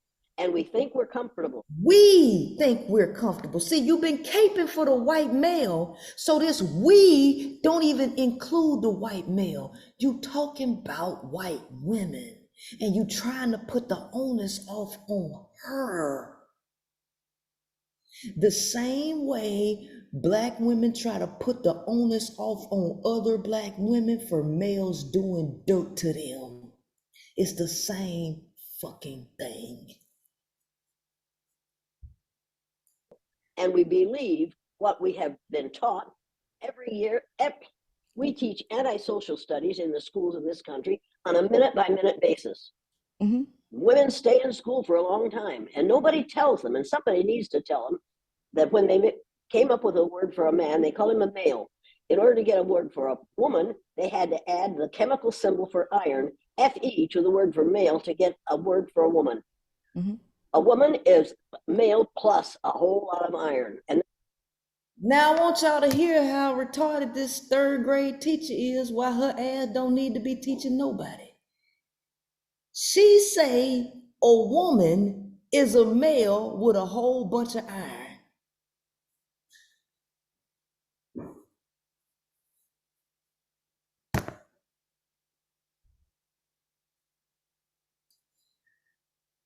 So two things here. Jane is retarded. She believes that women came from men. Hence why she's not blaming the male, she blaming the female for everything. She believed that a woman came from a male. She believed that a woman was created out of a fucking rib. And then she believes that a woman is a male with a whole bunch of iron. Not that she's a fucking human with fallopian tubes, a vagina, a cervix, breasts that have milk. No, she a male with a whole bunch of fucking iron. She ain't qualified to teach nobody nothing. Nothing. And this who we've been paying all this attention to for 50 years. She just ran the biggest scam on everybody because she ain't read a book behind her. That's the reason we have the babies, and we had the babies because we got a bunch of iron, not because we actually have the ones who are training the babies, and we're the ones who are civilizing the babies. So we the ones, women are the ones doing. Y'all see how she putting the onus on women for racism existing? Do you hear that she's putting the onus on women for all the fucked up shit in the world? We the ones who teach the babies, we this, we that. She taking the responsibility totally off of men, even though she been saying pale, stale male throughout this motherfucking thing. It tells you that she's just talking, but her true beliefs underneath that, the core of her beliefs, her subconscious, are vastly different from her motherfucking talking points. And you can get that out of a person if you let them talk. She has been talking the majority of the time. I ain't asked but a couple questions that then made the truth come out. People don't know how to ask the right questions. See, I know how to ask the right questions. You don't have to do a whole lot of talking for a motherfucking mask to fall off. And those of us who decide to follow some male are doing exactly what we are supposed to do. She got a lot of contradictions up in here. A whole lot of contradictions. She say, we the ones teaching the kids, we this, we that, and the ones who decide to follow a male, they doing exactly what they supposed to be doing. So if the woman is doing what she's supposed to be doing, as far as following the male, why do you have a problem with this nigga gal sitting here saying that the white male is the creator of all this shit and that the woman is the biggest facilitator? Y'all, this is at 18 minutes and 25 seconds that she basically says that the woman is the facilitator of what the male does, because she say those who follow a male are doing exactly what they supposed to do, follow the male. But later on, she tell me them your facts, right? That it ain't a fact. This woman is senile. Right, I'm I not agree gonna, with that. I'm not I going to agree blame with this that. on men. I'm not going to blame this on men. I'm not going to blame this on men. Pick me. But she just said, and those who follow a man doing what they supposed to do. She say a woman's supposed to follow a male.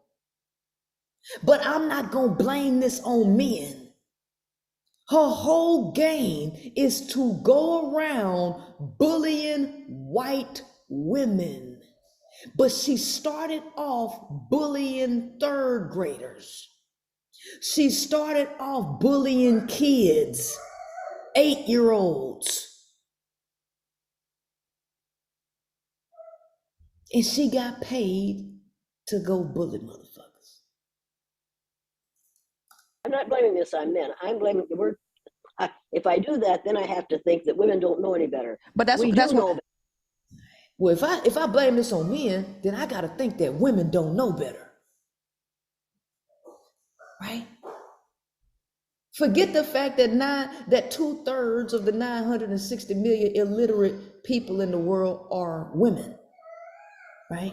Because males purposely keep them out of education, right? Right? So women, I gotta act like, I gotta think that women don't know better. She putting the onus on women. Keep telling you, this is a pick-me issue. Actually, believe it or not, females don't know better, because this is one of the reasons, even in the melanin community, one of the reasons why. You one of them motherfuckers that don't know better, Jane. I don't know if you've paid any attention to the manosphere, but one of the reasons why males have zero respect for women at all, no matter what kind of degrees that you get, is because even with all of that and all of the natural power that women have, women still do not know the nature of a male. They don't know the psychology of a male. They know nothing. And they allow males to get over on them at every waking moment. So women really don't. Wait a minute here. I done put this shit on males again. I done put it on males again. And I say what males are doing to women. Wait a minute, wait a minute, wait a minute. She does not like me saying that the white male is the motherfucking. She can say it, but I can't say it.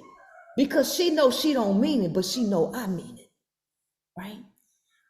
I got to interrupt you again because you are.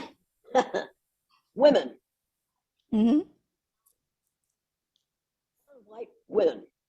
Melanaceous. Melanemic. No. She don't even know what she talking about, y'all. She don't even know what she talking about. Because at this point, it's supposed to be second nature.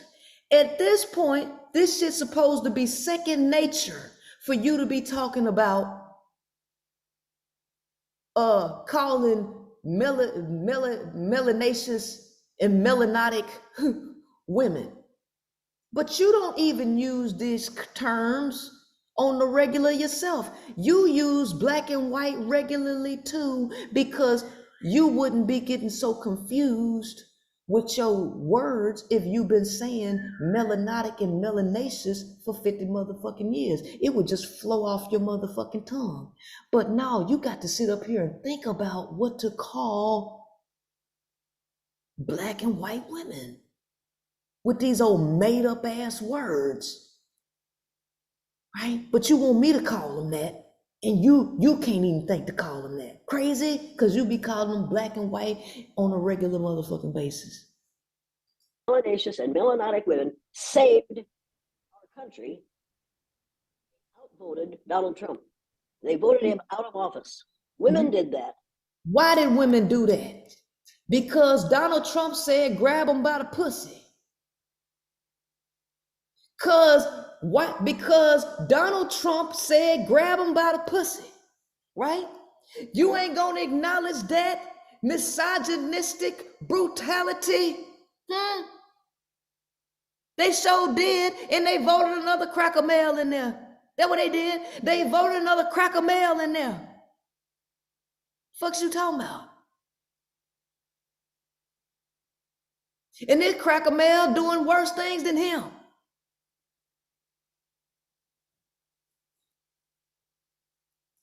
Men didn't do that. Women did that. And they did that without the permission of their male. They went into the voting booth, and they did the right thing. You see how she trying to say white women got all this motherfucking freedom, that the white male, it's an illusion that the white male had any type of control over her. You see how she's being disingenuous, like these motherfuckers don't possess all the damn power, and white women ain't scared of white males, huh? White women ain't scared of the police chief, huh? Right? White women are married to white cops because most of all the police force is white males. And they beat white women. They got the power because they homeboys, right? They brotherhood can cover up whatever the fuck they do to their wife. Cut the game. See, I'm off race. Yeah, racism is an issue because of patriarchy.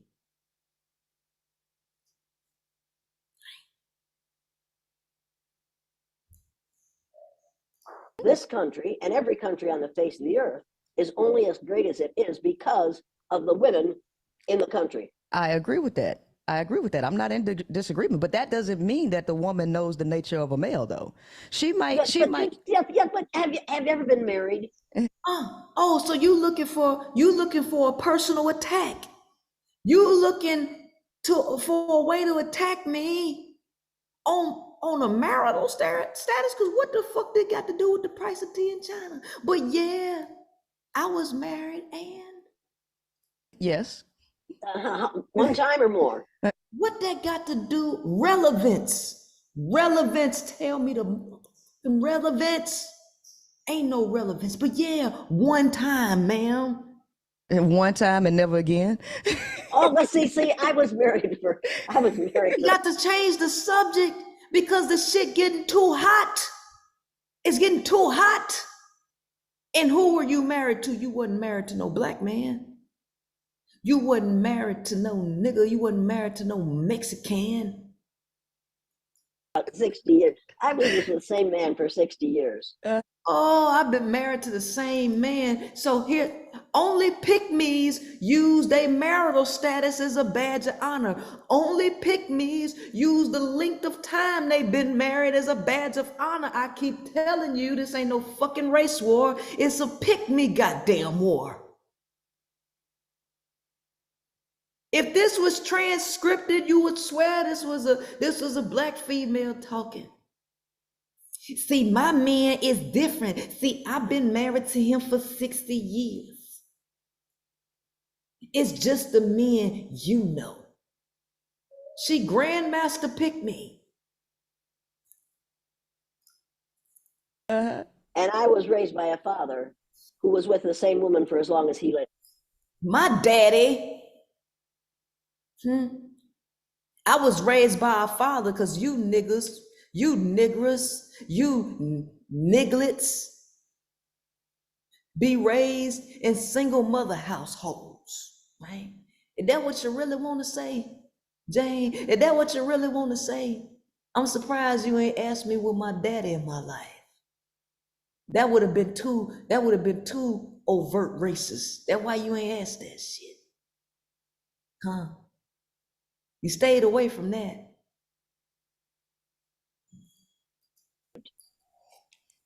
I cannot imagine, and now I'm having to live without that man. And I couldn't imagine how that would be. Didn't you say earlier that women, we don't have to attach us or have to have a man in our lives to have power? And now here you go talking about, you know, I'm living without a man and it's been hard. It's been hard. It's been hard. I don't know what I'll do without a man, because I was married to my husband for 60 years. She ain't nothing but a mother. She just be talking. She don't mean none of the shit she say. I mean, she just a talking point. She just vomiting talking points. I'm not liking it at all. I'm not liking it at all because I just feel like something is missing.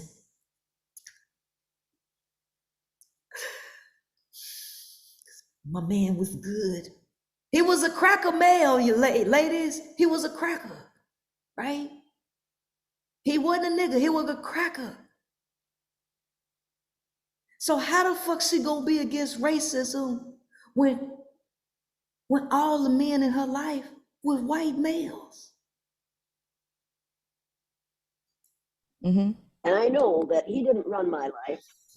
We ran away together. We ran together. We raised 4 children, had 4 children in 5 years, and we found out what was causing that. However, we raised those kids together, and we raised them to be 4 children, 4 adults who grew up to thinking, reasoning, reasonable, empathetic human beings. White males, right? That's at the top of the food chain.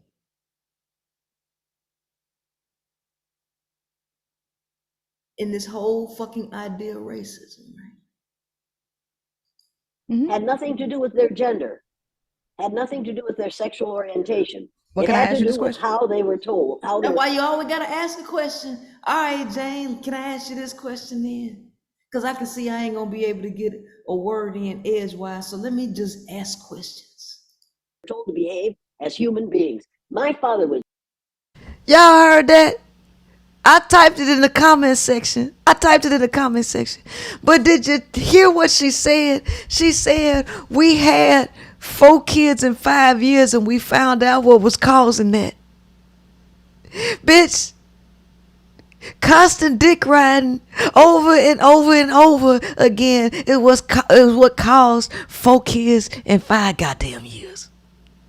Like it's some fucking mystery. How the fuck you ended up with 4 kids in 5 years? You had to go to the doctor for them to tell you that? How that happened? I keep telling you, y'all goddamn issue is pick-meism.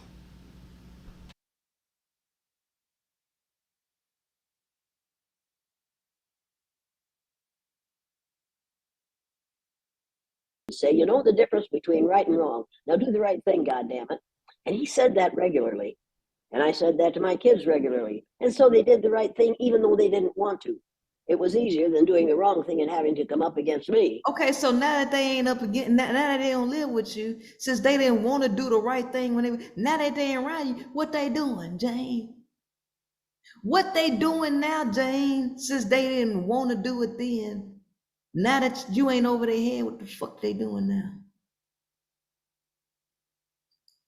So, see, I cannot buy into the idea that men don't know anything, because men do know. Men know a great deal. And men, many of them, are extremely valuable human beings. Some of them think only with their little head. Some, listen, the word some means at least a small number. Baby, the male nature.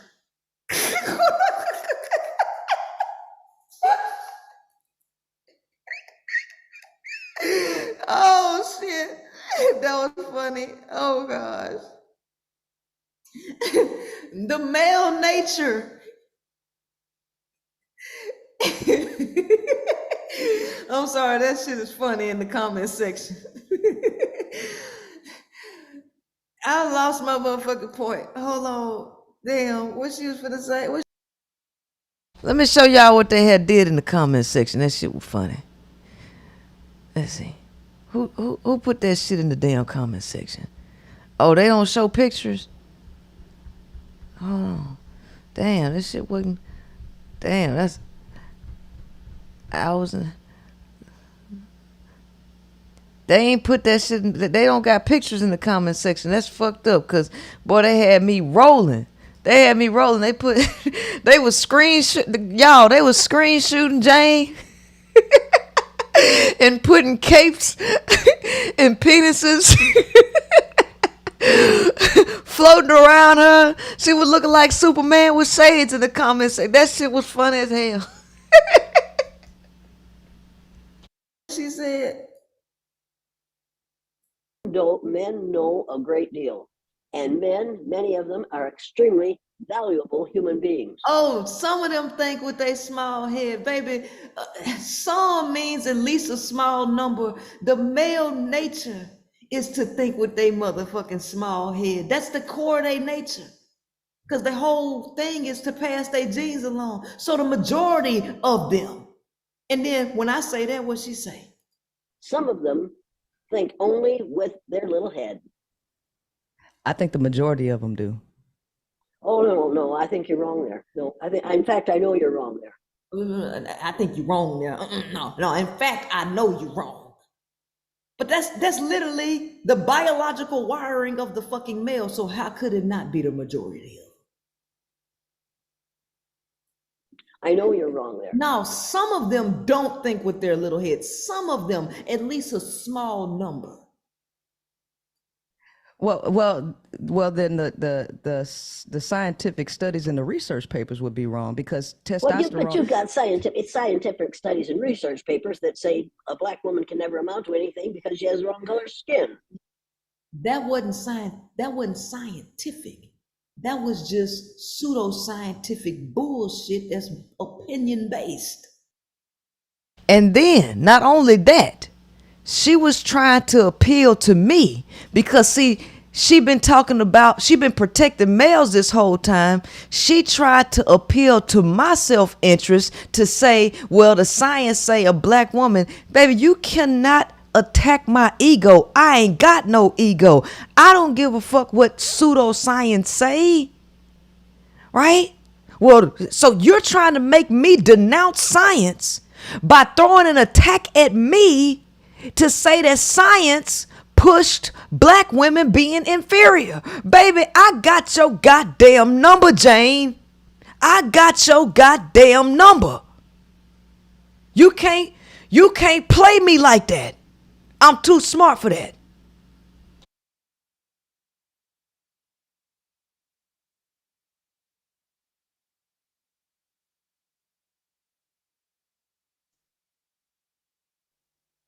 Right? Yeah, but science is based on observation. Now, No, science is not based on fact anymore. Science is not based on fact anymore. The shit that you talking about was way back then when they said inferior. Then science wasn't based on fact then. It's more based on fact now. Science ain't based on fact anymore. Well, the shit that you just referenced was based in a day that you're saying that science was based in fact. Like, what the fuck is you even talking about? This is based on what you read in the last science book you read. okay, so the question is, are you saying that testosterone has no effect and male brains are not different than female brains? That's why you always got to ask a clarifying question. All right, so Is that absolutely? I'm not saying that. Okay, if you ain't saying that, then why you denounce science then? Okay, so that's I'm saying that you can raise a man to be a man, or you can raise a man to be a boy. okay. So is Galileo wrong?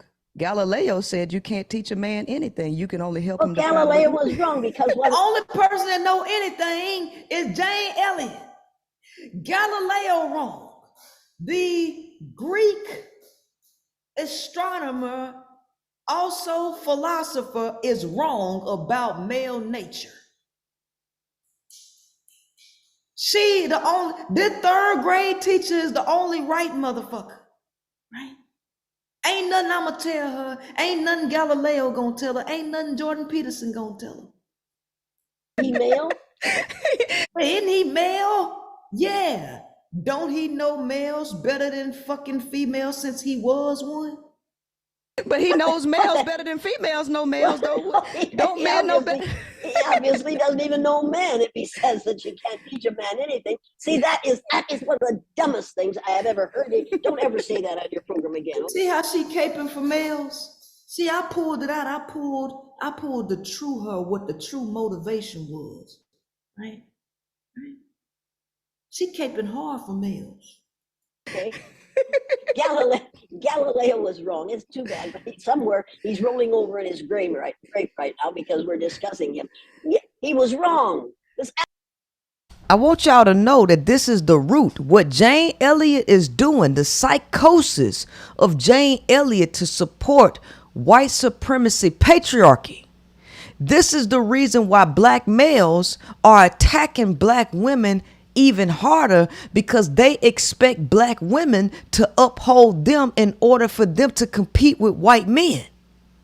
This is what they expect. And so even though black women are upholding their stupid asses, they don't have what white men have, which is the power of philosophy. The nigga male don't have no philosophy. So even though he's standing on the backs of pygmies who support everything he does, because he doesn't have philosophy, he still finds himself losing the war against white men. So he blames the white woman, the black woman, even though the black woman is doing the exact same thing that the white woman is doing. The exact same thing. If nobody knew her voice and nobody knew the color of her skin, she sound just like a black female pygmy. It's not racism, y'all. The problem is patriarchy programming women to facilitate the behavior and the philosophies of men. You get rid of men, racism goes away. Decenter males and racism goes away. Capitalism goes away because women are egalitarian by nature. Males are not. Decenter males and racism goes away.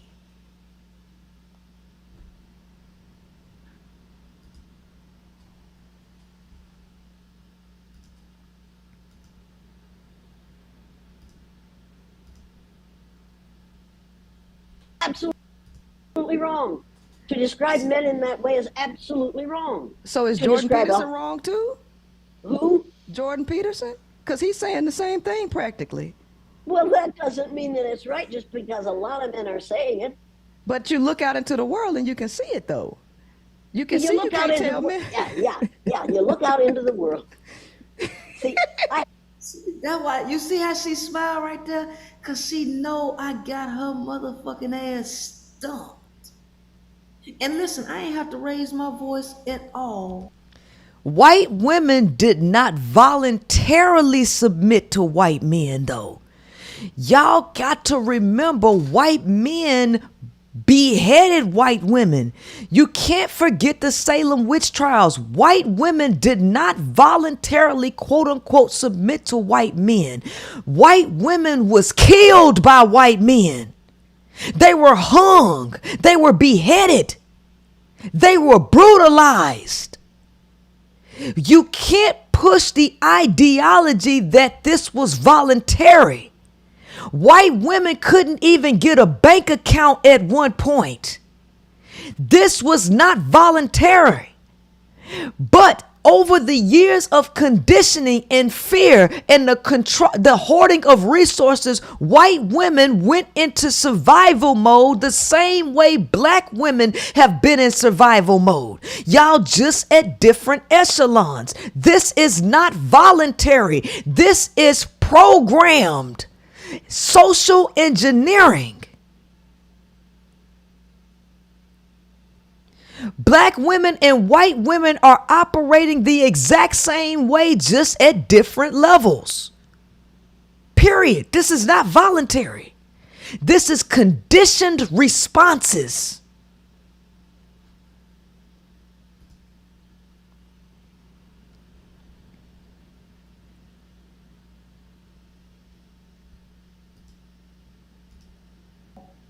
For this lady, I don't have to raise them up. I had to get crazy.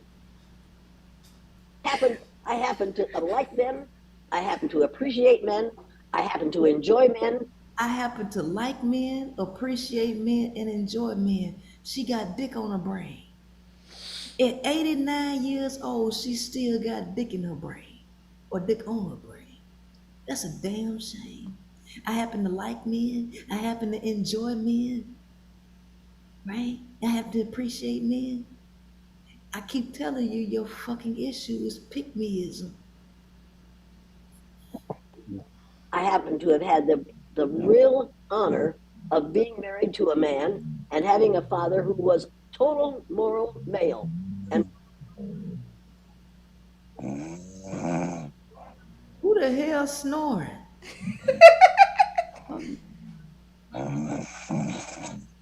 What the hell was that? Hold on, y'all. I got to figure this out. God damn, that person is out of there too. Damn. Shit. How to get to? Oh shit. Hurry up, Princella. Find the damn mute everybody button. Mute everybody. Where the damn mute button at? Oh shit. Damn. That's too funny. That is way too funny. Damn.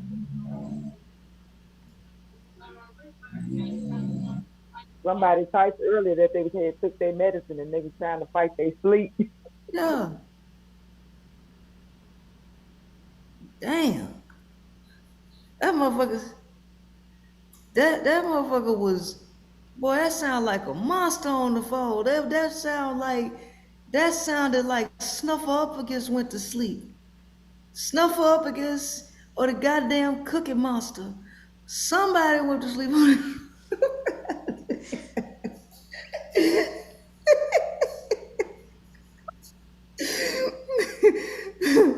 Oh shoot.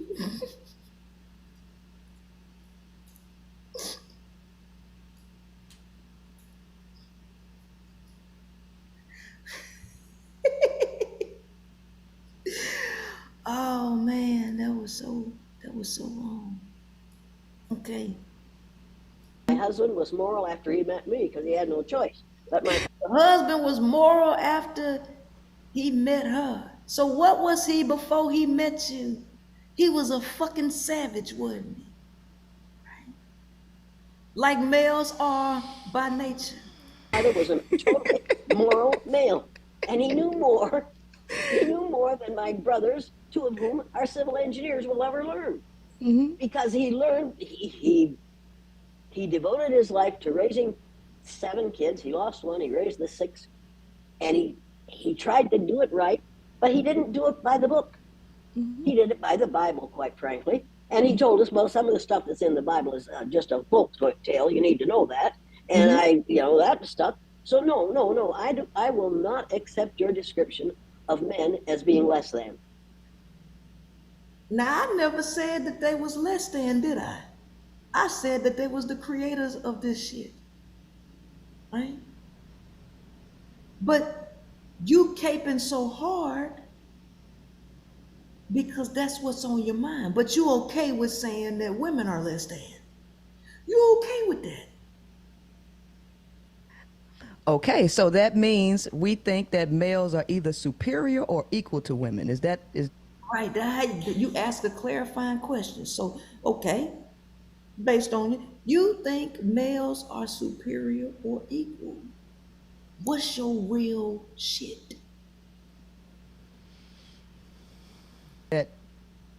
I have a feeling that being male or female is not what makes you superior or equal. I think we are entitled to equitable treatment under the law. Okay, I no believe matter in what equity. We are. I believe in equity, but men and women are not the same, and their brains function totally differently. So that's what right, women? But that's a blessing. Yeah, in a way. If male, no, seriously, because I gotta keep smiling so that I don't make her go off the deep end, right? I gotta keep smiling and I gotta keep agreeing so I can say something. 90%, 97% of all rapes are done by men. The majority of crimes are committed by men, right? So we have to be honest about. Wait a minute. Wait. See how hard she caping for men? Listen to this shit. Wait a minute. You gotta quit this. You gotta quit making these broad generalized statements. I gotta quit making broad generalized statements. These are FBI statistics. This is a fact of testosterone. You got to. Hey, I got a letter from somebody yesterday that said that only 5% of the population is black male, and they are responsible for 50% of the crimes that are committed. Oh, so you're trying to appeal to me psychologically because you attached to the white male. You think I'm attached to the black male. Amaya, close the door. Stop trying to get my attention like that. You think that since you attached to the white male, that I'm attached to the black male, and you think by saying that you're gonna get me to defend the Negro male. I'm not gonna defend. I could say shit that might be true. As much femicide is going on in our goddamn community, that might be true. I'm not caping for these niggas like you caping for that cracker. In this country, I didn't say bullshit. Race. I didn't say race. I know you didn't say race. But if because you're the one who say it ain't a racial thing, right? You're the one who say it's only one race. So why the fuck you bring up the black male?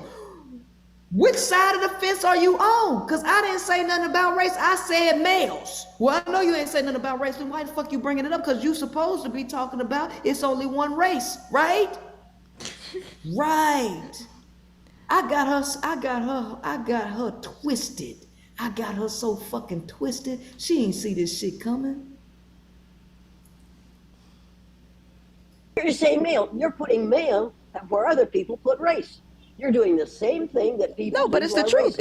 If you look all No. over the world, who is marrying 9-year-old kids? In Afghanistan, you have 70-year-old males and 55-year-old males marrying children. That's a male thing.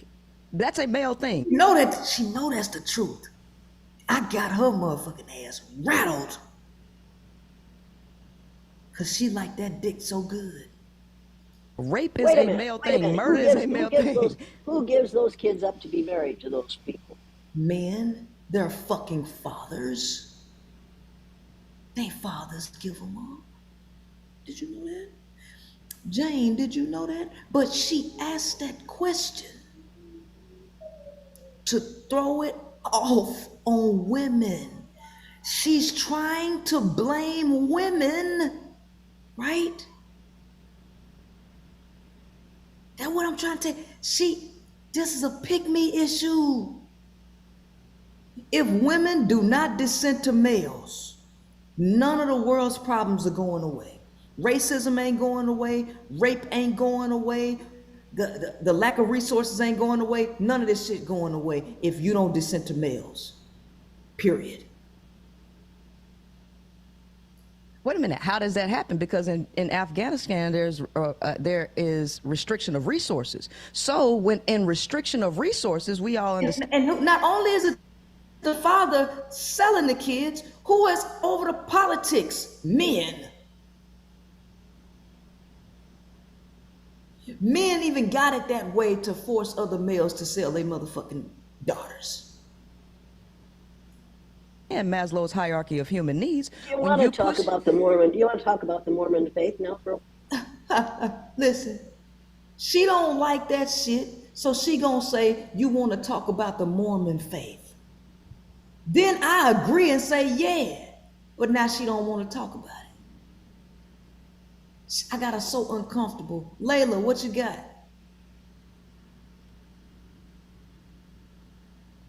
Oh, can you hear me?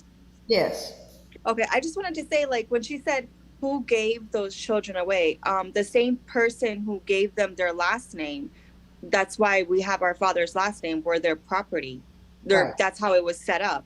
So how could you be a well-educated person and not know that in places like Afghanistan, the children are property of the father, and that's allowed through Islam and most other Abrahamic religions? How do you not know that as a educator? Even if you're teaching 3rd grade elementary school, you should know this. But that's all I wanted to say. I couldn't believe she said who gave them. The same people who own them in that part of the world. Right. She crazy, y'all. Crazy. Well, let's go ahead. I would love for you to mention that. No, we're not going to talk about that. But if we ain't gonna talk about it, what the fuck you bring it up for? Oh, so you could derail the conversation because it's getting too hot for you. And we're not going to say because they do it in Afghanistan, it's happening all over the world. Oh, so we ain't gonna say this is happening in Afghanistan, it's happening all. Yeah, it is. You want me to bring up motherfucking, I can bring up every country, right? Because it's happening everywhere. It's even happening here in the United States.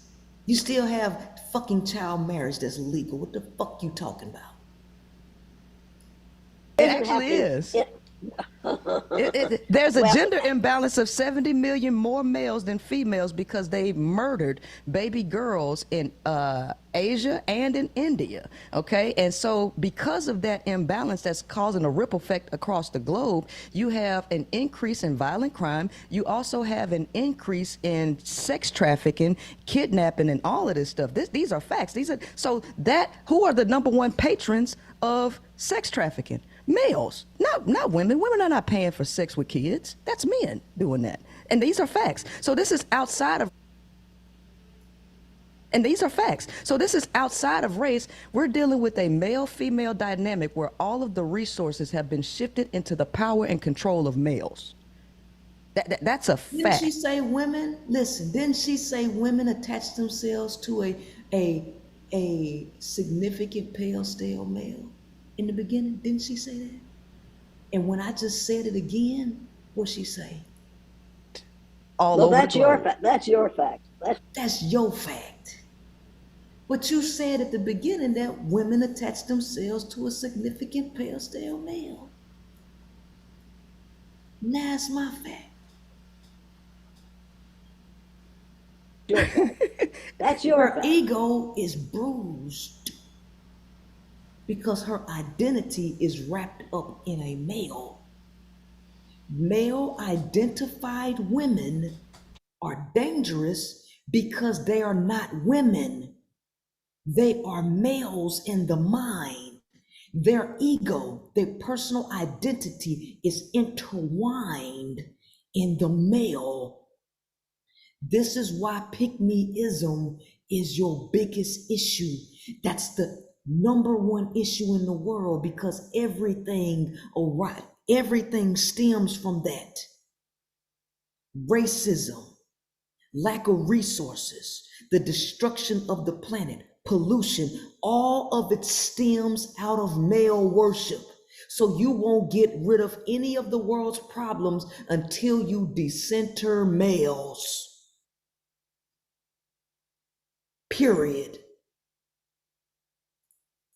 And you know, if I believed as you do, mm-hmm. I'd have to go around preaching against.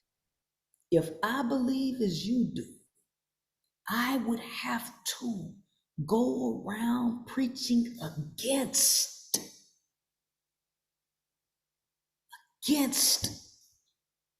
the very people who have made it possible for me to have children. She had white children. So in other words, I would have to go around speaking against the pale, stale male.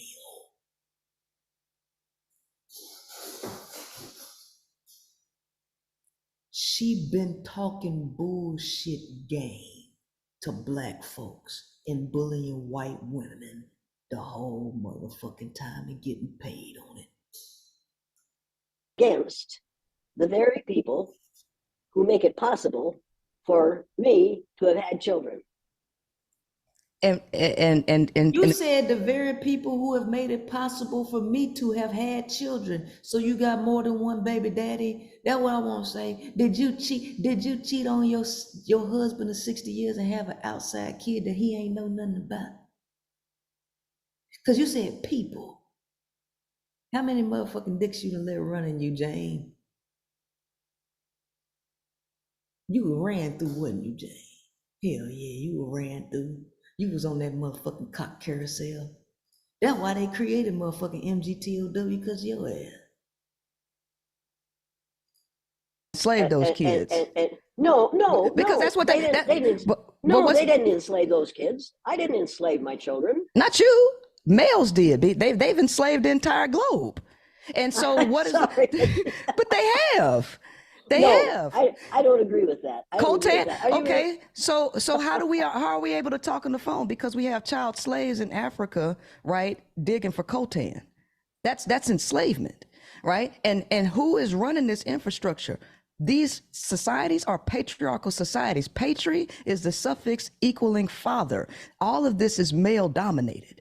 All of the religions are patriarchal religions, male dominated. This is a male-female problem and not a race problem. So I agree with you with race being a lie, but we have to acknowledge. I'm not going to sit here and listen to this any longer. I told her motherfucking ass up. I'm not gonna sit here and listen to this any longer. I told her motherfucking ass.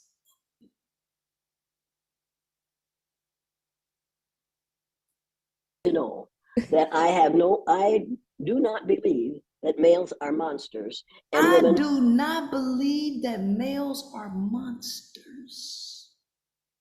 Yet the slave trade was done by these motherfucking monsters. Sex trafficking is done by these monsters. Mhm. Organ trafficking is done by these monsters. Hoarding the resources, poisoning the fucking food, poisoning the air is done by these motherfucking monsters. These males doing this.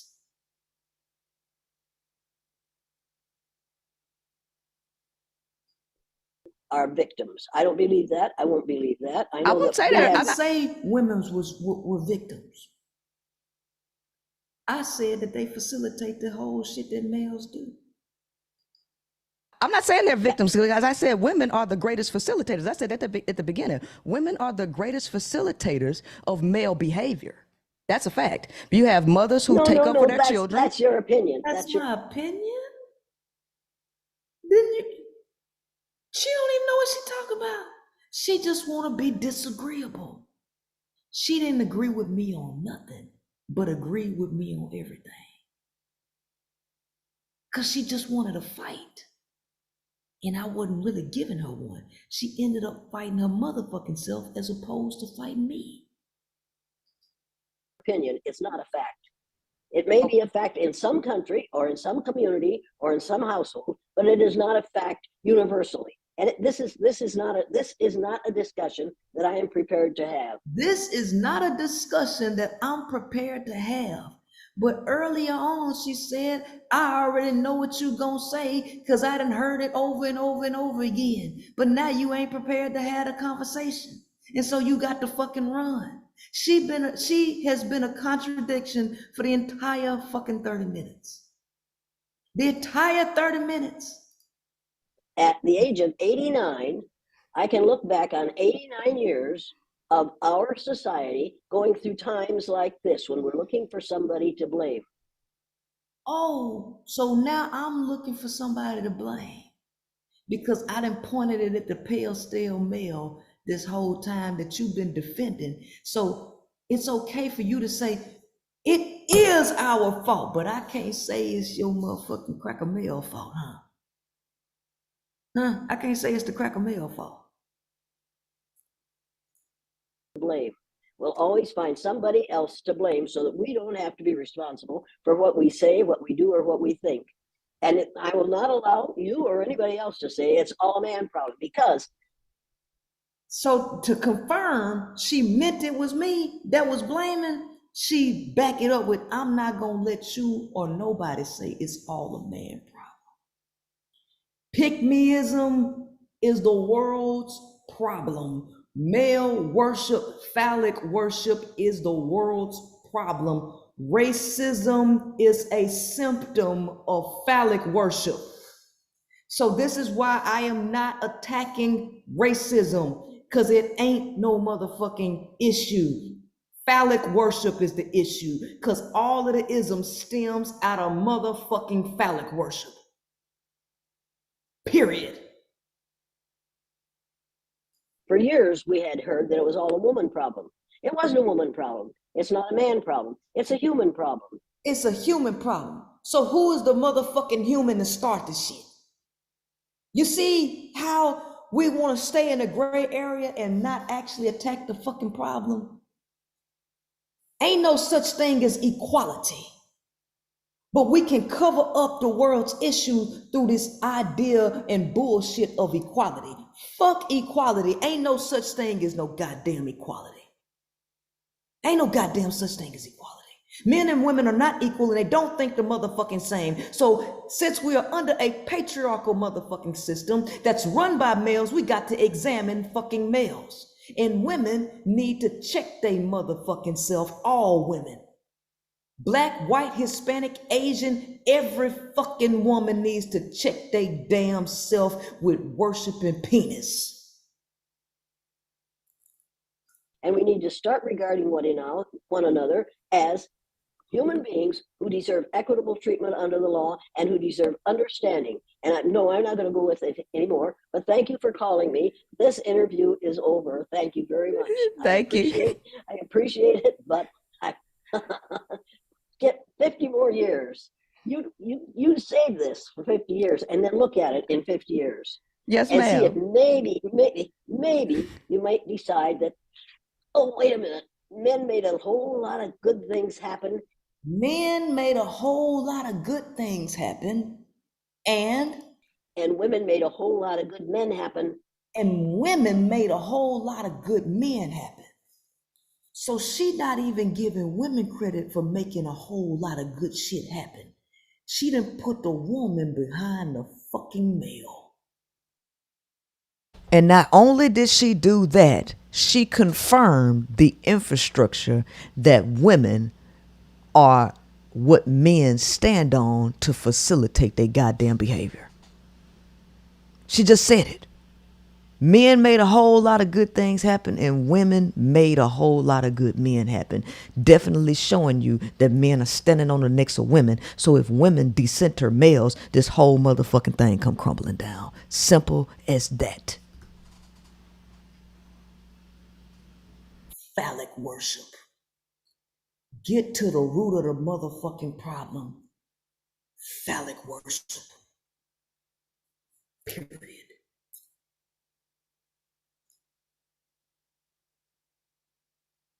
All right. Raise your hand and say something.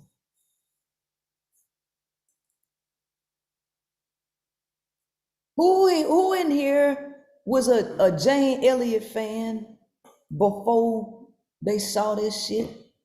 And who is a Jane Elliott fan after this shit? Tiki, was you a Jane Elliott fan before? Yep, all the way. Are you a Jane Elliott fan now? Absolutely not. What else you got to Hey, say? Queen. Huh? I don't know. Mine just blown. I got to take some time to digest it, and it's making me question everything. So not just her, just all the stuff that I picked up along the way. So, good stuff. Thank you. All right, who else want to say something? Raise your hand.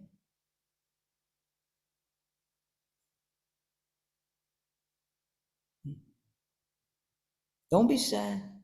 I'm not gonna make you feel bad for liking this motherfucker. Myra. Hey, Queen Priscilla. I definitely was a team Jane all the way, all this time. And I mean, I am just blown away by the way that you analyze this interview. I can't say how much it just is shocking. When you said you pulled the veil, you pulled her completely out of her wolf in sheep's clothing. And everybody that's present on this Zoom, without a doubt, I'm sure is no longer, an advocate of Jane. So definitely appreciate the breakdown, and the paying for this membership is every penny worth it, Queen. So thank you. Thank you so much. I appreciate it. Veronica.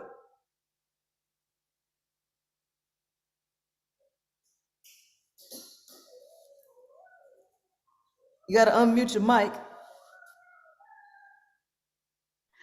I'm sorry, I was sitting here talking and I thought I did. I said I was a little excited because I was mumbling, but I'm trying to speak clearly. I was a fan.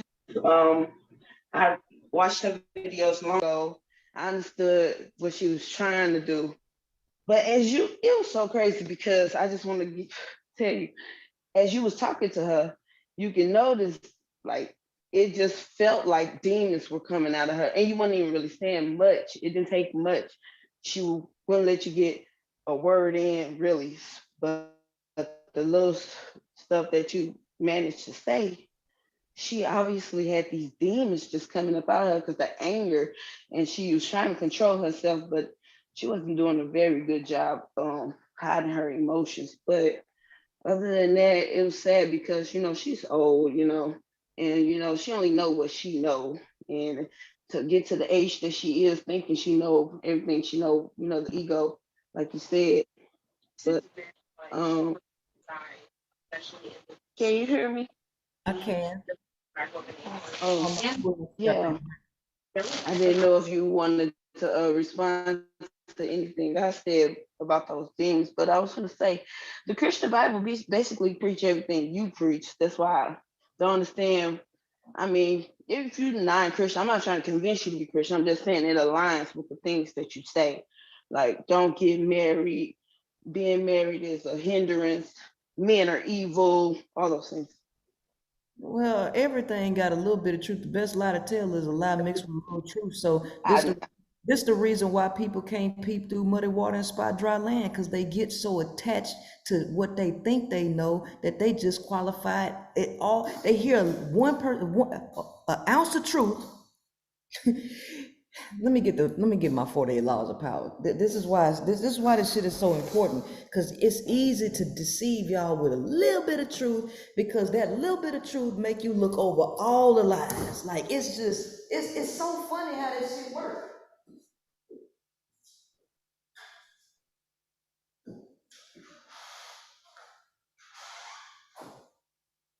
Y'all got to brace y'allself for this, because Princella finna get ready to go off on this person. She finna get ready to go off. Yeah, and I would just say that Priscilla was acting more Christian than the old lady was, because she was so filled with hate that she wouldn't even give Priscilla the chance to talk. And that shows you a person who's filled with demons, who's evil to the core. I mean, I'm sorry, if I believe in heaven and hell, if she don't get her mind right, she gonna go to hell. This ego driven, this need to categorize and label people, right, with these philosophies. Some people just can't get out of this shit, right? She trying to label me as Christian against my own identity, my own confirmed identity, which ain't even from planet Earth.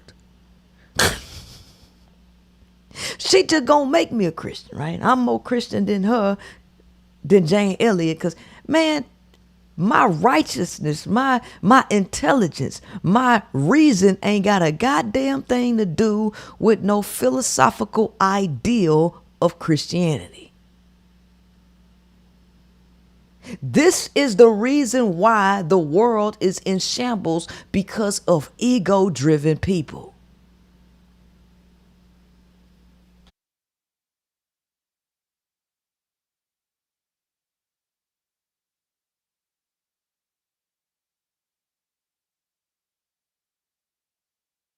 Yeah, I don't know. All right. Okay. Law number 12, 48 laws of power. This is why all kind of shit got power over you. This is not about just how to get power. This is how to see where other people have power over you. Law number 12, use selective honesty and generosity to disarm your victim.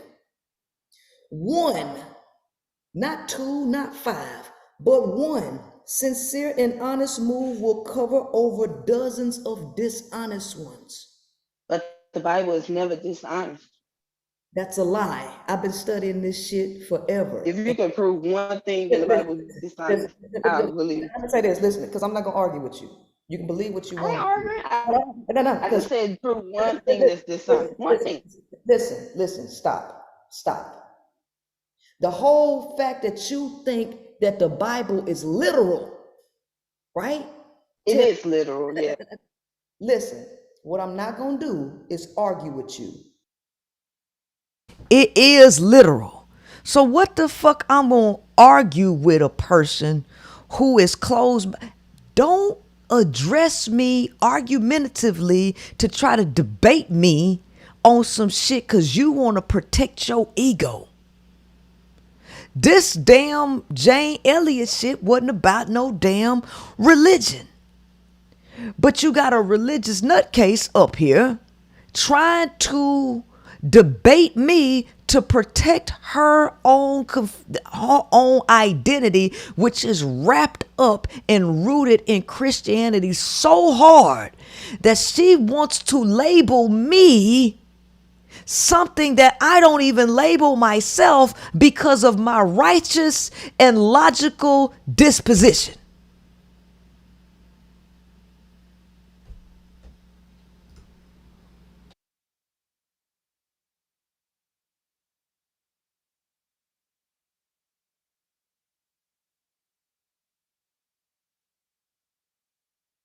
I'm not. Please. Okay? Because when people think they know something, you become a fool and you become unteachable. Your ego is in the way and you got your whole identity wrapped up in this Christianity bullshit. Okay? I've been studying this shit since 2006, mama. I'm 37 years old. And I done studied all kind of religions. And what I'm not gonna let nobody do is push they wannabe beliefs on me when I got literal fucking knowledge, right? I got knowledge. And if you are hell bent on holding on to what you think you know, you can't learn nothing else, right? So you can believe in heaven and hell all you want to, you can believe in Jesus all you want to, but that only tells me that you ain't did no historical research and you ain't learned nothing outside of that. That's all that tell me. And so if you don't want to learn, don't question me because I'm not even trying to push it on you. I'm only talking to people who want to grow, period. That's it. No, I definitely want to learn. I'm just saying it. I definitely want to learn. How you definitely want to learn when you are definitive about what the Bible is? It is literal. You a fool. And Princella would be a fool to waste her valuable time and her energy on somebody who is concrete minded. You don't want to learn shit because you're trying to be argumentative with me in a setting that ain't even designed for this goddamn conversation.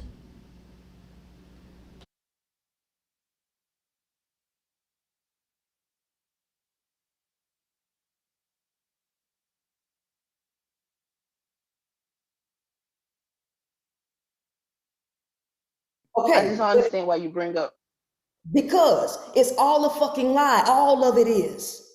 Ounces of truth, right? Mixed in with bullshit. Okay? Y'all got books that you don't even know where it originated from. You don't even realize that King James. I'm telling you, everything you say Listen, don't tell lines me, up with the Bible. Listen, don't tell me nothing because let me tell you something. The Bible has been flipped out of context from a book called Helios Biblios, okay? The book of the sun. The Bible is an astrological fucking book that they took from different places of all around the world. So if you don't know that the book is based in astrology, then don't talk to me about nothing. Did you know that what it say? Did you know the book is based in astrology? Because I'm telling you right now. You say what the Bible say is based in astrology. Is it? Did you know that? You said no, I didn't know that. Okay, well then stop. I know that it was a star when Jesus was born. Ma'am, I'm not going to argue with you. I need you to calm your ego down. I just wanted to have a conversation, please. No, I just want to have a conversation trying to push this. Do y'all see where wars come from? This ego driven shit. Ignorance. Fools thinking they know something and believing that it's their God-given right to push their bullshit ignorance on other people. And if you don't submit to them, they go keep pressing you. Now I'm steady trying to pull out of this conversation and she's steady pushing me. It's her ego that's doing it.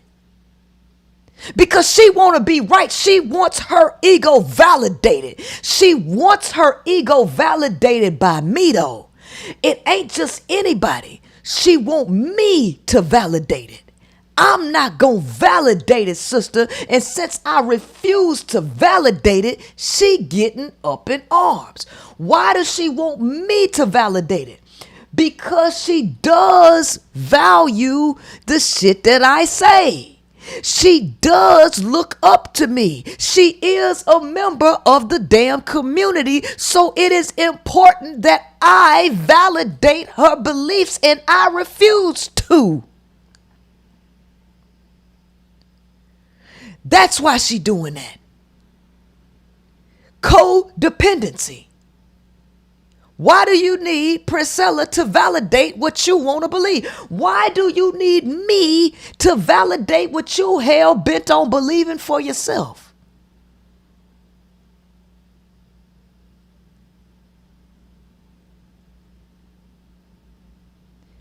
This is the definition of codependency.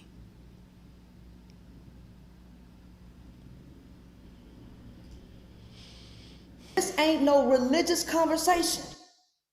This whole You don't like religious conversation. No, because this Zoom is about Okay, James. can I say one thing? I want to get off. I want to get off. Can I say one thing? No, because I got 3 other hands up who want to talk about what we actually talking about tonight. And I'm going to tell you straight up, however many people in here, because when it comes to this, I don't give a damn about being disrespectful. I don't care about your fucking Jesus. I don't care. And they're going to demons. They're going to demons right inside. You see how I hit that ego? You see how I hit that ego? Because she got her individual identity wrapped up in Jesus and Christianity. And so when I said I don't give a damn about your ego, that's exactly the same thing as me saying I don't give a damn about you. And you see how she came out when I said I don't give a damn about your Jesus? This is the problem with the world. And men have weak egos. So when you attack patriarchal philosophy, when you attack all of this destructive shit, the male pops off just like her. And they get violent because, see, the difference is when you do this to a male, that testosterone triggering that amygdala make that nigga want to get violent. This is why the ego is dangerous. And the ego is even more dangerous in a male than a female. Because the female ain't just gonna go kill nobody. She not gonna go kill nobody. At the most, she might bust the windows out your car. She might do that. But these men kill behind this shit.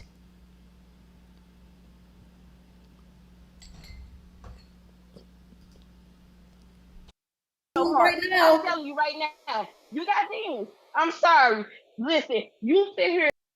She say, I'm telling you right now, you got demons. These types of people are psychotic. Do y'all hear this? She telling me I got demons even though the works that I'm doing in the world are righteous. All because I refuse to believe in a made up God that is male. I got demons regardless of all of the time and the energy that I spend breathing life into women and saving the lives of women. I need y'all to hear the psychosis of religious people. This is the psychotic behavior and thoughts of religious people.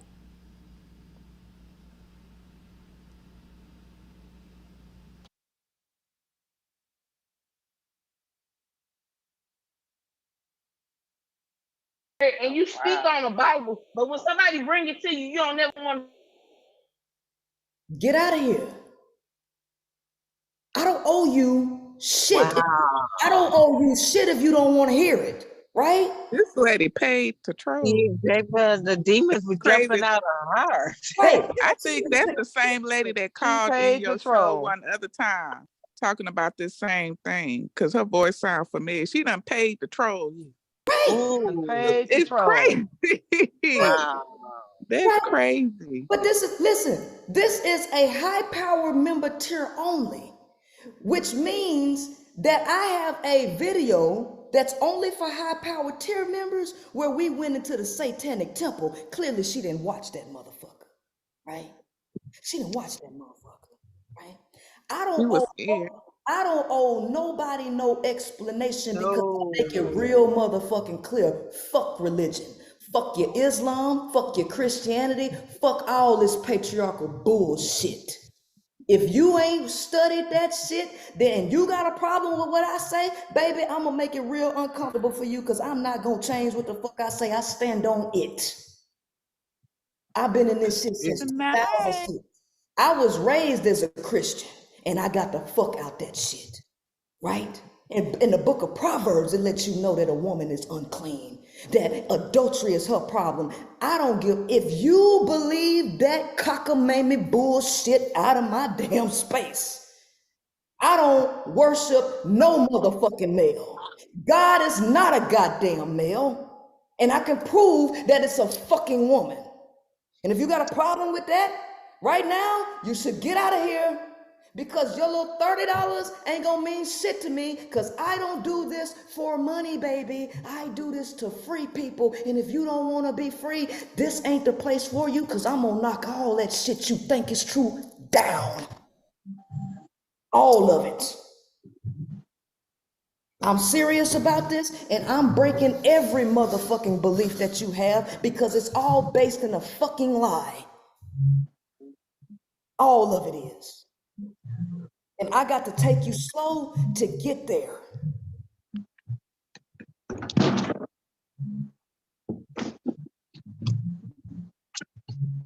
I don't care what name nobody call me. I don't care what people got to say about me. I stand on my square and I ain't trying to hear a motherfucking thing outside of it at all. Anything male-centered is a fucking lie from the pits of goddamn hell. iPhone, you got your hand raised.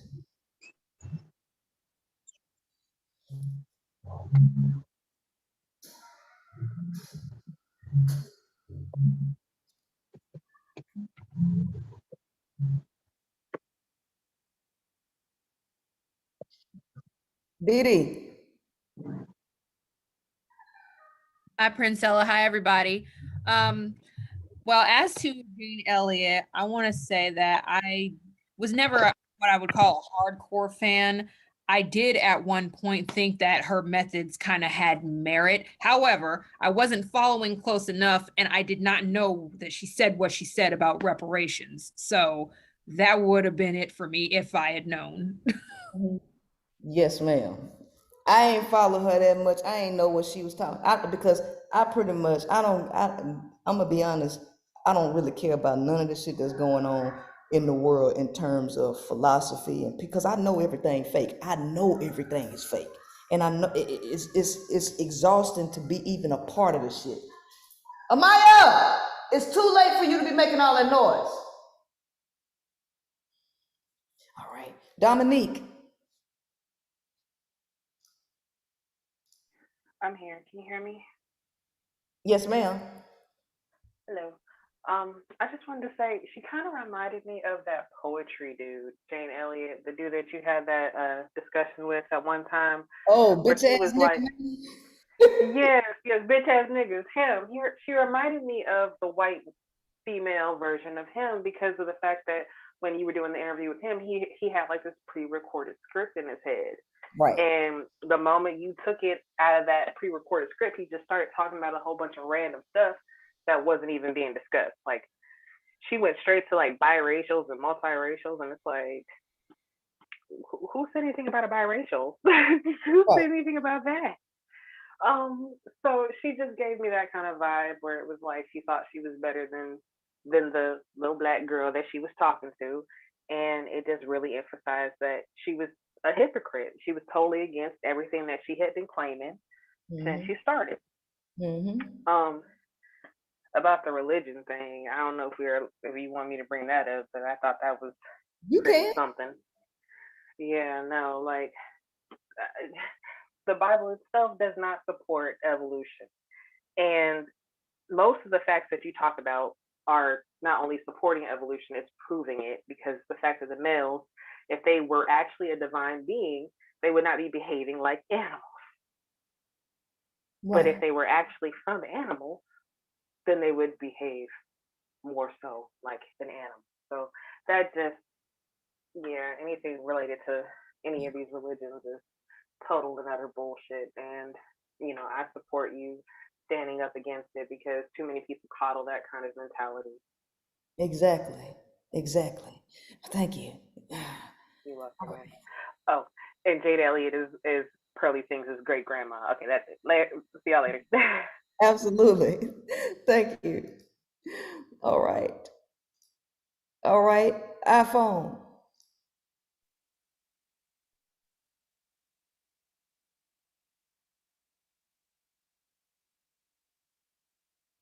Is your phone unmuted?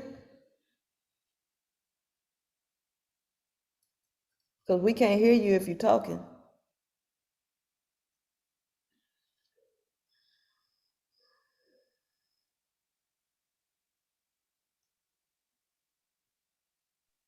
They might be snoring too. Yeah, well, she didn't raise her hand again because I had lowered it last time, but she raised it again, so she awake. I don't know, it might be something going on with her phone. Wait, who did you call? iPhone, her name is, like, she don't have a name, it's just iPhone. Oh, okay. I don't know how to raise my hand. I'm sorry, I didn't mean to just jump in there. Okay, go ahead. Oh, can I say something? Yeah, go ahead. Okay, you got a bunch of women that come on here, and I don't know, like if you don't agree, you know, I just feel like, that we should just listen to see, what you have to say. As far as the Jane Elliott lady go, I got introduced to her through the Hotep community, believe it or not. These Negroes, they like to really put her up there. Like, look, she said this, she said that about these, about Black folks. And it sounds like she's saying something good on the surface level.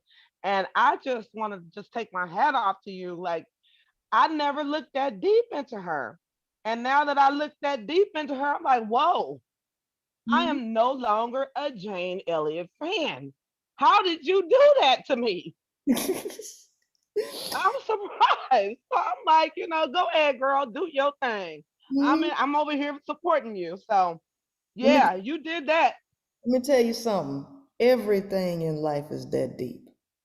The moment that we think something ain't that deep, the moment we get hoodwinked, everything is that deep, if not deeper, right? Right. I look through people. I look through everything. That's why I don't fuck with people. That's why I stay to myself, right? That's why I research and I'm selective about what I choose to believe. Because you're going to have to show me better than you can tell me that I can believe you. Right? I got to prove that it's because once I believe, it ain't a belief no more. It's a knowing. I know. I can back up what I know with facts. And if you can't show me no facts, I'm not going to believe that shit. I'm going to dissect the motherfucker to the motherfucking T. Well, you did that, because I'm like, wow, I wouldn't have never known what to look for to dissect her. That's why you got to be careful to who you listening to. You got to listen to everything, like you teaching. Listen to everything that they saying, because that's the way you can tell where they really coming from. Stop just looking for what sound good. And that's all I want to say. I'm gonna get down. Thank you. All right, thank you. All right, it's iPhone. Hello? Yes, ma'am. Yes, ma'am. Oh, Lord Jesus. I've been struggling. Hi, Princella. This is Chantal. Yes, ma'am. The boy mom that was mad at you and then called and we worked it out. Yes, ma'am. How you doing? So I wanted to say from the first time you opened it up and we could talk, you were saying, Lord, I'm so nervous. Here we go again. We want the white women to get away from their men, but we won't get away from ours. And if we had any comments on that. And so I wanted to say that I was a bona fide, sanctified, Holy Ghost, Spirit-filled pick-me.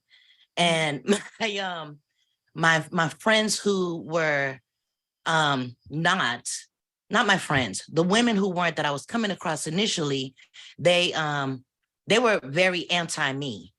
And if it wasn't for the women who took the time to explain to me how I was male identified and how I was male centered and how I was male focused, I would still be in that spot, because it's hard for you to come away from what you've always known to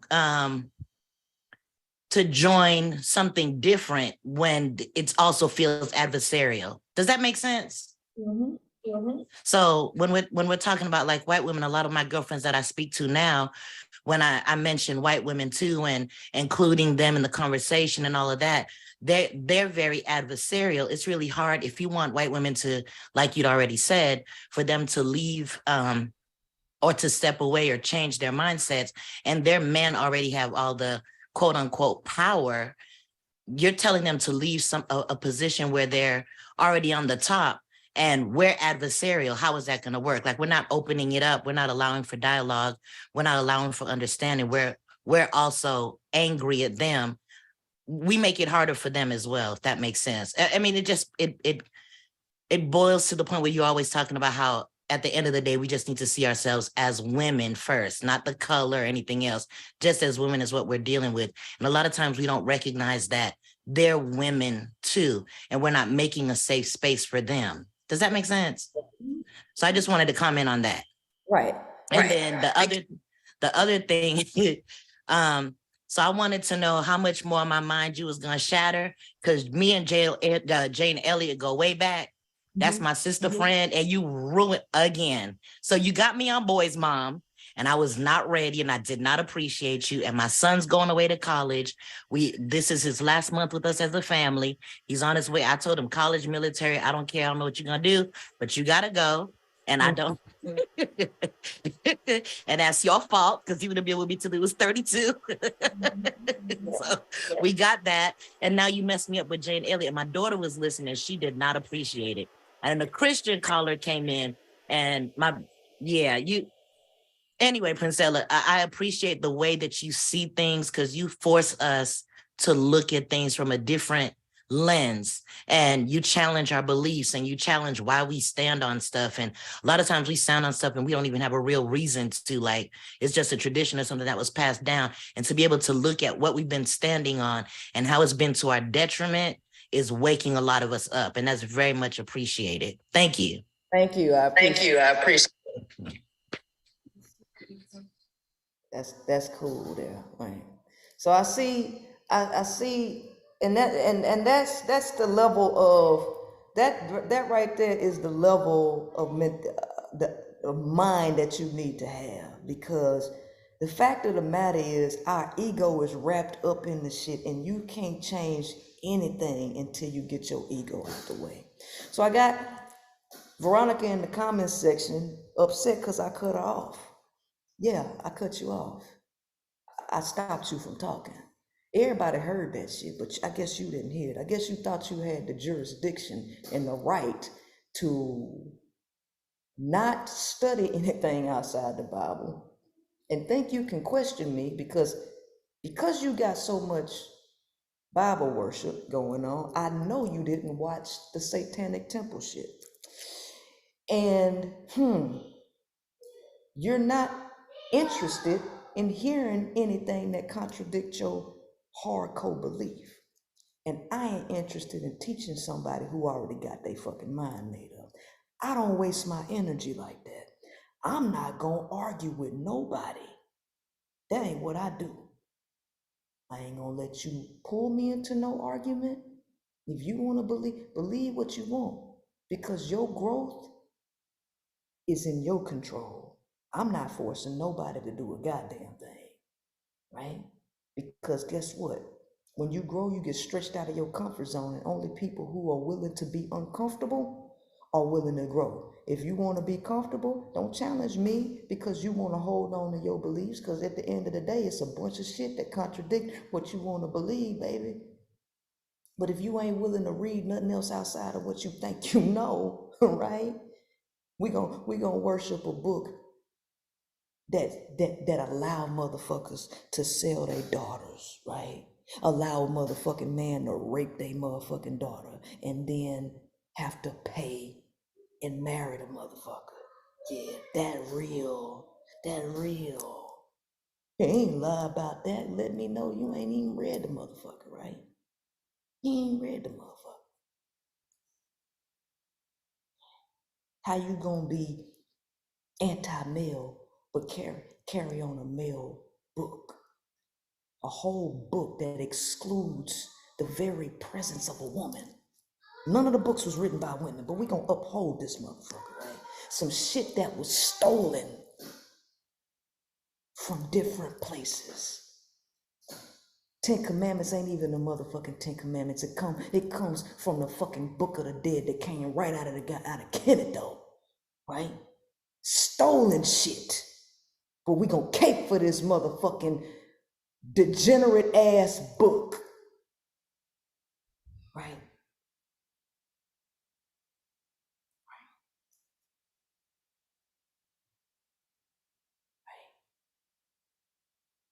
Don't even recognize that the 12 disciples represented the 12 constellations, right?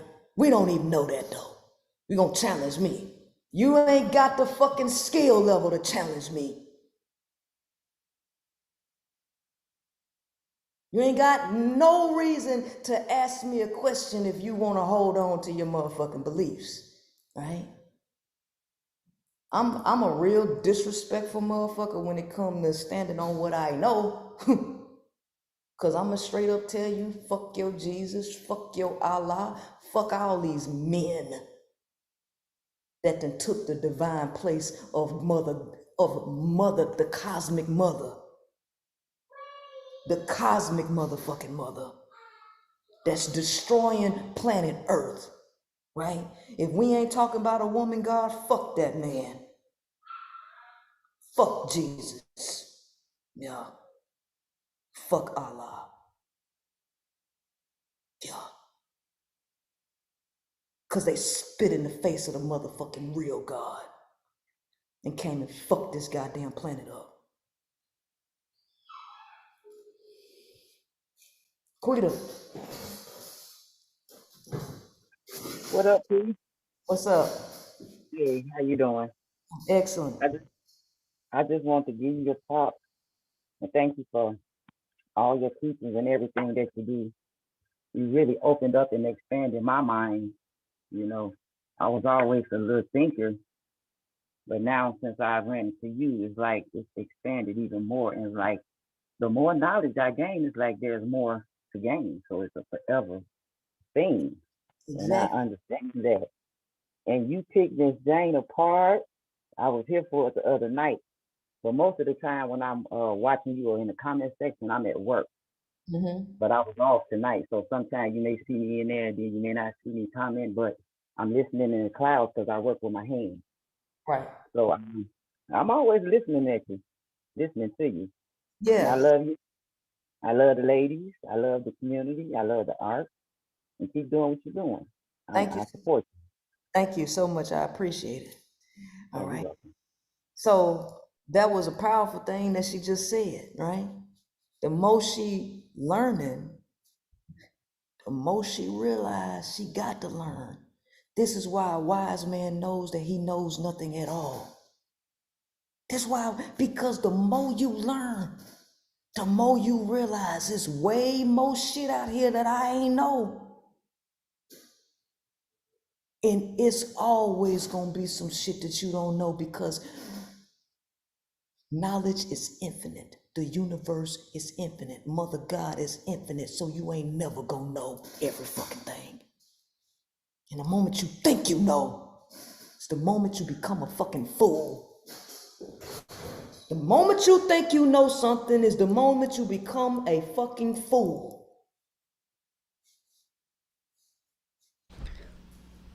Y'all know I got a hell of an independent child. My child is definitely gonna be an independent woman.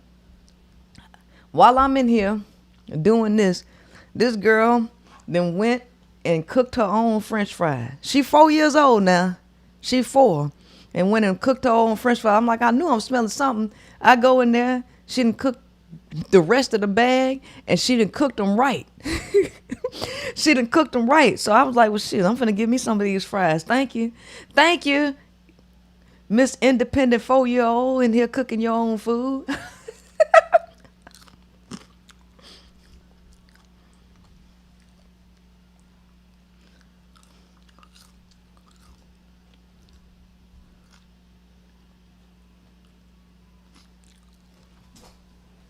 Terica. Hey, I don't know if you've done this already, but when you was talking about the Bible, I'm really interested in that on how the information was stolen from like other places. I don't know if you did a Zoom about that or a show about that previously, but I'm really interested Oh, don't worry in about it. knowing. I already got a plan. Don't worry about it. Just Oh, okay. Cause I along the left the way. church a long time ago. Cause it Take really this. it was never for me. So Stick along for the ride because I already got that set up. That's what movie night is gonna be about. oh, okay. You just not gonna know what we're watching, right? Okay. All right, cool. I'm excited. It's All already right. Thank you. all right, right? Right? Oh, baby, movie night gonna fuck you up. I'm telling you. Movie night's gonna fuck you up. Right? Because I need you to see that you've been lied to. I need you to start questioning everything you think you know. The whole reason that I do what I do, right? Because every time I do something, I prove to you that what you thought you knew was a lie. The more that I unravel what you think you know, the more you should be questioning what else in your life is a lie. This should open you up to want to learn and research more, not hold on to, because I'm showing you everything you think you know is a fucking lie. So other shit that you think you know, you should be questioning too. I'm making you question music. I'm making you question your fucking TV shows. I'm making you question people you think you like and support. So far, I've shown you everything is a fucking lie. If you've been to my movie night and the last movie we watched, you should know you didn't know.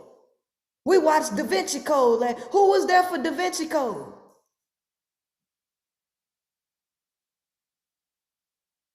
If you was there for Da Vinci Code, you should already know some of this shit about religion is questionable. Because the whole premise of religion was male-centered, right? But Da Vinci Code showed you that the divinity was in the woman. Something that religion ain't never focused on.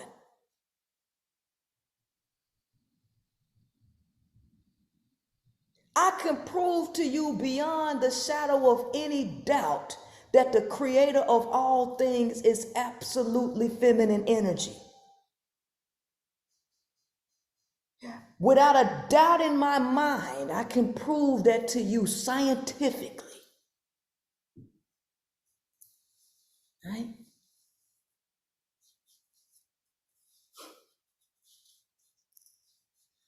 Scientifically.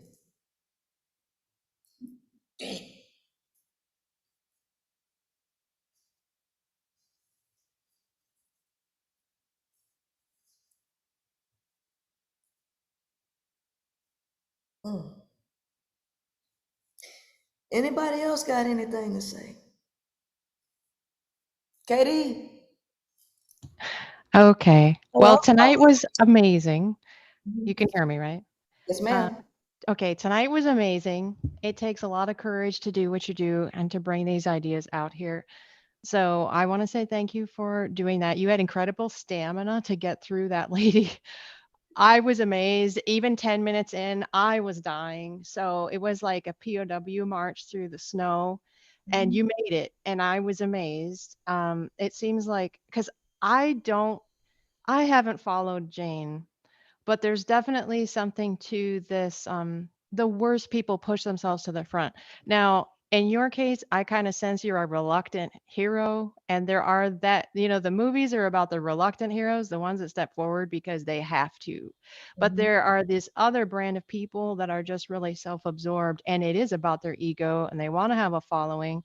And I see in every category the absolute worst people pushed to the front. And I'm so sorry for the horrible white people that they show, uh, and these self-absorbed people that they want to be there.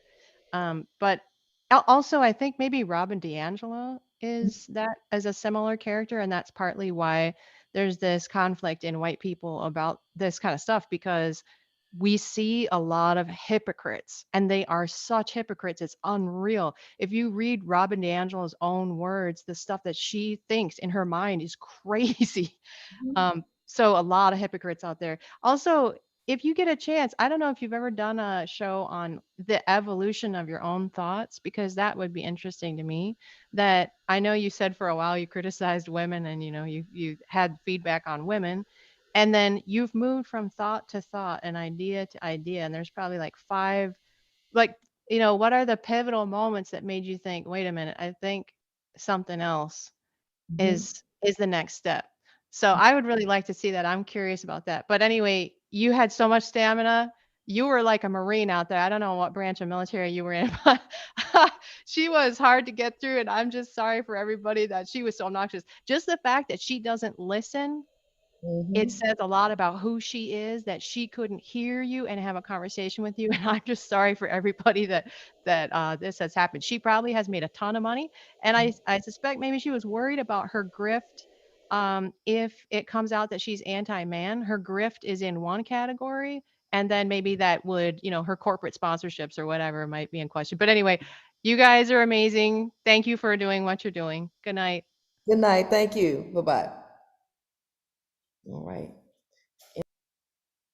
Now she can't get out there and denounce that white male, because see, you start getting to the root, then you start making real change. And that stopped the money flow. Ain't no money to be made when you go in line with nature. There's no money to be made when you go in line with nature, which is going with the flow. You stop the money train. So of course she not going to attack the power source. She not going to attack the root of the issue. Mm-mm.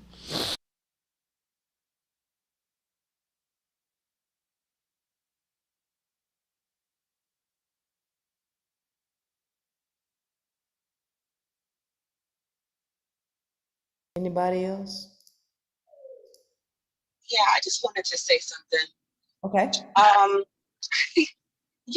What I noticed, because I've been saying it for years too, like when it comes to women, everything will be fine, but when you put the man in the equation, then that's where the problem lies, right?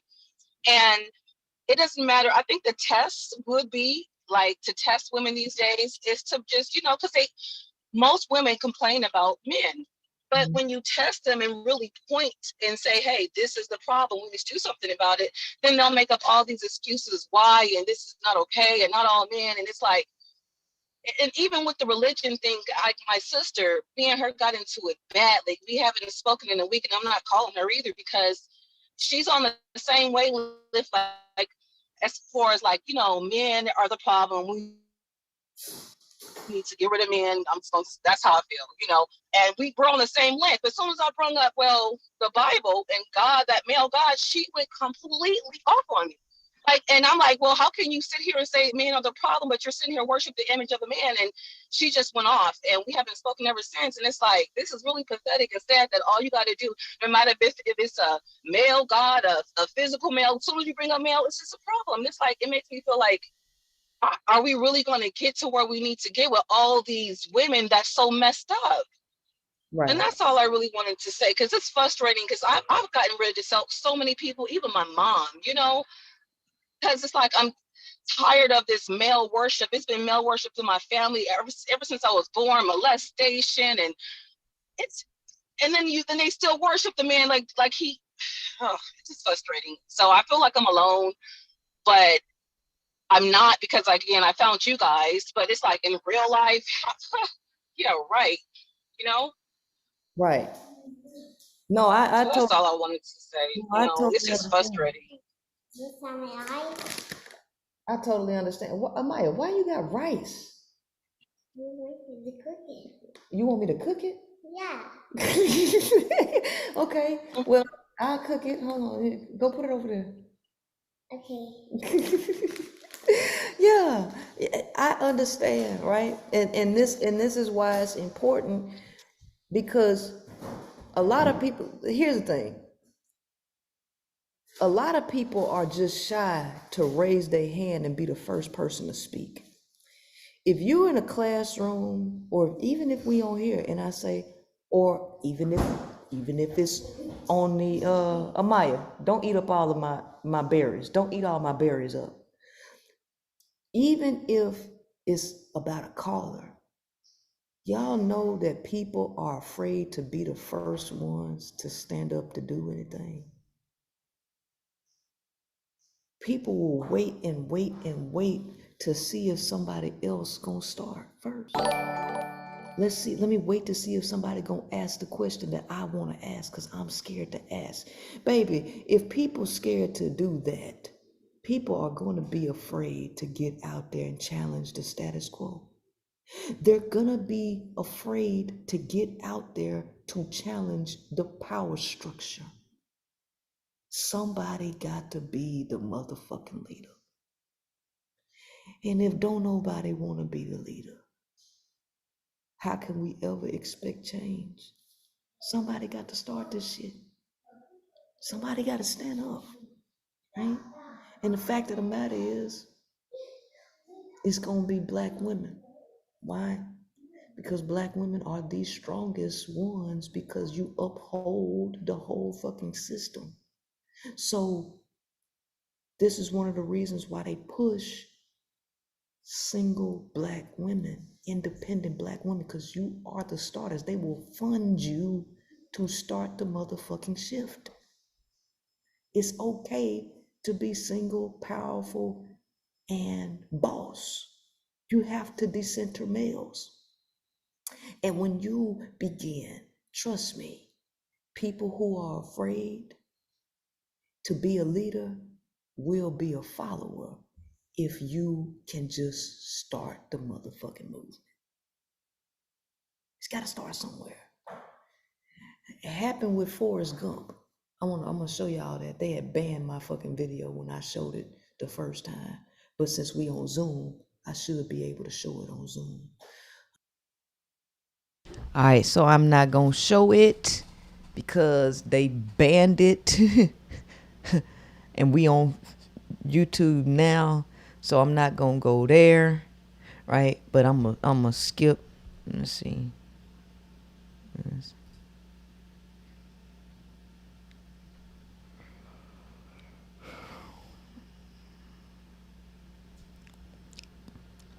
That's pretty much the end of it, though. We're not gonna go on about that, because this shit tripping. All right, so this has been quite an interesting. This has been a quite interesting thing, right? And I knew it was gonna change some of y'all mind, right? But listen, right? I got people egos so wrapped up. No, seriously. Y'all know I got a phone call at like 6 o'clock this morning. And I don't understand what's this person issue. Yeah, this woman been going on and on up and down my post for like 15, 16 hours. Because I told black women, right, that you modern black women, you modern black folks, you wasn't in the field. You wasn't picking no damn cotton. You wasn't getting hung from trees. And you didn't deal with Jim Crow. You benefit from all of the privileges. You benefit off the privileges that were given to you by people who actually did the work, which was your ancestors, right? So, pick me's. She a member. I don't know what tier level she is, but she a new member because she got one of them brown badges. So I know she knew, which tell me, I don't know what.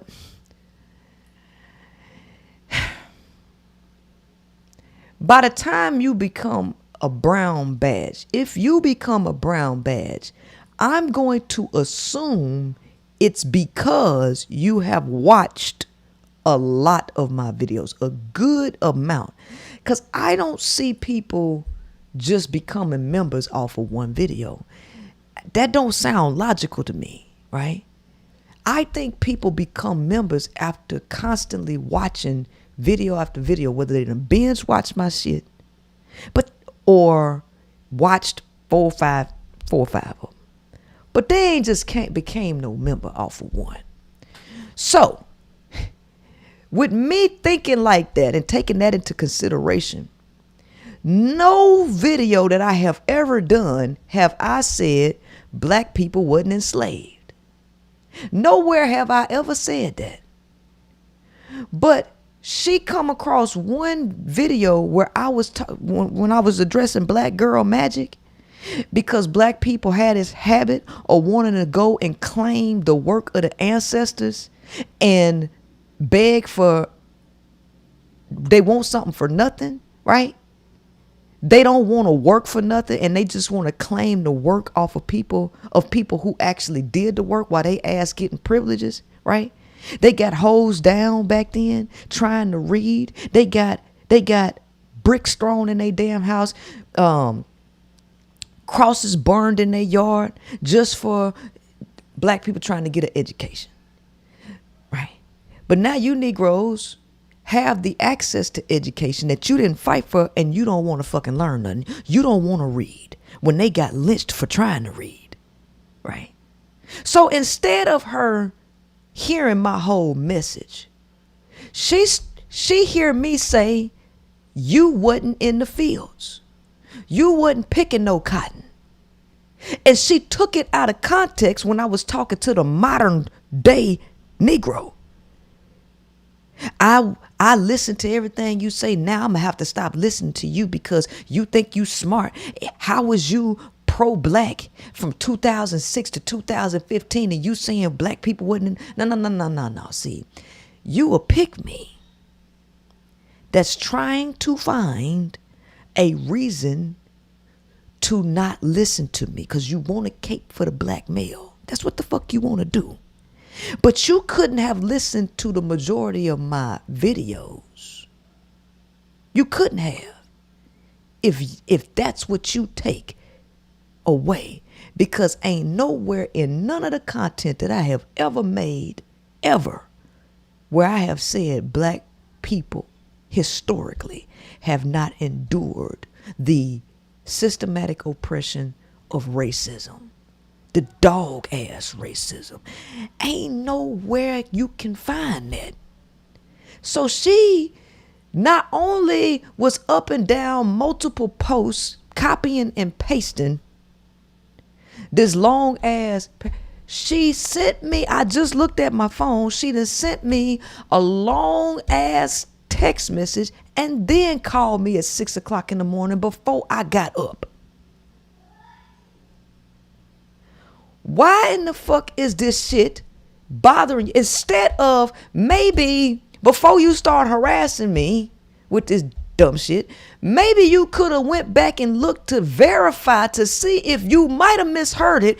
If you had any intelligence and you done watched several pieces of my content It should have made you say, hold on, maybe I misheard that, because I agree with everything that she has said up until this point. So maybe I misunderstood something. No, you gonna call me and wake me up out my goddamn sleep at 6 o'clock in the morning with this shit. Send me a long text message, okay?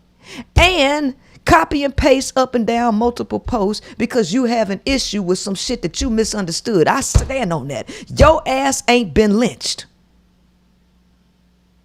Your ass get to ride in the front of the bus or sit wherever the fuck you want to on the bus. You didn't have to boycott, right? And walk. You didn't get hosed down. You didn't get dog sicked on you, girl. Right? Right? Police didn't have to escort you in newly for desegregation laws to a school because they were scared that them white folks was going to kill you. You didn't go through that. So what you don't get to do is be modern with all these privileges, trying to claim the hardships of your ancestors when you have grown up in total privilege. Right? See, you get to walk around here and your biggest dream is going to meet Chris Brown and riding somebody's fucking Lamborghini. And their biggest dream was to be treated like motherfucking humans.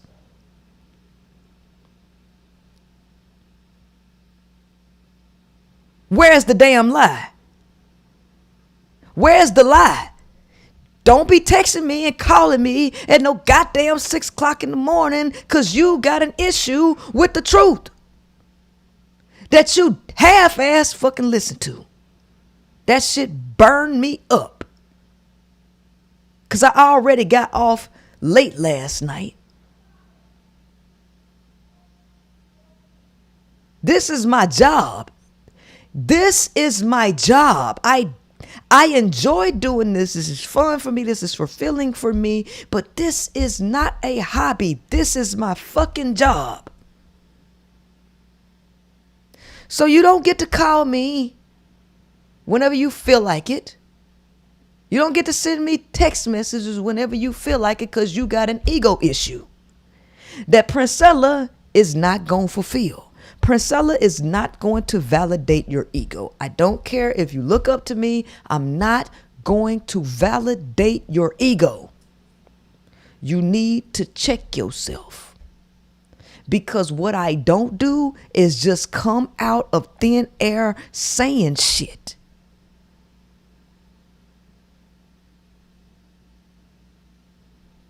For your ancestors to be enslaved, you act like you ain't got that goddamn history. You act like you ain't got it. They worked much harder than you work now, right? Because you get to become a rapper, right? You get to become a rapper, and your biggest aspiration is having a flat stomach and a big ass so you can have a stack of money to call somebody on, right? That's your biggest aspiration. Right? And their biggest aspiration was to stop getting attacked by fucking dogs just to live. Right?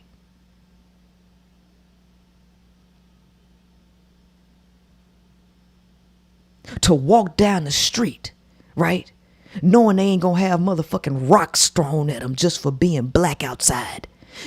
That I don't give a damn what little parts and areas that you can't go into now where you still got some hillbilly crackers there, like in Jasper, Texas. Baby, that ain't everywhere. I'm sorry. That's not everywhere, right? Your ass can go to the mall. You could go eat at whatever restaurant you want to fucking eat at. Yeah, you'll have a couple bigots here and fucking there that's stupid enough to be outwardly, right? But the days of sundown towns all over the place where you got to be scared or walking outside being black at night, baby, cut the games. That ain't the fucking worry in the forefront of your mind. When you go home, you're not worried about a motherfucking throwing no Molotov vodka in your goddamn house. You're not. You're not worried about waking up and seeing a burning cross in your goddamn yard. You're not.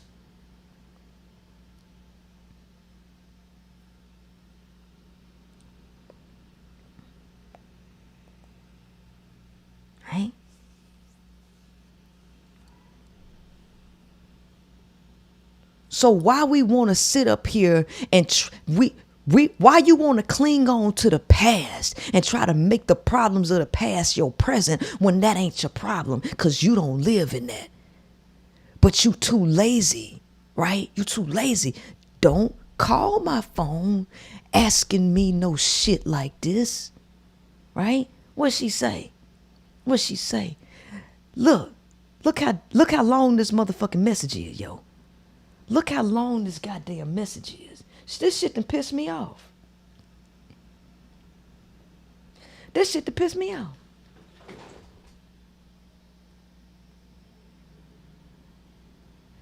Long ass message at 6 o'clock in the morning.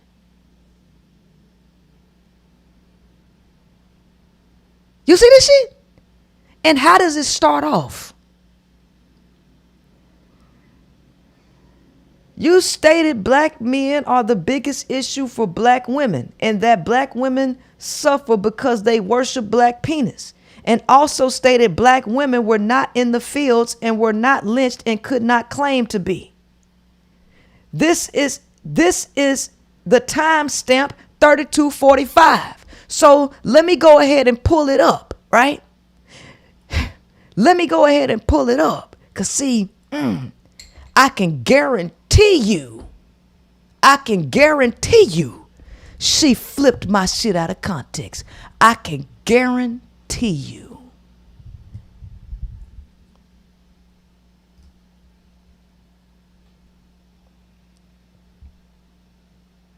Damn.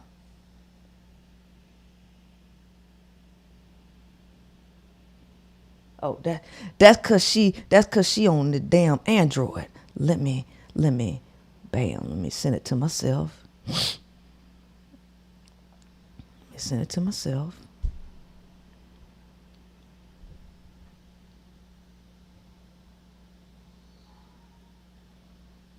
It's telling you right now.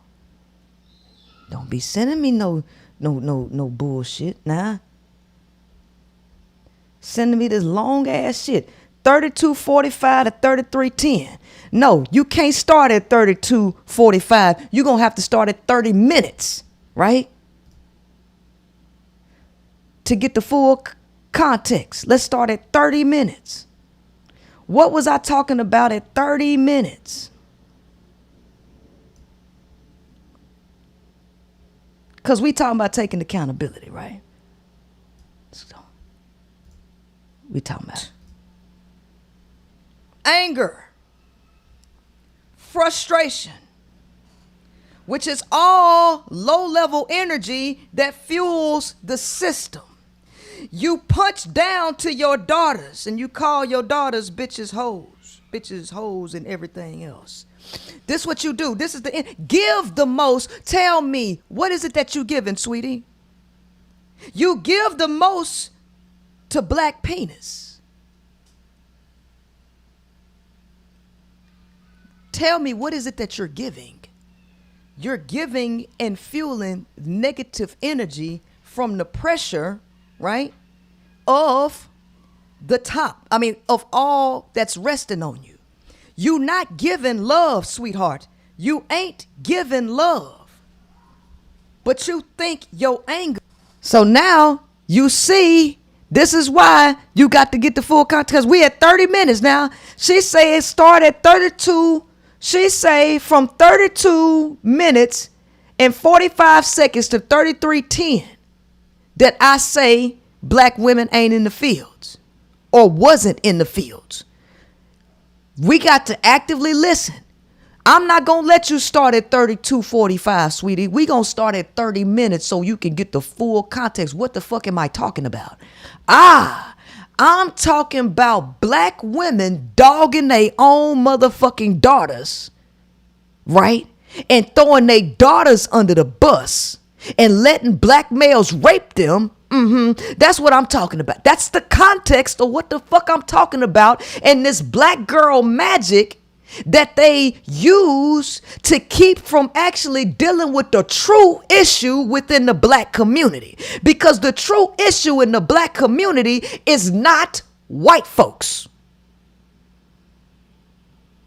The true issue in the black community is not white people. Because your daughters who you letting men rape, baby, they're not getting that experience from white people. They ain't even seen a white person. Baby, they grievances with you. With you. So, that's the context of what I'm talking about. Now let's see what the fuck Princella say. Because see, I'm a little bit irritated that I got a phone call at 6 something in the morning. No, it wasn't 6 because she sent this at 6:09. So she called me at 5 something this morning. Is love like old girl? Because we're gonna analyze the video of old girl unaliving old dude on the camera. Oh yes, we are.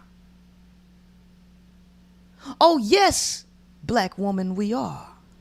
You unalived your male, your husband in front of his kids. Oh shit. You unalived your husband in front of his children. A modern woman who ain't spent a day picking cotton, who ain't spent a day with police escorts to take her to an all-white school for the first time. That ain't who we talking about, right? We talking about a new breed nigga.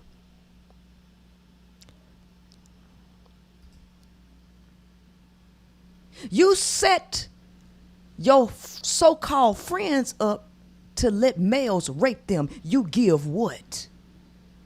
Tell me what you give so much that you don't get back in return, sweetheart.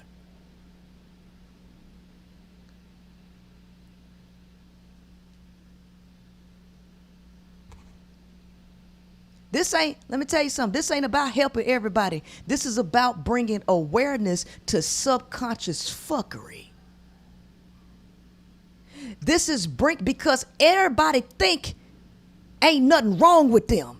See, when people analyze themselves, they gonna put themselves on a pedestal and let them tell it they ain't did nothing wrong. They do everything right. Let the black woman tell it she ain't did shit wrong. She just good and innocent. Baby, we at 31 minutes and 52 seconds. So we hear the context of what I'm talking about. I'm trying to figure out, where does this idea that I'm talking about black folks wasn't in the fields and black women wasn't in the fields enslaved. I'm trying to figure out how you can ascertain that, because baby, we 60 seconds away from the timestamp that you say in the context for a whole almost 2 minutes ain't even talking about ancient Negroes in slavery. Not 400 years of chattel slavery. That's not the topic of this conversation. You see why? Do y'all see why you're going to have a problem with waking people up? Because you're dealing with the ego and people hearing what the fuck they want to hear, seeing what they want to see through the filters of their own fucked up feelings and their own fucked up beliefs. She ain't even listening to what I'm saying. 60 seconds away or less than. It's less than 60 seconds away from the time stamp she say. Let's see. And it's everybody else. It's the male. See, the thing that you point out in everybody else exists within you. It exists within you. If you suffering, listen, let's analyze the words. You are acknowledging the people who suffer the most. If you are in an energy of suffering, sweetie, you don't have no positive energy to give. You're giving out of suffering, whatever you call yourself giving, right? Because you get drained from the black male because you worship black male penis. All right, we at the time stamp. We are at the time stamp. Nothing before this has anything to do with chattel slavery and me talking about black folks that's dead and gone. I'm talking to the new breed Negro female that got sayings like black girl magic while she set her friends up to be raped by males, while she allows her daughters to be molested by her ain't shit boyfriend. That's who I'm talking about. So why you calling me at 5 something in the morning asking me about some motherfucking chattel slavery and women being in the motherfucking fields? What the fuck?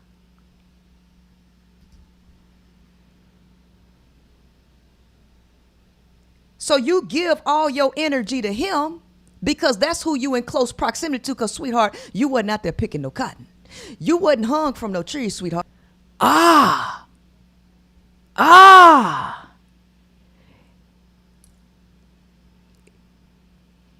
Was you picking cotton?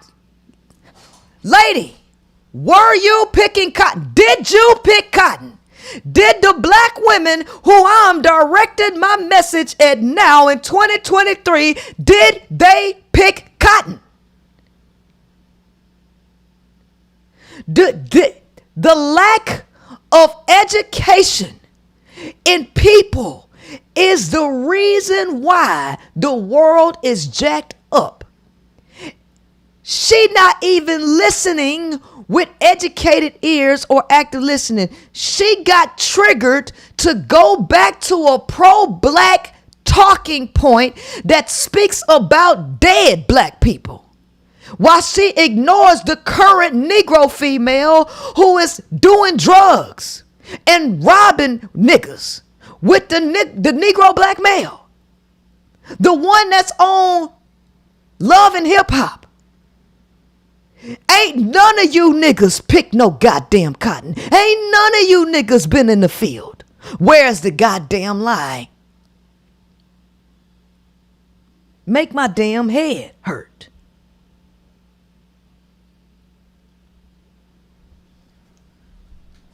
Now I got to send her a damn message.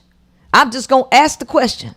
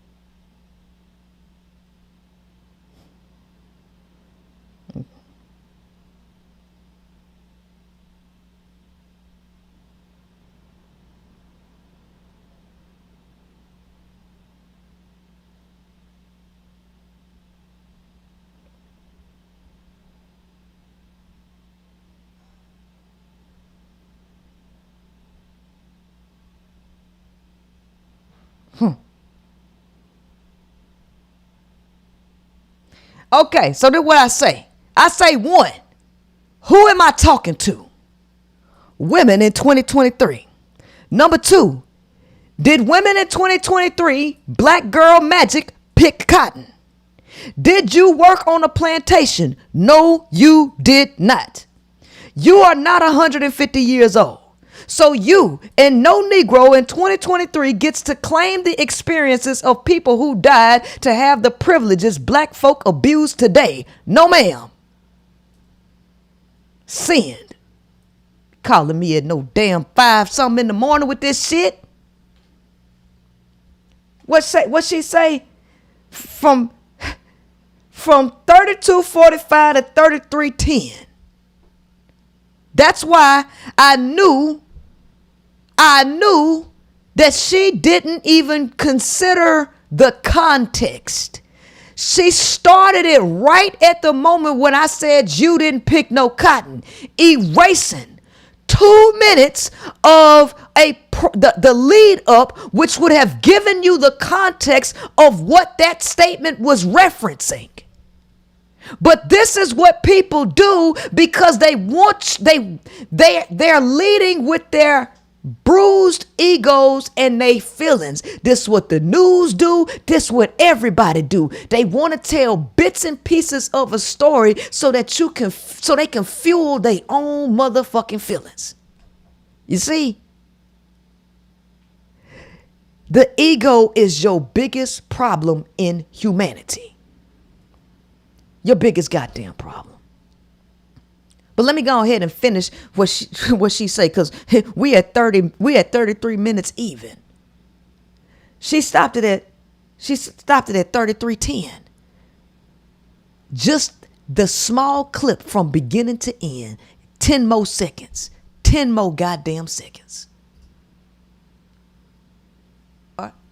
No, you don't get to claim that, love. Your biggest issue is black males. You see what I'm talking about? See, this why people gonna get on my damn nerves. This right here is gonna be the reason why people get on my damn nerves, right?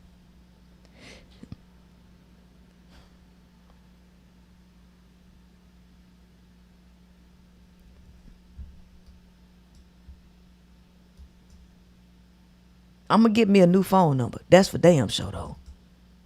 Damn. I'm gonna give me a new damn phone number though. Right.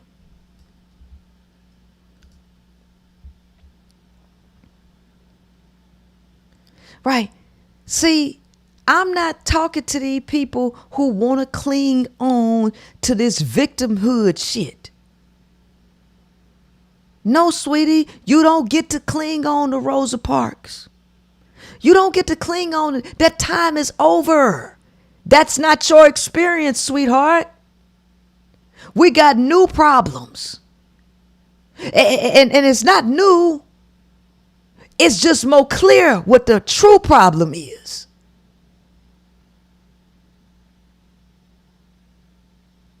Right. All right. I'm going to let y'all call in and tell me what you, if you haven't seen, if this is your first time seeing this Jane Elliott thing, I would love.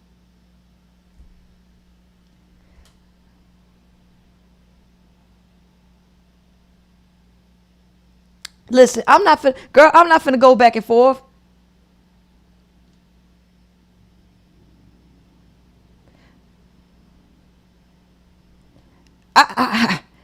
Listen, no. Let me call this motherfucker right now. I'm gonna call, cause I ain't got time to text back and forth. Let me do this, cause I take this shit seriously. So this is a teaching moment, everybody. Hey, what's up? Okay, this is a teaching moment. What's your name? Education moment, honey. My name is okay. Chuchi. All right. Okay. So I'm gonna start off just like this. You sent me a exact clip, right? From 32:45 to 33:10. Let me tell you, that's disingenuous off the top. That's disingenuous because you excluded 2 minutes of context just so you could feel bad. Because no. Because I'm doing a live show right now for my private members, right? And we just I'm a private member. Okay, I'm a private member. So then you get to go back and watch this then. So we just sat here and listened to the clip that you claimed that I said black women ain't. I didn't say that, because the whole context of that shit was talking about 2023 Negro females who running around here talking about black girl magic. Meanwhile, they using men to set up other women to be raped, other black women. They are letting their boyfriends rape their kids, their little girls. No. And I said, no. I said, the 2023 Negro female ain't been in no goddamn field. That's a fact. When did you say that? No. Because that's what my clip says. When did you say that in the clip? That's what my clip says. Because the context. Do you know what context is? Do you know what context? I understand. No, you're very aggressive right now. No, you're very aggressive right now. I am. Remember Because you asked me to send the clip. Because you called, ma'am. You called me at 5 o'clock this morning and woke me up out my sleep. You was in Texas. Okay. I apologize. I thought it was gonna be like 3 o'clock.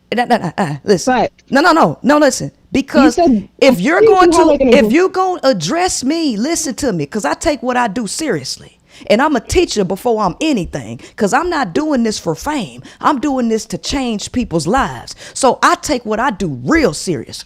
If you're going to address me on a claim, what you can't do is cut out the context and just send me where I said, listen. I was listening to the show. Listen, I didn't just pull that context. listen. Everybody, just listen. I just played it. I just listened to it, ma'am. So why are you yelling at me instead of saying I didn't say that? No. Listen. Y'all wasn't in Listen. But we still have the effects today, no. Listen. I said you didn't pick no damn cotton. You didn't. Tell me what cotton field you were. Listen. Tell me, listen. I said who I was talking about. No nigga in 2023 has been in the field picking cotton. Tell me what last place. Listen. Tell me. No. Listen. I said, I don't really like the aggression from anybody. I don't like the aggression from anybody. I don't care. So you can call me back when you're not in the I don't got to call you back. You can stop texting. You can stop texting me and waking me up at 5 o'clock in the morning with some bullshit. This is not how you're supposed to be. You see what I'm talking about? This is the problem. Let me tell you something, baby. I'm not up here for people to like me. Listen. I am not here for you to like me and just for me to get a bunch of people subscribing to my shit. I don't give a damn if you like me or not, because you don't have to be a part of what I'm doing. Right? You don't get to call me at 5 o'clock in the damn morning to wake me up and then send me a fucking list. A long ass paragraph, right? Are you accusing me while you snip out a little section and then leave out 2 minutes of context? And then you don't want to be addressed on it and you don't want to hear it. Baby, unsubscribe. Let me refund your money because I don't need the goddamn headache. So this is another one. Do she sound like that Veronica girl? Please, does she sound like the Veronica girl? Because to me, that sounds like the same motherfucker. Because I'm telling you.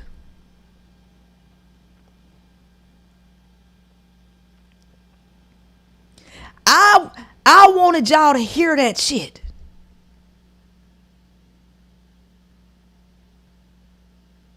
I want y'all to hear that shit. How you gonna call and wake me up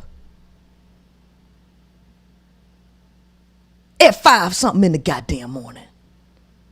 Cause you got a grievance about a clip that triggered you that you didn't even take the full context out of, right? Well, are you talking about all black women? Bitch, you would have known who the fuck I was talking about had you listened to the actual shit. Had you been listening, you'd have known who I was talking about. I don't give a damn if you unsubscribe. I don't give a damn if you cancel your damn membership. I don't need the headache. Your $30 and you watching my video ain't worth me getting woken up at 5 o'clock in the damn morning and having a bunch of goddamn text messages on my phone. That shit ain't worth it.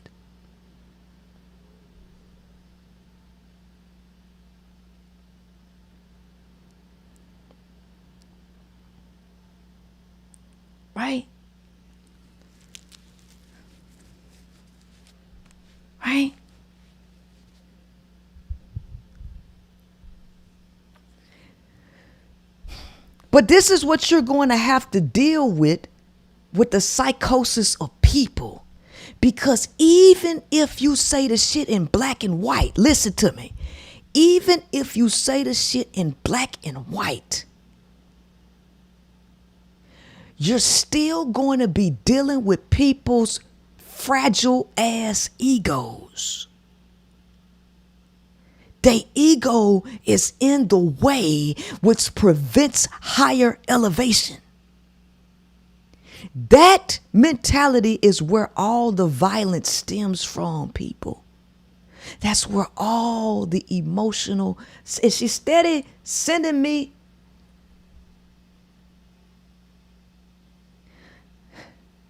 What? The whole conversation, she talking about some praising white Jesus and Bobby Hemmett. Why the fuck is you? That wasn't even the conversation. Y'all hear me? That wasn't even the conversation. Why the fuck we talking about Bobby Hemmett? Oh, you know what? Cause you still worse. Let me block this motherfucker, cause she about to get on my goddamn nerves. She remind me of my damn mama. She remind me of my fucking mama. Listen, this is what my mama do. My mama do this shit.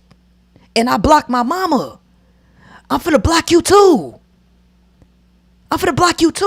Cause I don't deal with this shit. This the type of shit I don't deal with. Yeah, she's still messaging.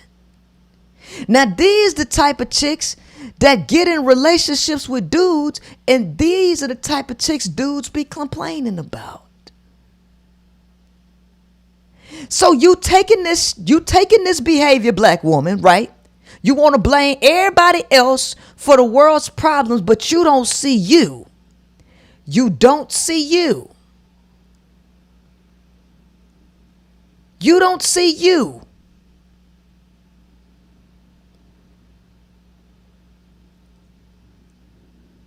Yet you get in a relationship with a male and you act just like that.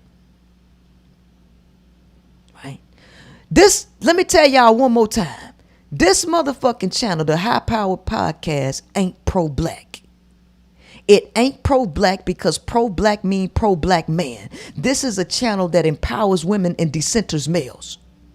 And all ethnic groups of women, all races of women are welcome here. White women, black women, Hispanic women, Asian women, women all over the goddamn country.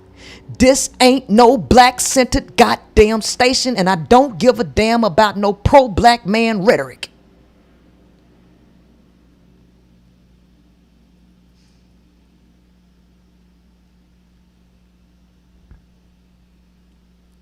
But you get in relationships with that motherfucking behavior, right?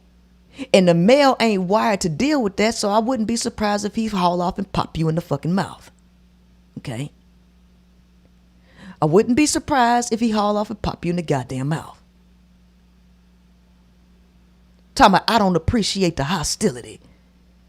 First of all, you're texting me a bunch of goddamn paragraphs. You called me and woke me up out my goddamn sleep. So I've been up, y'all. I've been up since she called me. Y'all know I went to bed late last night because I got off the show late last night.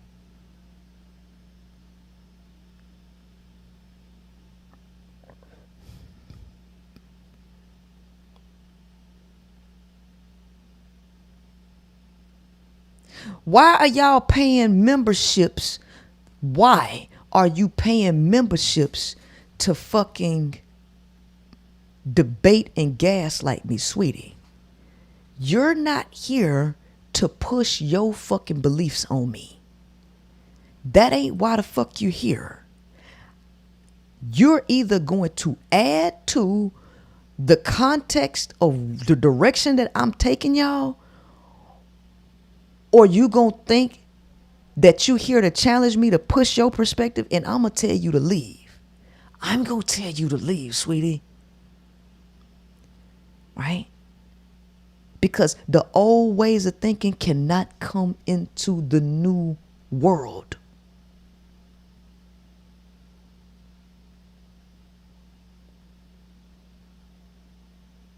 this idea that you can just reach out to me when you feel like it, baby, that's gonna change.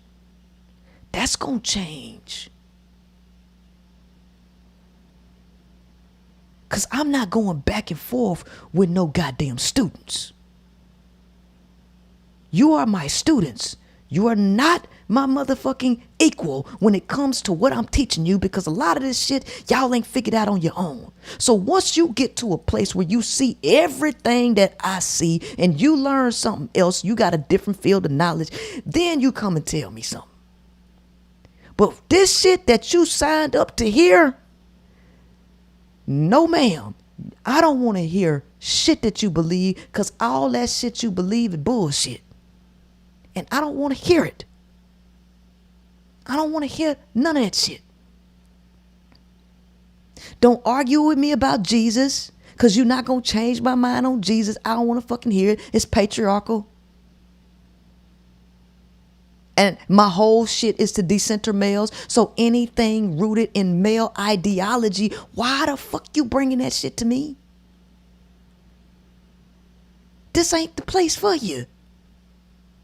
Baby, I'm not going to cry because you unsubscribe.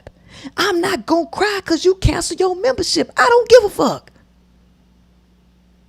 Because this is my divine job. And I am not about to waste my precious energy, because I need every ounce of energy to be able to do this shit at the capacity that I do it. I need every bit of energy, and I cannot waste none of it on frivolous shit like that. It's already 3:36. Y'all got to be back here at 7 o'clock. In 3.5 hours, y'all got to be back here for movie night. Y'all know I got to go and talk some more. I got to talk some more. I ain't got time for this stupid shit. Then, in the morning, I got my book club at 10 o'clock. I got to get this girl dressed. Her daddy finna come pick her up. I need to straighten up the apartment. Baby, I need all my energy.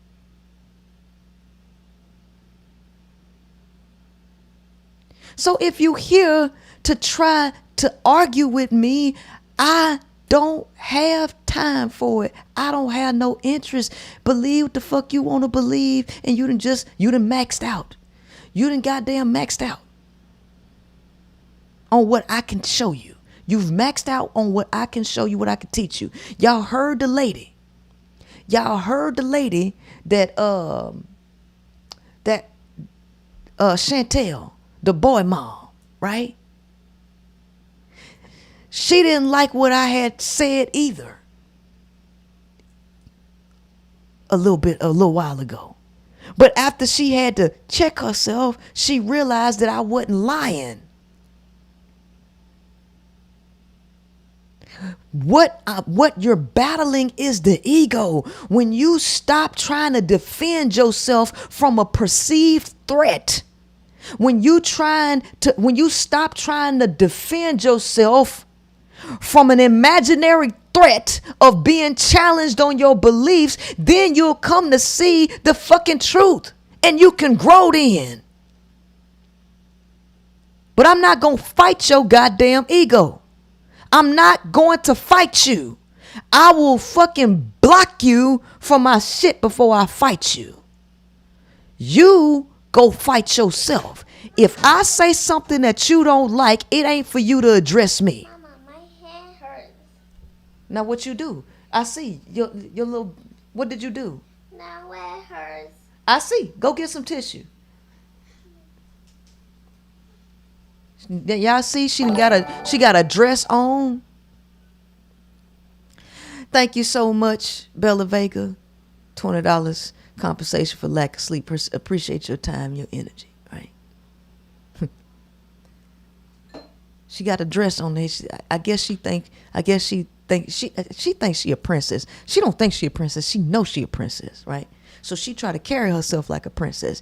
And guess what? I don't try to stop her from being a princess. That's what you want to believe. Look. How did you do this? You cut yourself? Yeah. How did you cut yourself? That's better? Yeah. You feel better? Yeah. Let me get you a Band-Aid, okay? Okay. Go run your hand under some water, okay? Okay. Right?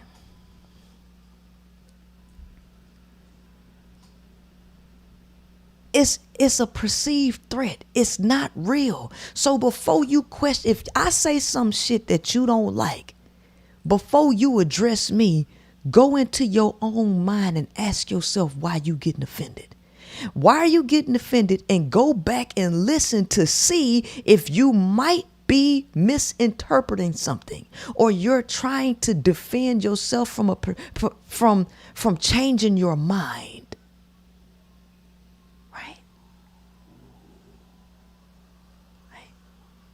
Baby, you can't go to nobody else's.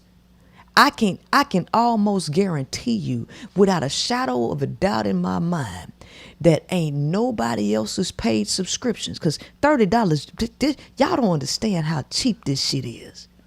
Y'all get to talk to me on the phone. Okay, mama, here, put your finger in there. Okay, I'm almost done, and I'm gonna come pay you attention in a minute, okay? Sit right there. Sit down. I can guarantee you that nobody else's paid subscriptions are this level of quality. I know they're not.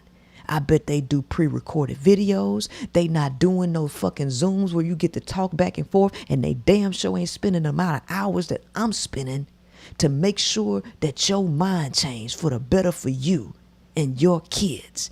I know they not. You can't get this quality of interaction and training from nobody for no motherfucking $30 a month. I don't want y'all to think that I don't know the value of what I'm doing. I do know the value. But let me tell you something that I learned in the car business. In the 90s, the car salesman used to high gross.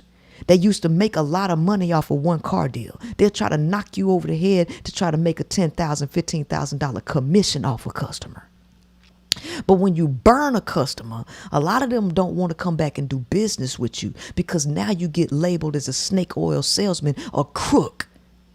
And now you're distrustworthy, so you don't sell as many cars as you would if you just focused on pushing out volume, right? So you lower the cost and you push out more volume, and then you get your bonuses on the back end. It ain't about making all the money up front, because what good is it going to do? This life-changing information that not only will change an individual's life, it will impact the life of the planet, the world. What good is this information going to be if the people who need it the most can't afford it? How can we change the world if the people who need the information can't access the information to change their mind, their children's mind, so that we can change the vibration of the planet and how we behave day in and day out? It's pointless. It's pointless. So the information has to be accessible. It has to be low priced, so that people who truly do want to change can access the information. Baby, this ain't nothing. Listen, you get rid of 2 fucking streaming services and replace it with this, you ain't lost nothing. Stop paying for trash and start paying for shit to feed your soul. All you're doing is switching. You already spending the money anyway. But if I charge you $500 a month, if I charge you $10,000, $1,000, I wouldn't have that many people who could get this. And then I'm no different than all of the capitalistic motherfuckers I'm talking about. I'm no different, because the people need to change. It's the people that need to change. The system can't change until the people change. So who do you invest in? You invest into a lot of people. The lower the price, the more people I can reach. I had a coach, I had these white folks, these white dudes or whoever run this, they tried to sell me on high grossing people where you can get more appointments if you charge thousands of dollars because more people will be willing. But this ain't about how big and fat I can make my pockets. If I'm only talking to one or two people, that does not fulfill my life purpose. Right? People who sell Rolls Royce might sell 1 or 2 cars a month. But if you're selling Chevrolets, you can sell 20 to 30 a month. I would rather sell 30 cars than 2 cars. I would rather touch 30 people than 2 people.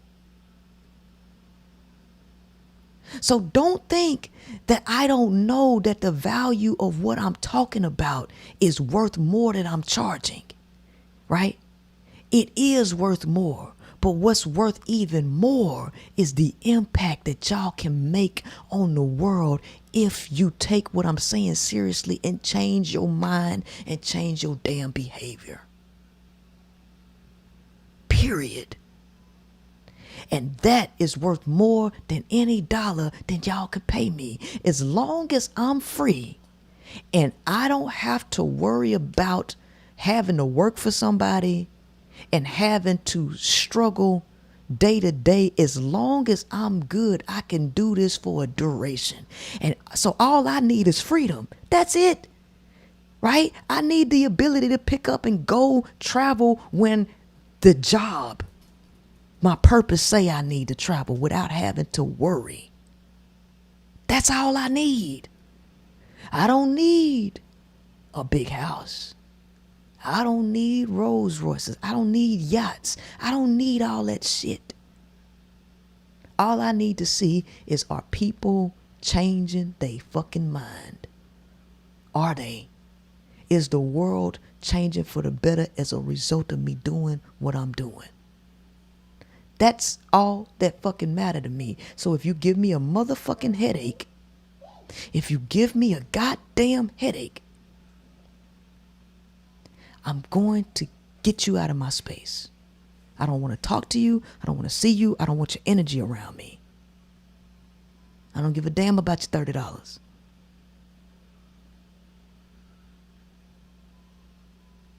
Right. So, ladies, it's 3:47. I'm going to let y'all take a break because that's really all this shit is. It's a damn break. Let me take care of my kid. I'll be back here at 7 o'clock on the dot. We're going to be doing this via Zoom. Okay?